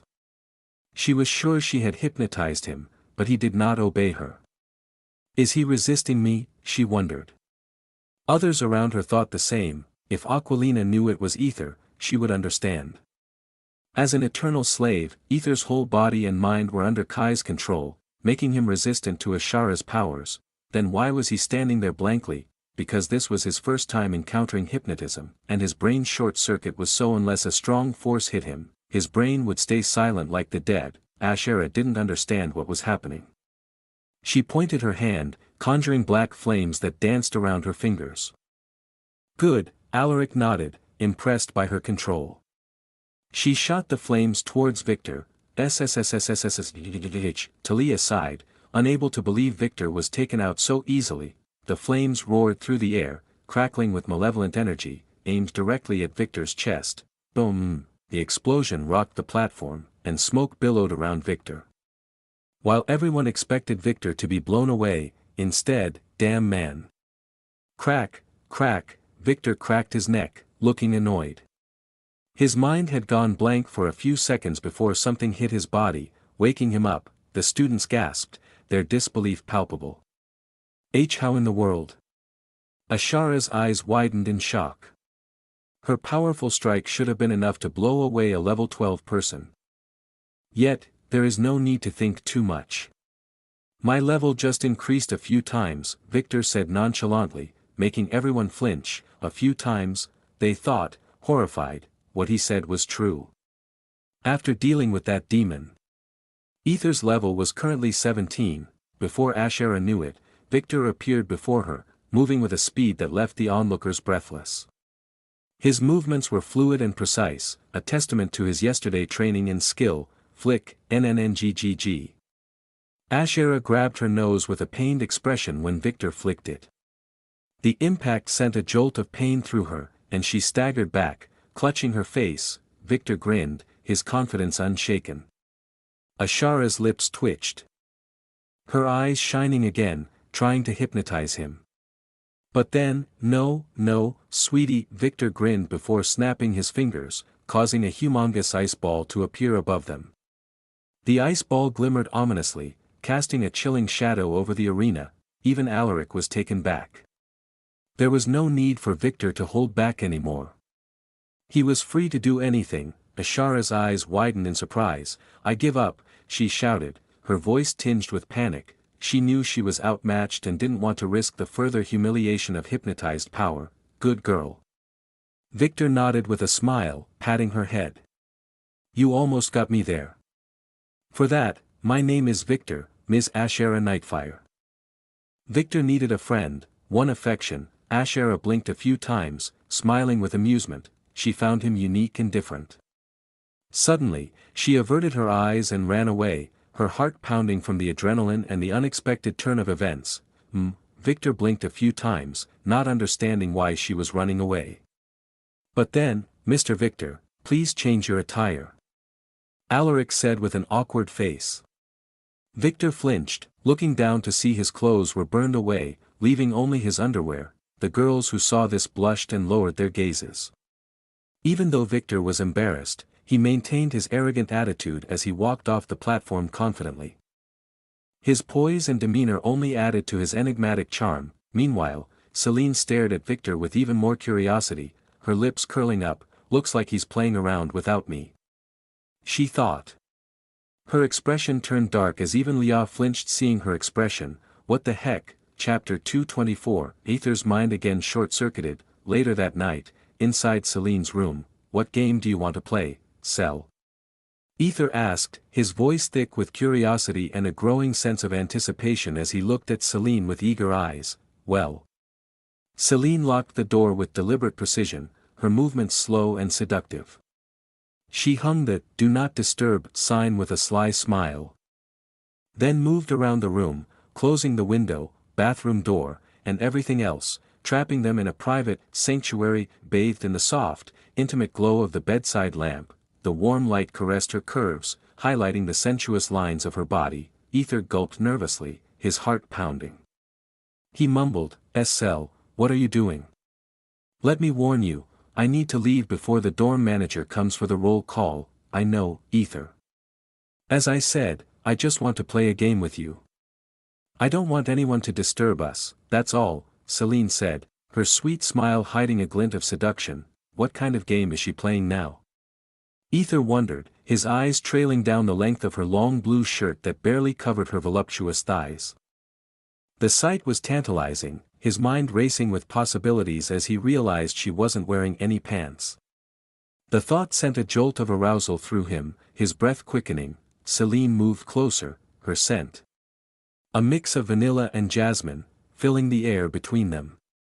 Seeing Aether's stare, she blushed, her cheeks a deep pink. She lifted her shirt hem teasingly, revealing a glimpse of her lacy black panties that clung to her curves, accentuating the sensual lines of her hips and thighs. "I'll like what you see?" she asked, her voice a sultry whisper, trembling with a mix of shyness and excitement. Aether's eyes widened, and he immediately averted his gaze, his cheeks burning with desire and embarrassment. "Damn, why am I acting like this?" he thought, his body reacting uncontrollably to the sight. Celine's face showed satisfaction as she sensed his growing arousal. She jumped onto the bed with a graceful, feline motion, her body exuding a dangerous allure. Her curves moved enticingly, her shirt riding up to reveal more of her tantalizing thighs and the delicate lace of her panties. She beckoned Aether with a come-hither look, her eyes dark with desire, as she is really playing with fire. He thought before quietly sitting at the edge of the bed, trying to maintain his composure as his arousal intensified. "Foo foo foo," Celine giggled, her laughter a melody of seduction. "Aether, you're really shy sometimes, ah." She slowly pulled something from under the pillow, revealing a box of long chocolate biscuit sticks. "This is famous around the city and really expensive, you know," she murmured, her voice dripping with sensual undertones. She took out a long stick and looked at Aether, whose expression had shifted to one of knowing dread. "Let me explain the rules. It's simple. One person bites one end of the stick, like this." She demonstrated, placing one end of the stick between her full, inviting lips. "Then, the other person bites the opposite end, like this." Aether hesitated, the intimacy of the game sinking in. Finally, he closed the distance between them, leaning in and taking the other end of the stick in his mouth. Their eyes locked, and he could see the mischievous sparkle in her eyes. "Now," she continued, her words slightly muffled by the stick, "we both start nibbling towards the center at the same time. The goal is to eat our way to the middle without breaking the stick, and if we meet in the middle?" Aether asked, his voice a whisper, already knowing the answer but feeling a flutter of nervous anticipation. She winked, her eyes gleaming with lust. "Then we win. But if someone breaks the stick or backs out, the game ends, and the loser has to answer the winner's question truthfully. Ready?" Aether stared into her deep blue eyes, the world around them fading into the background. He nodded, and they both began nibbling on the stick. Each small bite brought them closer, the air between them thick with tension, a potent mix of nervousness and excitement. As they approached the center, their faces were just inches apart. Aether's heart raced, his cheeks warming under the intensity of the moment. Just as they were about to meet, Celine giggled and deliberately snapped the stick, pulling away with a laugh that was both playful and provocative. "See? Not so bad," she teased, enjoying his flustered reaction, though her own heart pounded wildly. Shit. This is too much, she screamed inwardly, her desire a roiling storm.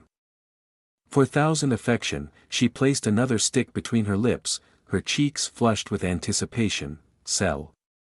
I think Aether, you promised me, Aether sighed, resigned but intrigued. Well, let's hope for a better future, he thought before taking his side and slowly, gently nibbling until they met in the middle. Just as Celine was about to bite it along with his lips, crack, Aether subconsciously broke the stick. Fuck, he screamed inwardly, frustrated by his own clumsiness. Celine grinned, her eyes twinkling with victory. We still have the box. You know, we could see who breaks more rather than finishing now, Aether interjected quickly, his voice tinged with desperation. Celine frowned, considering, I'm not losing anything. She thought, and nodded. Aether sighed in relief before beginning the game again. This time, neither of them broke the stick. He stared at Celine's bright red face, his own desire mirrored in her eyes. He moved in to bite the remaining piece, their wet lips meeting, sending shivers through their bodies. Both of them lowered their heads, too shy to meet each other's eyes. But as they played again, the atmosphere grew increasingly charged, their mutual attraction impossible to ignore. Celine let out a soft, involuntary moan as Aether caught her cheeks, pulling the stick into her mouth with his own. Her eyes widened, turning teary with the intensity of the moment. Her hand landed on his leg, fingers digging in, tightly clenching it as waves of heat coursed through her. The heat between them was palpable. After a few seconds, Aether separated with a red-hot face. He glanced at the box, which still had a few more sticks, and immediately picked one up. Though Celine was surprised, seeing his serious and predatory eyes made her body tremble, she accepted it, her heart pounding beyond anything. Aether didn't care about the game anymore. He ate his piece before savoring her lips, the kiss deepening with each passing second. The simple kiss slowly transformed into something more intense, their passion igniting like wildfire. Celine couldn't help but feel ecstatically happy that her plan was working. Yet, at the same time, she couldn't believe how hot her body was becoming, her mind teetering on the edge of losing control. Drool dripped from their lips as Aether leaned his forehead against hers and mumbled, I lost. Celine stared into Aether's eyes before kissing his lips again, her voice a husky purr, her breath warm against his mouth. You taste sweet, my Aether, she whispered, her lips lingering over his, teasing. Tasting, Aether chuckled, his gaze lingering on her sweet lips. He couldn't help but bite them gently. You are the one who tastes sweet. Sell, he murmured, his voice low and rough with desire. His hands moved up, tangling in her hair, pulling her closer as he deepened the kiss. Celine's body trembled when she heard him call her name so affectionately. She felt a surge of emotion, a deep, primal need that left her breathless. 4,000 affection. Aether knew that before her love, he was nothing. Just like what Celestia had said, if he didn't open his heart, it would only hurt Celine even more, just like how he had been hurt once. She really deserves better. He mumbled inwardly, knowing what she had been doing for him until now. She loved him, and that was true. You want an answer, right? He asked, his voice steady but his heart racing. Celine snapped out of her thoughts, looking at Aether's serious face. Suddenly, her hand went under the pillow, and she took out something. I know what you want to know. Yes, I am Victor. Aether's eyes turned horrified as he saw the crystal ball playing a video inside. Did you enjoy your time with the principal, HIKK? Aether fondled Celestia's ass while hugging her. Oh. You are Victor. I see. Celine nodded, her hair hiding her dark expression. She asked in a calm yet eerie voice, mind telling me? Reyouu, virgin. Aether's brain short-circuited, the reality of the situation crashing down on him. Chapter 225, Locked by a Yandra. Don't panic, don't panic, don't panic. Aether chanted inwardly like a desperate mantra, his mind a tempest of fear and anxiety. His face turned ghostly pale, and beads of sweat formed relentlessly on his forehead, glistening under the dim light. His heart pounded in his chest like a war drum, each beat echoing his growing terror. He needed to come up with something, anything, to salvage the situation, damn it. Aether cursed himself silently, his thoughts spiraling into chaos. No matter how hard he tried, he couldn't think of a single plausible lie to save himself from this predicament, and lying to her might cause her to break later. Seeing his expression, Celine didn't need to ask, as she knew what he was thinking. Celine leaned forward, her expression a mix of concern and tenderness that nearly broke him. She wiped the sweat from his brow with utmost care, her touch soft and soothing. Her voice was a fragile whisper, trembling with the weight of unspoken fears and hopes. There is no need to worry, Aether. I just want to know, did my love never reach your heart? Those words pierced through Aether's defenses like a dagger, making his heart ache with an intensity he could hardly bear. He lowered his head, unable to face her. Here he was thinking a way to lie to her. Celine's lips quivered, her breath hitching with the effort to hold back her tears. She opened her mouth to speak, but the words died before they could form. Her heart felt as though it might burst from the agony, suffocating her with the need to be held, to be understood, to be loved. Though she wouldn't mind dying in his embrace, her eyes shimmered with unshed tears, the liquid crystals reflecting the dim light. It seemed as if she might break at any moment, her vulnerability laid bare. But then, I am scared, Aether mumbled, his voice barely above a whisper, as he clutched her hand tightly, his fingers digging into her skin as if letting go would mean losing everything. Aether, she breathed, her heart tightening in her chest, I am scared of falling in love. I am scared of getting hurt again, I am scared of losing again, I am scared of being loved by others, and I am scared of you, not loving me, Aether confessed, his eyes trembling with raw vulnerability. Celine frowned, her confusion and pain evident in her eyes. Not loving him, how could he not see? She loved him more than anything in this world, more than her own life. I love you, Aether, he interrupted, his voice cracking under the weight of his emotions. I am not Aether.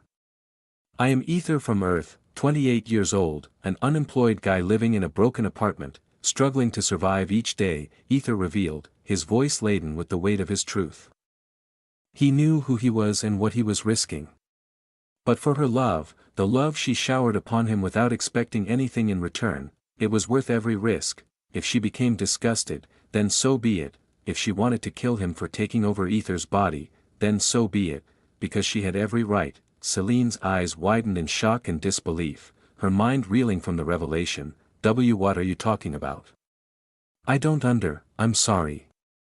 That's all he could say. Aether lifted his head, his gaze meeting hers.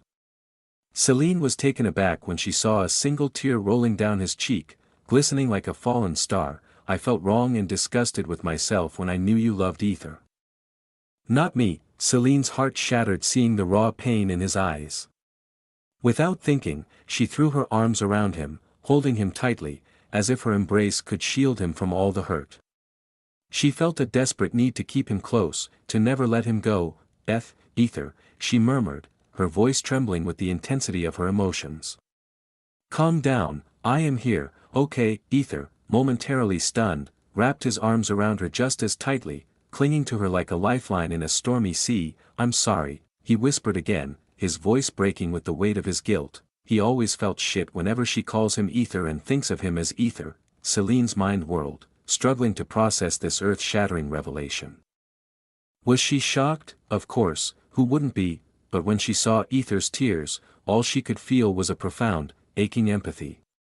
She knew he had been carrying this burden alone all this time, a weight that had been crushing him silently. Aether, she thought, her fingers gently ruffling through his hair, her touch tender and reassuring. Trying to convey the depths of her love, they held each other in silence for what felt like an eternity, the world around them fading away into insignificance. After nearly 15 minutes, Aether slowly pulled back, his face flushed with embarrassment and vulnerability. I showed something uncool, he muttered awkwardly, a hint of self-deprecation in his voice. For thousand affection, Celine chuckled softly, her heart warming at his vulnerability, her love for him deepening even further. You are always cool, she said, her voice filled with affection and certainty. Aether smiled a small, grateful smile that lit up his features. He wanted to say something more, to express the depths of his feelings, but the words eluded him, trapped in the labyrinth of his mind. did he love her? Of course. There wouldn't no man would ignore this lovely girl who would any length just for him, yet. He was still feeling insecure. Aether, look into my eyes, Celine urged, her voice gentle but firm, guiding him back to the present. They say eyes are the windows to the soul. She gazed deeply into his shining blue eyes, eyes that had seen so much pain yet still held so much life, hope, and love. I already told you before. You are my Aether, Victor, whatever you call yourself. I still see the same person who once took my heart. My lovely man, she declared, her voice unwavering, her expression fiercely possessive, her love an unbreakable shield. No matter what anyone said, she knew this person was her Aether. Even if he denied it, she knew deep down in her heart that those eyes, those same eyes that had looked at her with such love, belonged to him and him alone. She had no proof other than her love and gut feelings, but she didn't need any more than that. Aether shook his head, his heart aching with the weight of her unwavering love and belief in him. No, I am. Suddenly, Celine grabbed his collar, pulling him close, her eyes dark with intensity and fierce. Don't ever question my love for you. Got it, Aether gulped, nodding weakly, unable to find his voice. I cannot win against her love. Celine smiled, her expression softening, before she hugged him tightly once more, her embrace filled with love and reassurance. So, you're from another world, what's it called, Mirth, ah. Earth, he corrected, a small laugh escaping his lips despite everything. Tell me more about you. Celine demanded, her expression stern and unwavering. She needed to know everything about him, every single bit of information.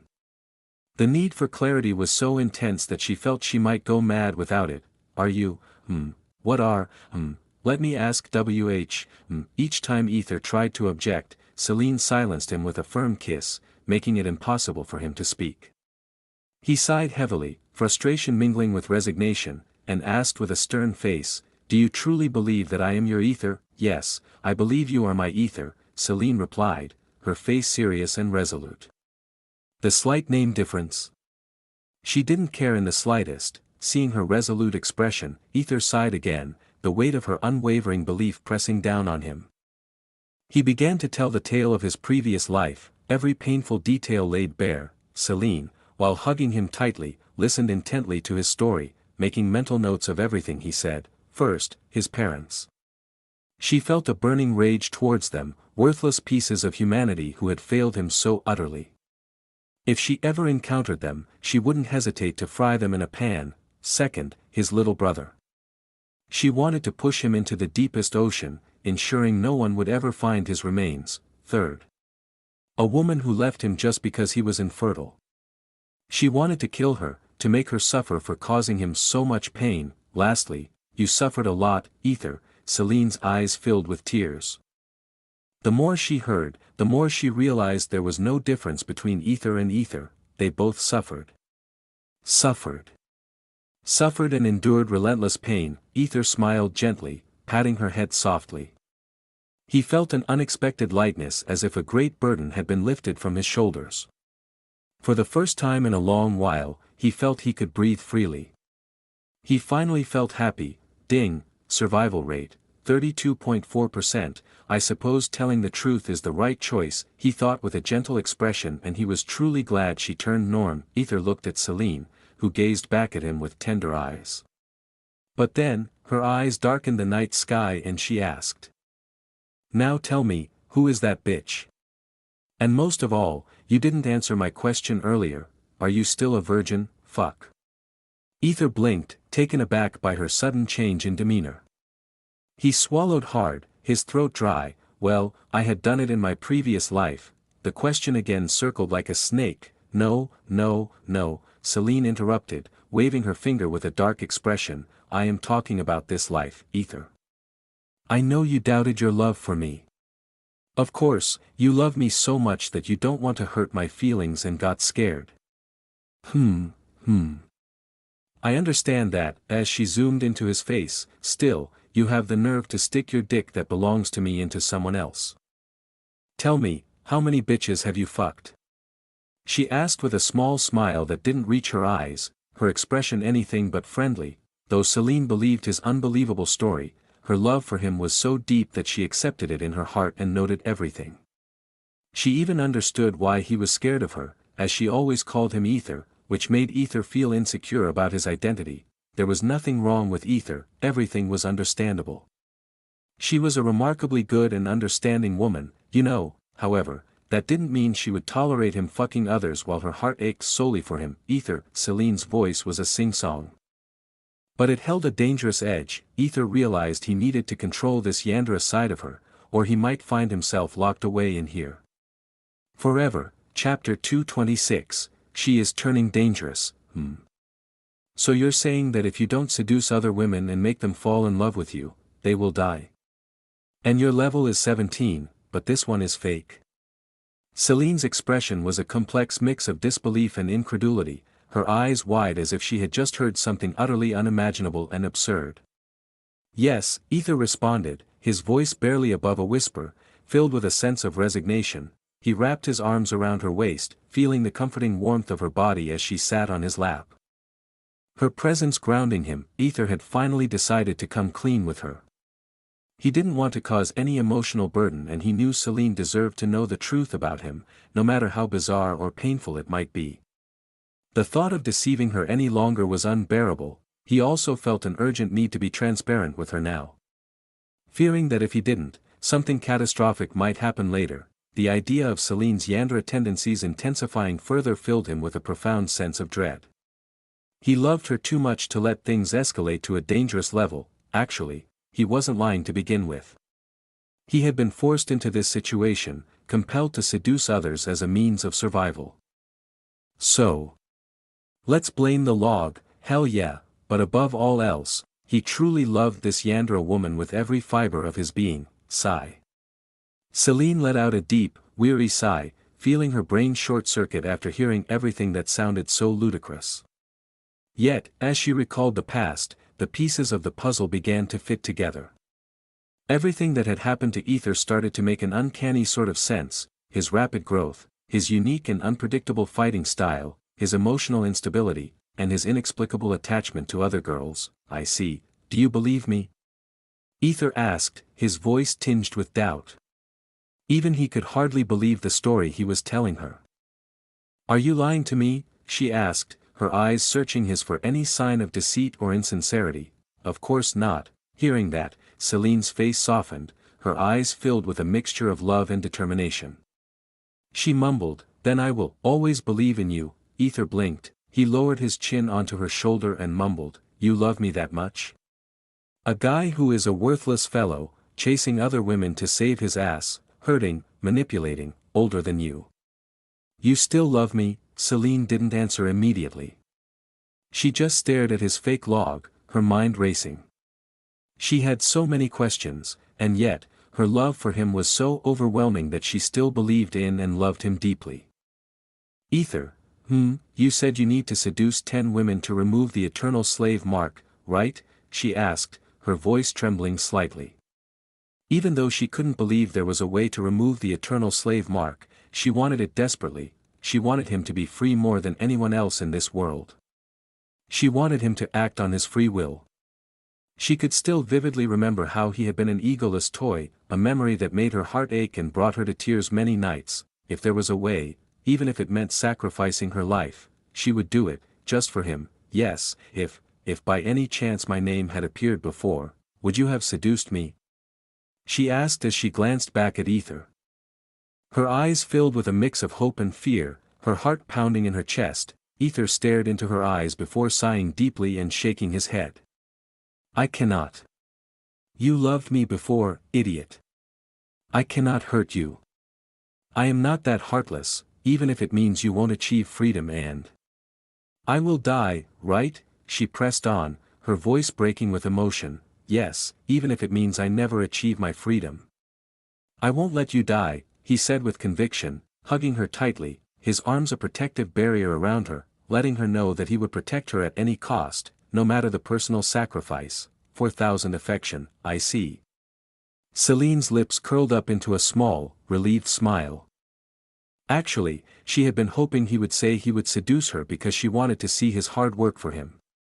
And yet, When he said this, she felt a profound sense of relief and happiness, tears welling up in her eyes. You know, I was hesitating to give you this before, Aether said, his voice filled with nervous anticipation. He took a small black mixed blue ring from his pocket and awkwardly handed it to her. I bought this with my own money. Celine simply stared at him before asking, when? Well, a week ago, I see. She glanced back at Aether, who wore an awkward expression as if he was hesitant about something. She giggled inwardly. A week ago, doesn't that mean he already loved me and was scared to say it? He. He never changes. She asked him to put the ring on her ring finger on her left hand. Aether was surprised and shocked, but he knew she was determined and serious, so he asked one last time, are you fine with me? I am pretty sure there are a lot of better guys who would solely focus on you. Unlike me, who would have to chase after other women, which might hurt you a lot, and I don't I love Aether, that's all, she interrupted, her voice firm and unwavering, useless. I don't care, other guys. I don't give a fuck about them, chase after other women. Well, I will help you gain freedom. Sigh, whatever the sacrifice needs to be, infertile. Then I will be your baby.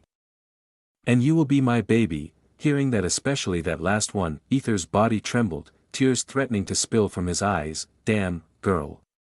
What the hell? Man. She is tough. Aether screamed inwardly as he saw Celine lifting her finger, waiting for him to put the ring on. Aether slowly slid the ring onto her middle finger and softly mumbled, even if you don't mind this cheap ring, I want to give you a ring that no one else has in these worlds.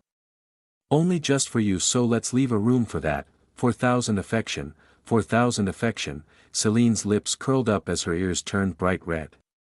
She felt a surge of emotions. Love, joy, and a deep sense of belonging and security. Aether then pulled her tightly against him, her back leaning on his chest, and held her like a koala. He looked at her with possessive, loving eyes and said, I love you, Celine Frostblade. From the bottom of my heart, I want you to be happy more than anything. Bah dump. Celine's heart froze for a second when she felt the sincerity of his words. There was no lie, she could feel his heart beating faster than ever. Her face instantly flushed, and in that moment, she could feel his profound love for her. Those possessive eyes were almost the same as hers. That was enough to dissolve her final insecurity, filling her with an overwhelming sense of happiness, peace, and a deep, abiding love that she knew would last forever. 5,000 affection, 5,000 affection, 5,000 affection, 6,000 affection, 6,000 affection, 6,000 affection, 6,000 affection, 7,000 affection, 7,000 affection, 7,000 affection, 7,000 affection, 7,000 affection, 8,000 affection, 8,000 affection, 8,000 affection, 8,000 affection, 8,000 affection, 8,000 affection, 9,000 affection, 9,000 affection, 9,000 affection, 9,000 affection, 9,000 affection, 9,000 affection, 9,000 affection, 10,000 affection, 10,000 affection, 10,000 affection, 10,000 affection, 10,000 affection, 10,000 affection, 10,000 affection, 10,000 affection, 10,000 affection, 10,000 affection, error affection, error affection, error affection. What the fuck is going on? Aether screamed inwardly. Log, are you broken? Aether, with a horrified expression, looked down and saw Celine sitting on his lap, her back leaning against his chest. Her lips were curled into an uncanny smile as she giggled a few times, nodded, and giggled again, her eyes sparkling with a strange, almost maniacal intensity. Gulp, Aether, she said, her voice dripping with a mixture of curiosity and something more sinister, a playful yet dangerous edge to her tone. Why yes. Aether replied. His heart pounding in his chest, a cold sweat breaking out on his forehead, feels like everything going circling around. He thought, I've been thinking. All you need to do is seduce 10 women, right? Her voice was sweet, too sweet. Yes, well, I wondered, I mean hypothetically. She trailed off, her voice taking on an eerie quality that sent shivers down his spine, each word dripping with calculated malice. Fucked up, he thought, his mind racing with alarm. He knew when hypothetically came from a Yandra, it was a serious fuck up. Celine continued, her tone unsettlingly calm, after you seduce 10 women and get freed from the curse. Even if they die, hypothetically died. Nothing happens to you, right? Aether was frozen like a statue, his mind struggling to process her words, even he never thought that. Suddenly, ding, congratulations on completing the hidden mission, seduce Celine Frostblade, ding, reward, 200,000 affection points, ding, reward, skill, eternal seal, SL, I got some, Aether, something has been hitting my ass for a long time, you know. Celine said with an innocent face as she wriggled her hips on Aether's crotch, her eyes filled with a mischievous glint, the corners of her mouth twitching upwards in a sly grin. SL, why don't we take our Tim, even though I prepared myself for this day? Celine said with a gloomy tone. Her mind a whirlwind of thoughts, I cannot lose this chance. Who knows what bitches would use a trick to entice him and take his virginity. I'm glad he saved himself until now.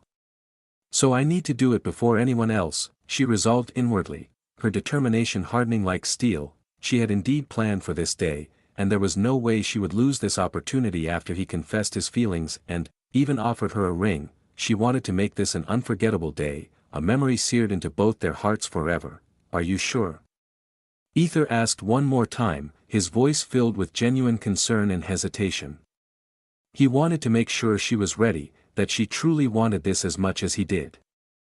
TSK, what? You grab other women's asses without hesitation. What are you scared of? She retorted, her tone tinged with annoyance.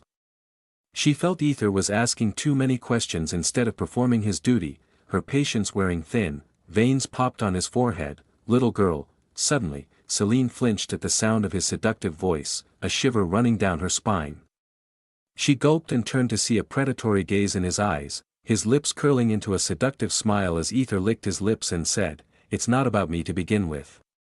Today, I'm telling you, I am at my peak, so, I might break you, he warned her sternly, his voice low and husky, filled with a raw, primal desire. Then break me, Chapter 227, Aether, MMFFF, the sound of passionate kisses echoed through the dimly lit room, creating an intoxicating atmosphere thick with desire and anticipation. Aether, Celine whispered gently, her voice trembling with barely contained lust. Her face was a deep shade of red, flushed from panting breaths, as Aether's hands teased her sensitive nipples hidden under her t-shirt. Each touch sent electric jolts of pleasure through her body, making her squirm with need, her hips subtly grinding against his hard member to tremble. Aether struggled to control his inner beast as he gazed at her flushed, lovely eager face. Her eyes, half-lidded with desire, seemed to silently beg him to lose control with her. Perhaps she was, anyhow. Aether slowly and gently lifted her t-shirt. Celine, initially reluctant and embarrassed, her face burning even brighter red, hesitated for a moment. But then, with a shy smile, she lifted her arms, revealing her luscious, busty breasts. They were perfectly shaped, with protruding pink nipples and small, adorable areolas that invited his touch. Her breasts heaved with each breath, the curves full and tantalizing, a perfect fit for his hands. Her hands instinctively moved to cover her ample cuties, but Aether caught her just in time and whispered, no need to hide them from me, he murmured into her ear. His voice low and husky, before gently biting her earlobe, nighing, she moaned softly, her body shivering in excitement. Aether removed his shirt, his hot chest pressing against her cold back, making her shiver even more. Her back could feel the hardness of his muscular frame, and her heart pounded so fast she thought she might pass out. Aether leaned down and kissed her sexy nape, his lips trailing soft, tantalizing kisses along her delicate skin. The sensation was almost more enticing than her breasts, almost. His hands explored her curves, gently caressing her breasts. NGGMM, he fondled, FFMM, pinched, and HHMM, twisted her nipples with expert precision. Playing with her body to his heart's content, her nipples grew harder with each touch, each twist as if begging for more attention. Her areolas, delicate and responsive, puckered under his skilled fingers. He could feel the way her body responded, the way her nipples hardened and her skin flushed, signaling her arousal. Ah, Aether, Celine glanced at Aether with an eager expression, her eyes filled with longing, before closing them in anticipation. Aether slowly leaned in and captured her lips in a passionate kiss. MMFFF, Celine responded with equal fervor, her hands tangling in his hair and pulling him even closer. Meanwhile, his hands continued to tease and play with her breasts, causing her body to tremble with each pinch and twist of her nipples. Her black lace panties were already soaked with arousal, the fabric clinging to her wet, swollen folds. One of his hands then slowly and surely moved downward, heading toward her sanctuary. He wanted to make this moment perfect for her, to show her just how much she meant to him. HMFF, his kisses trailed down her nape, eliciting soft moans of pleasure from her lips, each sound spurring him on. HIKK, Celine arched against him, her body responding eagerly as his fingers gently grazed her flower, which was leaking sweet nectar. Her mind became clouded with desire. She had waited for this moment, and now that it was here, it was more intense and more beautiful than she had ever imagined. She could feel Aether's hands memorizing every inch of her body, making sure to explore all her curves. The sensation was both thrilling and guilt-inducing since he was the one pleasuring her. His hands roamed over her full breasts, squeezing and caressing them, his fingers finding her nipples and rolling them between his thumb and forefinger. Her breasts heaved with each breath, her nipples standing erect, tingling from the lingering sensation of his touch. Her areolas, sensitive and slightly swollen, added to the erotic display that she felt self-conscious yet incredibly turned on by.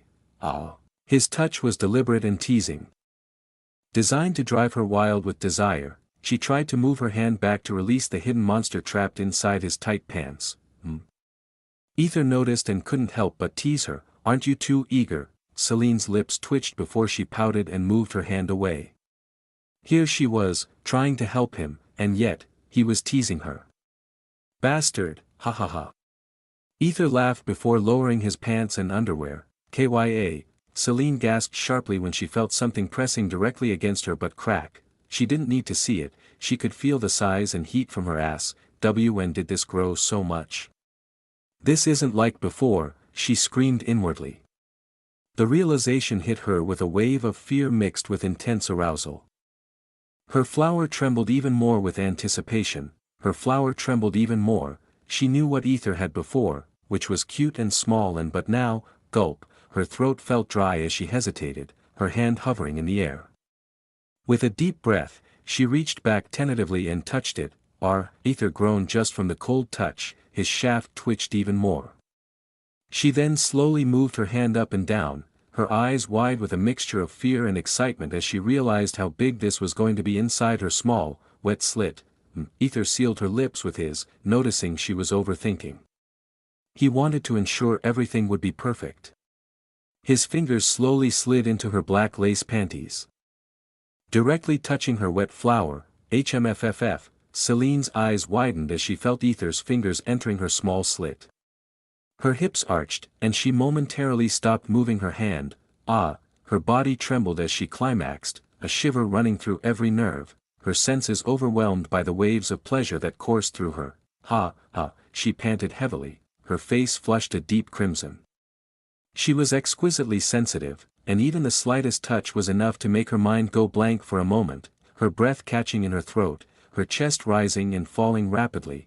The heat between her legs throbbed in time with her racing heartbeat, her body went limp as she collapsed against his chest. Aether," she called out, her voice heavy with need and desire. Aether kissed her forehead tenderly, murmuring, "Good girl." She blushed, her heart racing as she prepared to return his favor. Just then, Aether pushed her onto the bed with a firm yet gentle motion.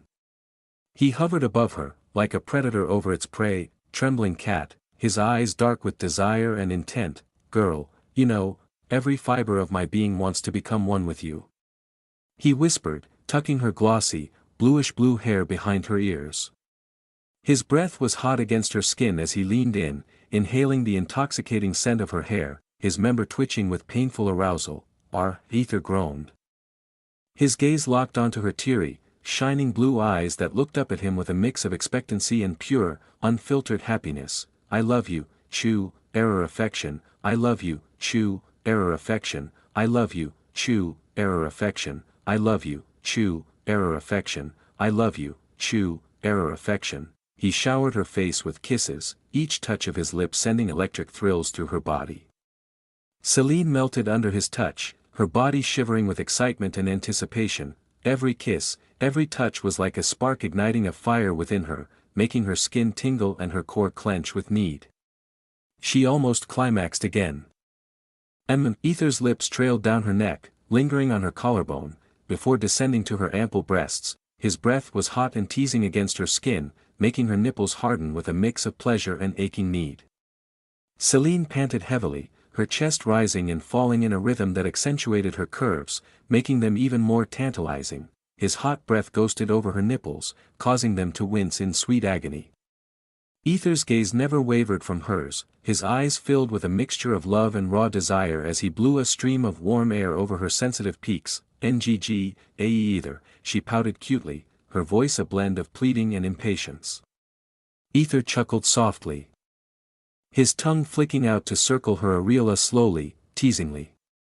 Her areola, a deeper shade of pink, reacted to every touch, the sensitive skin tightening under his careful love. Then, with deliberate slowness, he bit down on her erect nipple, making her stomach clench with intense pleasure.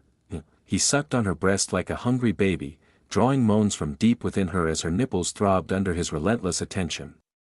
Each pull and suck sent ripples of pleasure through her, making her toes curl and her fingers dig into the sheets. Seeing his adorable expressions, Celine giggled, her amusement genuine and filled with affection. She patted his head, ruffling his hair lovingly as she said, "You look like a cute little hayek." Her words were cut off by a sharp gasp as Aether bit down on her nipple again, a mix of pleasure and pain sending her senses into overdrive. The sensation was intense, the pain blending seamlessly with pleasure, making her arch her back and cry out, "What did you say?" Aether asked with an amused smirk, his eyes gleaming with mischief. Celine averted her gaze, unable to meet his intense stare, her heart pounding. Her body felt like it was on fire, every nerve ending singing with sensation. Of love, he smiled a slow, seductive curve of his lips, before continuing his trail of kisses. Aether's lips moved from her nipples to her upper breasts, kissing and sucking the tender flesh, his hands roaming over her boobs, feeling the softness and firmness of her body. He trailed his kisses down to the underside of her breasts, licking and nipping at the sensitive skin, making her arch her back in response. His mouth hovered over her belly button, and he blew gently on it, feeling her shiver under his touch. "NGG, he kissed around her navel, his tongue darting out to taste her skin, his hands sliding down to grip her hips firmly, his hands roamed over her body, squeezing and caressing her curves, his touch firm and possessive. Aether." Celine's voice trembled with a mix of fear and anticipation as she watched him stare at her wet black panties. Her sweet, slick folds were hidden behind the thin fabric, but Aether's predatory gaze made her feel completely exposed. Aether's lips curled into a sly smile as he looked at Celine, who instantly realized that something deep shit and intense fuck was about to happen. "I wonder what you taste like," he murmured, his voice dripping with seduction as he licked his lips. "No. Aether. That's dirty and no, dirty, error affection." Chapter 228, Celine Frostblade, A Hidden Mission, mmhquad slurp, ma heather squelch, yes. Celine writhed in ecstasy, her hand clutching Aether's hair as drool and tears mingled on her flushed face. Her expression, a blend of overwhelming pleasure and raw desire, was unlike anything she'd ever shown before. The sight of her pure, unfiltered lust made Aether's heart race and his own desire grow even stronger. Her insides quivered under the relentless assault of Aether's playful tongue, which skillfully explored her inner folds, sending her into uncontrollable spasms of pleasure. Each stroke of his tongue felt like fire on her skin, igniting her senses and making her squirm with desperate need. Aether was taken aback by the taste of her sweet nectar. It was intoxicatingly delicious. He couldn't quite identify the flavor, but it was so exquisite that it made his member ache with need. Without reservation, he continued to suck her juices hungrily, savoring every drop. "Eat her out, slurp, Her moans were a symphony to Aether's ears. He greedily lapped at her inner folds, feeling his tongue being sucked in by her eager walls. She was craving more, and he intended to give it to her. The wet, slick sounds of his mouth working on slits made her even more red. His fingers traced around her folds before spreading them to reveal a cute little clit hidden inside. The sight of it made his heart pound with desire. Cute, he thought. Ah, gee, gent, ah. Celine's body shivered as electric currents of pleasure surged through her. Her flower leaked like a fountain, soaking her thighs and Aether's face. Oh my God. Aether is eating me. Celine screamed inwardly, her face a mask of bliss. She never imagined Aether would do this. As a noble, she had been taught how to please a man, just like other noble house teachings, but never in her life had she read or even heard of someone doing this, especially males. It was the same reason Celestia had been horrified when Aether tried to lick her nectar. My error affection. Celine moaned with possessive eyes. Aether chuckled, seeing her affection rise off the charts. Though he was quite scared of what might happen later. He intended to enjoy this moment fully. Suddenly, Aether felt his middle finger being sucked by her and a trembling sensation as Celine's body reached its peak. The sensation of her walls gripping him so tightly sent a thrill of excitement through him. Aether, something coming, Celine screamed, feeling the impending orgasm. She was embarrassed to show her nectar to Aether, hoping he would stop now, but instead, come for me, dear, he whispered like a devil. Celine's face was one of deep shit embarrassment, unable to believe Aether wanted to see her in such a vulnerable state. She tried to push him away, but her hands only pressed him deeper into her slit, her mind and body at odds. Aether, eager to see her shameful face, pushed her further by pinching her clit and rubbing her G-spot while sucking her sweet lips. He wanted to push her to the edge and watch her fall over it, consumed by the pleasure he was giving her. Aether, it's coming, cummnnggggg. Celine's insides convulsed as her hips arched, making it even easier for Aether to drink her nectar. She clutched his hair, her legs bending as she let go. Splash, splash, squelch, squelch, she poured her nectar like a dam breaking, her body trembling uncontrollably. The sheer force of her release was overwhelming, leaving her gasping for breath. Celine panted heavily, feeling her body float, as if it was out of her control. Her mind had gone blank, and it took a few seconds to calm her racing heart. I didn't expect this. Aether thought as he wiped the nectar splattered on his face. He had anticipated a light squirt, yet she managed to exceed his expectations. Her response was more than he had hoped for, and it only made him want her more. Truly unbelievable girl. Aether licked his lips, looking at her trembling slits. Her flower was clean without a leaf. Looking like an innocent pure maiden's. The sight of her laid out before him, still quivering from her orgasm, was almost too much to bear. Celine covered her face in shame. She really didn't want him to see her shameful face. He couldn't resist giving her slit a long, deliberate lick. Celine snapped back to reality, her eyes meeting Aether's face, drenched with her nectar. She felt deep embarrassment. Aether grinned. Look at you painting me with your color. Aren't you quite possessive? His whisper sent a shiver down her spine. She felt a strange happiness as if she now possessed him. The thought of marking him with her scent and taste filled her with a sense of pride and belonging. Error affection. Aether smiled before removing his ring, revealing his true white hair. Celine's eyes widened in surprise. The sight of him in his true form, combined with the intensity of their shared moment, made her heart race even faster. Well, you said you believed in me, right? Aether asked. Celine meekly nodded, her eyes still wide with wonder. Then I believe in you, Aether mumbled, running his hands through his wet white hair, and looking at Celine with a soft, loving gaze. Handsome. Celine unconsciously mumbled, her heart skipping a beat. The sight of him, so raw and real, took her breath away. Oh. Am I? Aether asked teasingly, already knowing the answer.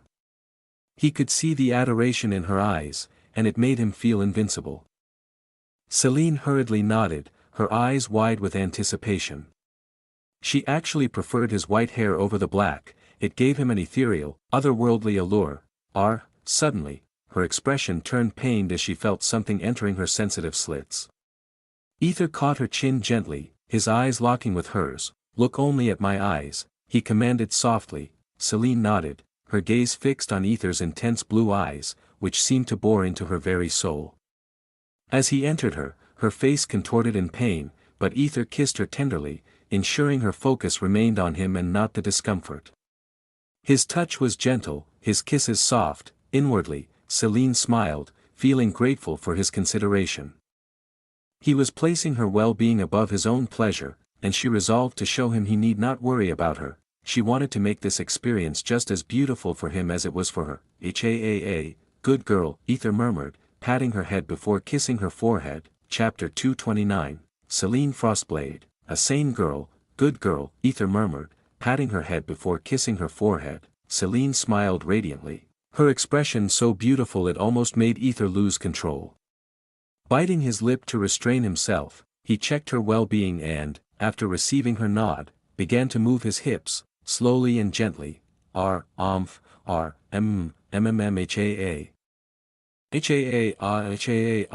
The sounds of their passionate lovemaking filled the room.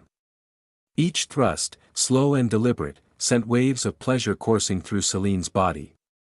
She could feel him filling her completely, every inch of his shaft pressing against her most sensitive spots. The sensation was overwhelming, a mixture of pain and pleasure that made her toes curl and her breath hitch. Soon, Celine started to feel the pleasure of his vigorous shaft scraping her insides.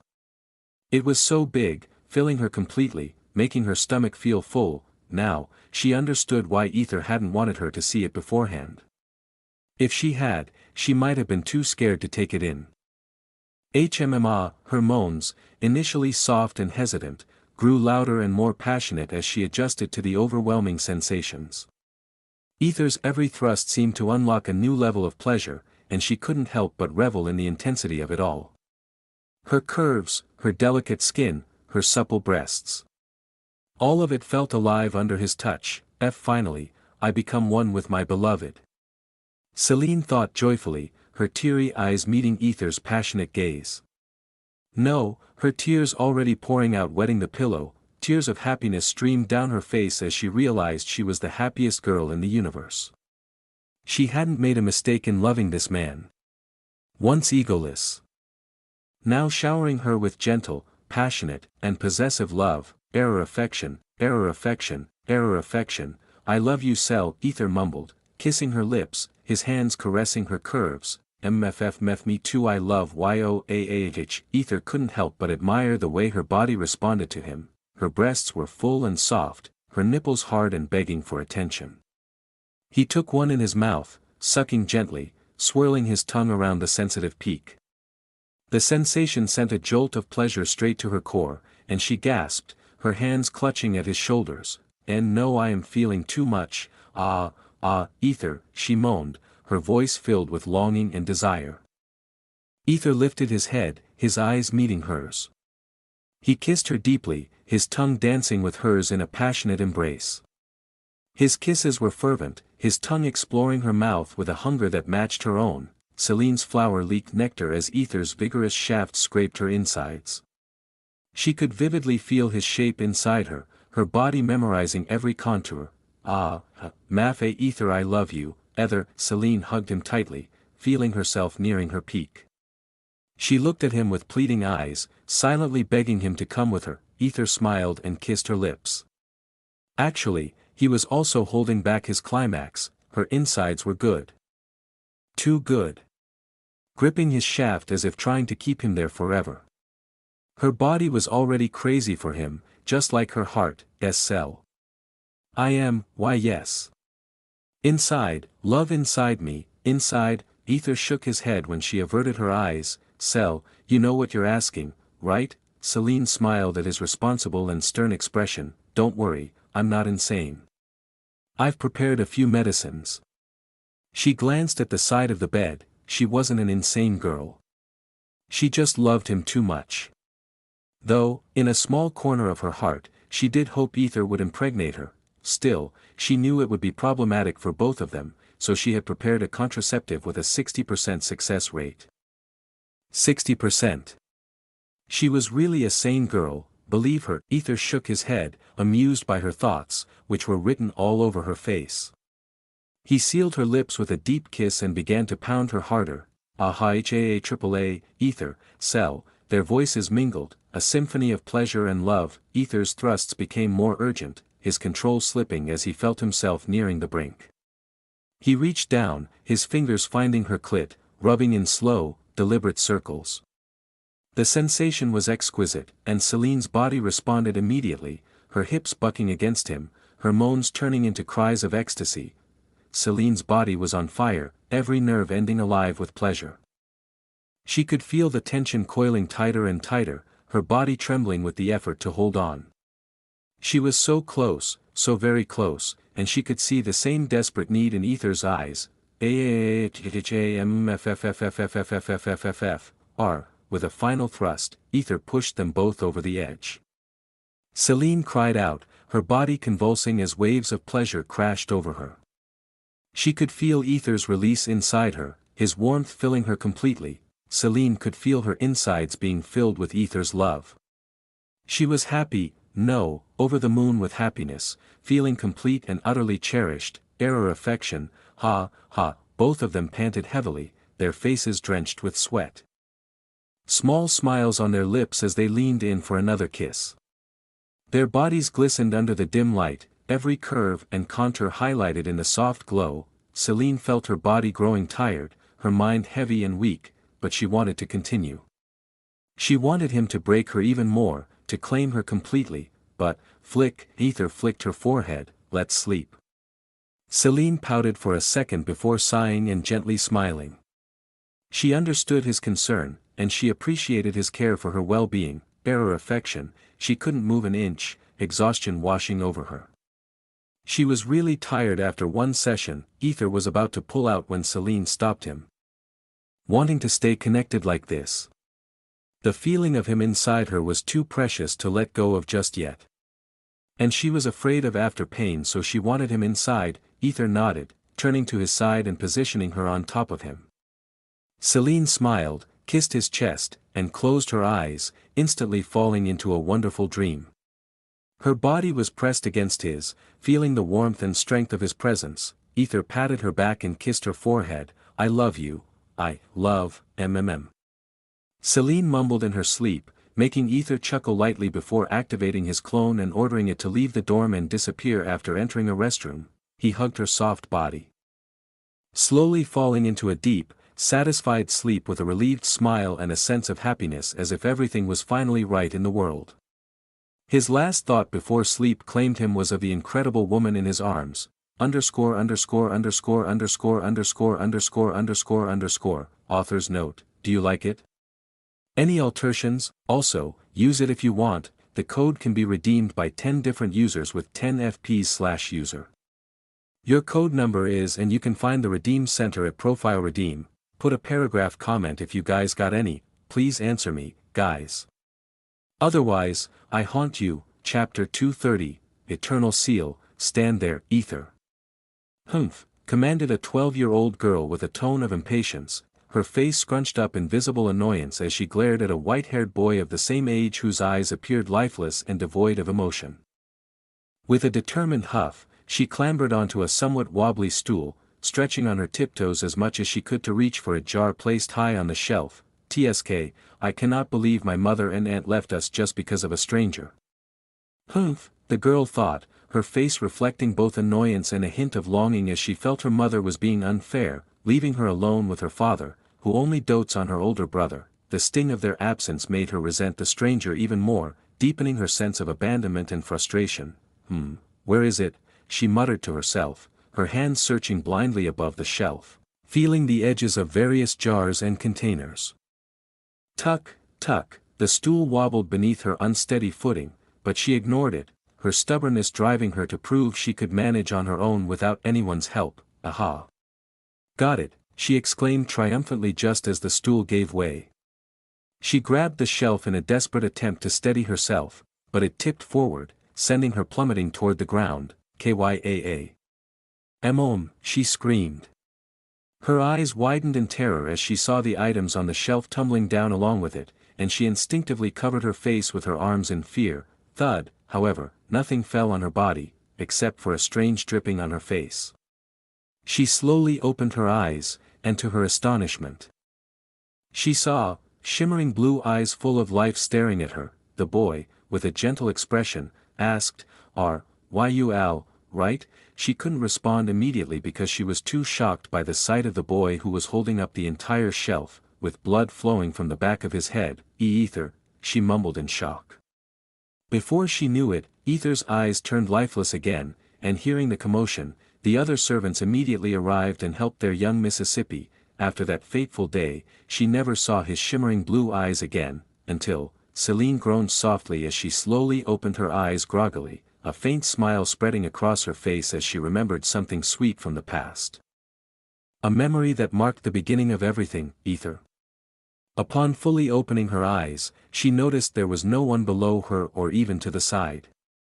Her face turned horrified as she feared everything had been just a dream. Just as she was about to get up, ouch! Celine groaned in pain as she looked down at herself and noticed she was naked. Most of all, the white bedsheet was tainted with a small red spot. She blushed deeply, thinking, not a dream, oh. You're awake. Hearing that gentle voice, Celine lifted her head and saw Aether holding a bowl and walking towards her. He placed the bowl beside her and looked into her teary eyes with concern. What happened? Still feeling the pain, he asked with a worried expression. I am happy, Celine gently mumbled as she pulled the bedsheet up to hide her body, feeling a bit shy. You know, Aether smiled warmly, kissed her forehead tenderly, and offered the soup he had prepared. It will be good for the pain, he said, feeding her with care. Celine, without shying away, giggled before accepting the spoonful and eating it like a child. It feels delicious and warm.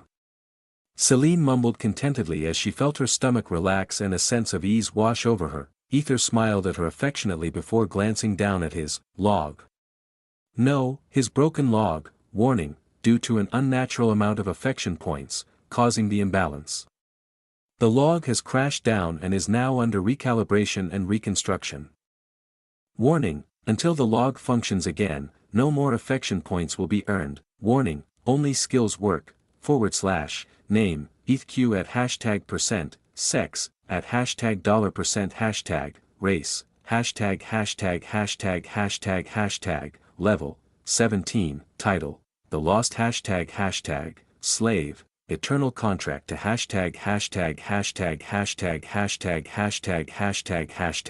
the only holder of at and past $, entity, skill, freedom, clone, eternal seal, attributes, stra, at GTH, 160, AG 123 Lidi, 170, Intel % agents, 160, magic affinity, 160, charm, 160, at compatibility, 90%, survival rate, 3. At $%, affection points, 5 #2 Seduction, March 1st at, estimated repair time, 3 days 6 hours 23 minutes 1 second, just how much affection did she give me that even the log is terrified and broke down? Aether thought with an amused expression. He wasn't sure whether he should be happy about this unexpected development or if he should be concerned. Hearing her giggling and seeing the joyful expression on her face, Aether thought, well, everything is worth it. Despite his satisfaction, he still couldn't understand why his seduction skill didn't increase. Maybe it's a hidden mission and not a log-selected one. He guessed but wasn't sure whether his assumption was correct. Celine felt her body unusually different. She frowned, noticing a sudden surge of power coursing through her veins. Her body felt stronger, more energized, and even more alive than before. Frowning, she looked at her log. What happened? Aether asked, concern etched on his face as he watched her intently. Look, she said, showing her log to Aether, /name, Celine Frostblade, sex, female, race, human, level, 14, title, daughter of Velk Frostblade, brainy, loves Aether to death, Yandra, stalker, attributes, strength, 130, agility, 130, intelligence, 130, magic affinity, 130, charm, 130, / her level was actually 12 before, but now, Aether, what did you do? Celine asked with a curious and slightly accusatory face. She believed he was, no, he must be the cause of this sudden change. Well, even if you ask me, I don't know, Aether answered, shrugging slightly. He wasn't sure himself. This was as much a mystery to him as it was to her. Celine frowned as she thought of various possibilities before her eyes slowly lowered to his groin area. This was the only possibility, right? I mean, that thing is the one that entered me, so. Celine thought and then voiced her thoughts to him. Aether pondered for a second. Cannot be sure about that. He mumbled. He needed to test if he was really the cause. If he was, then who knows which insane woman would lock him up for that. A shiver ran down his spine at the thought of being confined because of this peculiar ability. Why don't we test it? Celine asked with a blushing, teasing face. She seemed eager to explore the possibilities. Despite her pain, Aether simply shoved the soup at her, interrupting her thoughts and actions. Celine pouted, feeling slightly disappointed and a bit childish, before continuing to eat. After feeding her like a child, Aether told her a few details about how she was his hidden mission. So I am a hidden mission for you. Celine nodded with satisfaction. Hidden meant she was special, right? Aether nodded and looked at the skill he received, feeling a mix of curiosity and anticipation. Skill, Eternal Seal. Effect, the Eternal Seal is granted to bonded parties, establishing a permanent, unbreakable soul connection. A distinctive mark appears on each female's body, symbolizing their eternal bond. This connection allows the parties to share emotions, feelings, and desires, fostering a profound sense of unity and understanding. Additional benefits: the Eternal Seal accelerates the growth and development of the bonded female parties. It also establishes a telepathic connection, enabling instantaneous, silent communication. Limitations: the Eternal Seal is unbreakable once formed and cannot be dissolved by any means, not even by arcane/mother root/ ########## themselves. Interesting, let's try it, Celine mumbled when she heard the details. Aether nodded and activated the Eternal Seal. Suddenly, Aether clutched his chest and groaned in pain. He felt a scorching heat sensation, as if something was itching inside his chest, no, deeper, like in his soul. The intensity of the sensation made him wince and clench his teeth. Aether. Celine was taken aback, her concern growing with each passing second as she watched him struggle. Soon, something itched on his chest, like a weird tattoo that felt alive and pulsating with otherworldly energy. An infinity symbol was positioned at the center of his chest, crafted to fit seamlessly and comfortably. Its lines were intricately adorned with delicate vine patterns, symbolizing both growth and interconnectedness. At the intersection where the loops of the infinity symbol meet, a small flower bud was delicately placed, poised as if on the brink of blooming. Celine subconsciously touched the tattoo and felt an inexplicable emotion toward it, a deep sense of connection that resonated with her very soul. Aether breathed heavily as he looked at the screen, his eyes scanning the new information displayed before him. Target, Celine Frostblade. Immediately, a screen appeared before Celine's eyes. She was taken aback by the sudden display. So this is what Aether was talking about. Interesting, she thought. Warning, you are entering the Eternal Seal bond, which means you cannot break this even if you die. Your soul will always be bonded with Aether forever to eternity. Warning, are you willing to proceed? Celine smiled gently.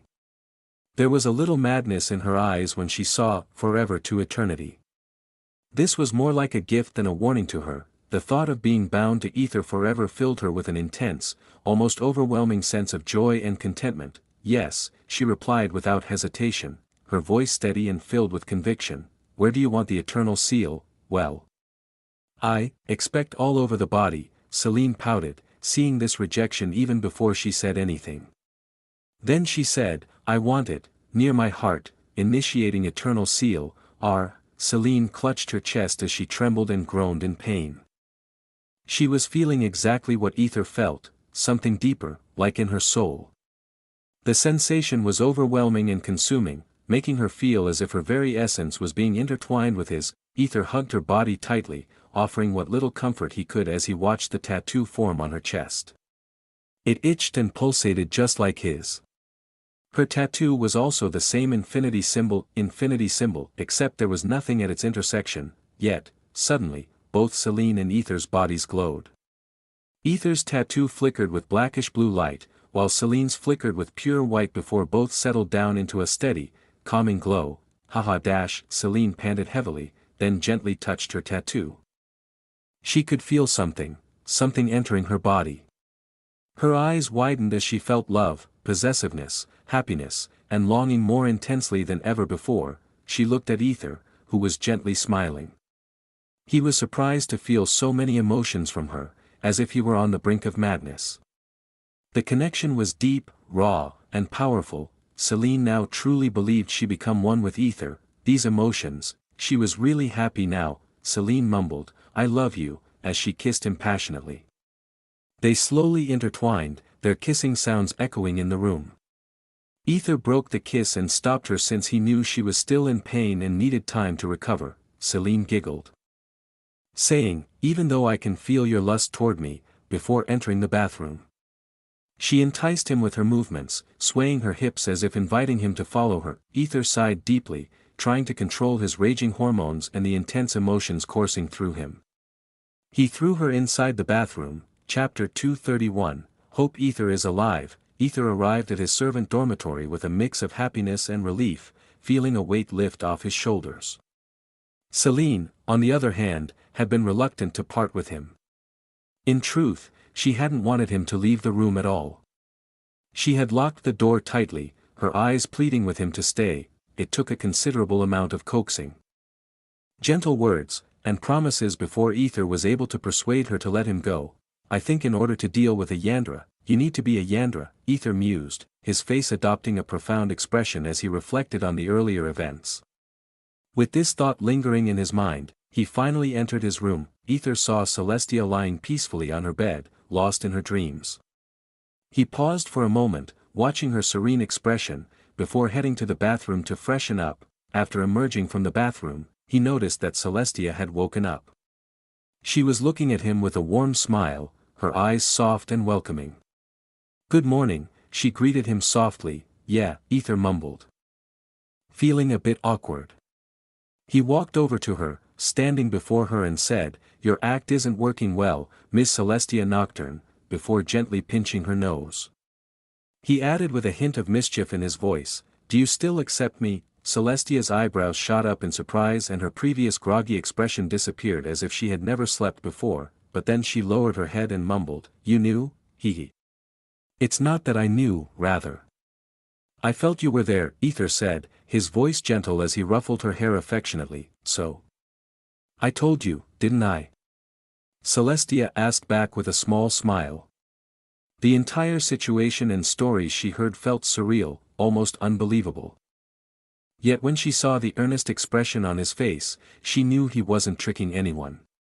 His sincerity was palpable. It didn't matter to her who he was because she saw Aether and loved Aether. Unlike Celine, Aether's heart swelled with gratitude. Holding her hand, he looked into her eyes and earnestly said, "I love you, Celestia Nocturne." Ba-dump, Celestia's heart skipped a beat at his genuine declaration. Finally, he's showing everything, she thought, her eyes welling up with tears. She nodded, her emotions overwhelming her, and hugged him tightly. Aether kissed her forehead, feeling her slight insecurity from when he hadn't answered her properly that day. Both Celine and Celestia. He had resolved to take care of them, but before that, let's check the room. "I don't want anyone spying here anymore," Aether said with a newfound seriousness. He hadn't expected Celine to have hidden a recording device, and the realization made him wary. What could he do if others like Akalina, Arya, or even Delphine placed anything inside his room? He fucked up. Celestia giggled but quickly adopted a serious expression as well. She couldn't believe she hadn't noticed the device before. "Celine," Leah called out to her, noticing a distinct change in her demeanor. Celine seemed different, exuding a new aura that was hard to pinpoint. Celine responded gracefully. Her movements more refined and mature. "Did something happen?" Leah asked, her curiosity piqued. Nothing." "Why?" Celine shrugged her shoulders nonchalantly before turning to Victor with a loving gaze. Leah frowned, sensing that something was amiss. Something is really wrong, she screamed inwardly, her intuition screaming at her. Victor, on the other hand, smiled inwardly. He felt Celine's love for him pouring out like water from a breached dam. He also noticed that Arya and Kai were absent from the class. Meanwhile, in a private room, Ms. Arya. "You are asking for something impossible," Kai mumbled, staring at the wooden box that contained the materials for the trial. "It's fine, Mr. Kai. All I want is an exchange, and you don't want to disappoint your father, right?" Arya asked as she sat before Kai at the round table, her tone calm but firm. "Even so." Kai frowned deeply. As much as he wanted to win the trial, his father had strictly ordered him not to hand over Aether's ownership to anyone. Arya frowned as well. She was controlling her urge to lash out, trying to keep her composure for Aether's sake. Yet, Kai's indecisiveness was testing her patience. "Anyhow, I will give you a week to think about it," she conceded, trying to remain diplomatic. Kai sighed in relief. A week would be sufficient time to contact his father and get a definitive answer. "However, since you're making me wait, I want Aether for a few days as I am visiting my home," Arya requested with a smile, though her eyes held a steely determination. Kai's lips twitched.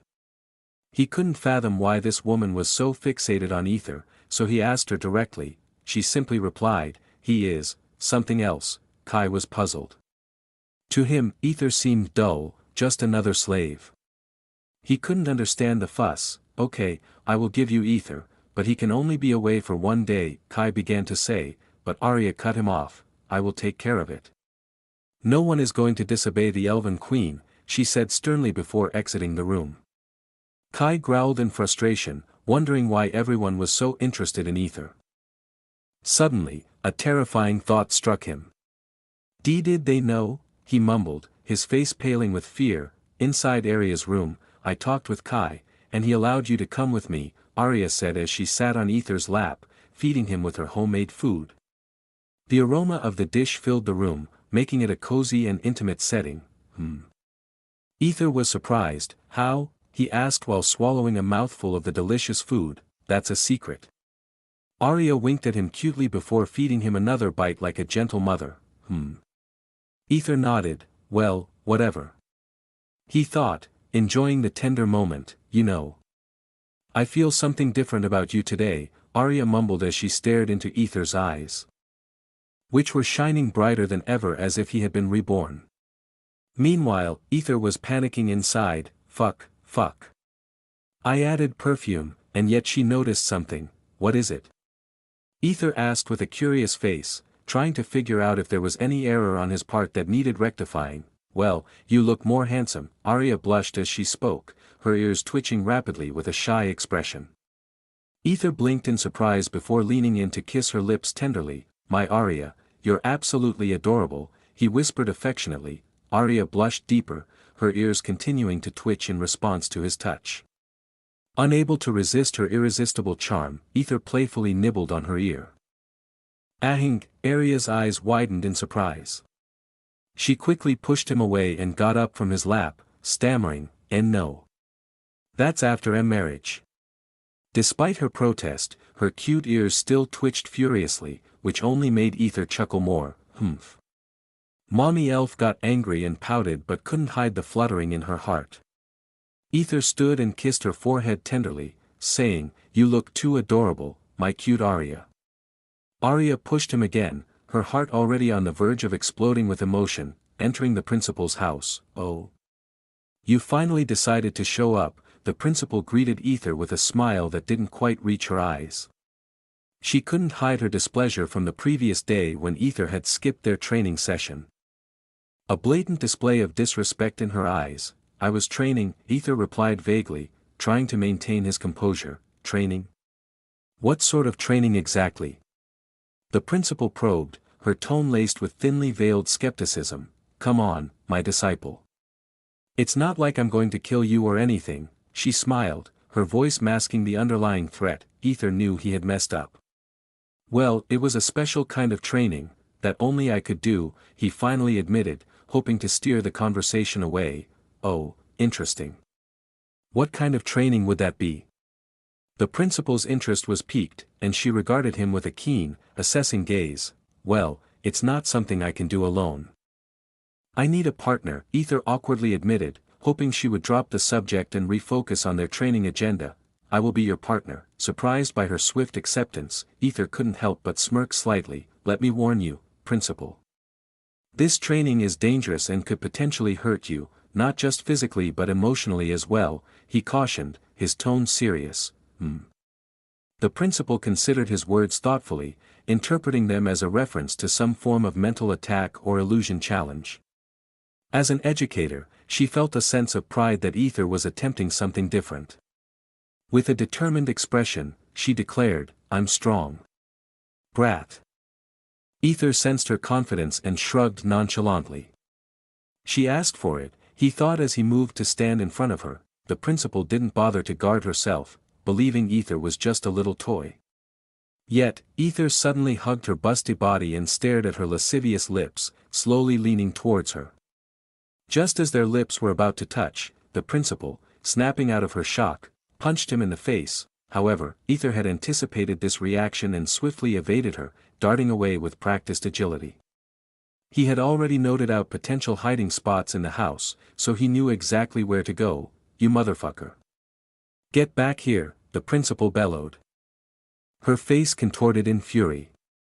Never in her wildest dreams had she expected Aether to pull such a stunt. Aether, in his flight, abruptly halted and turned to glare back at the principal, who had also paused in surprise. How dare you call me a motherfucker?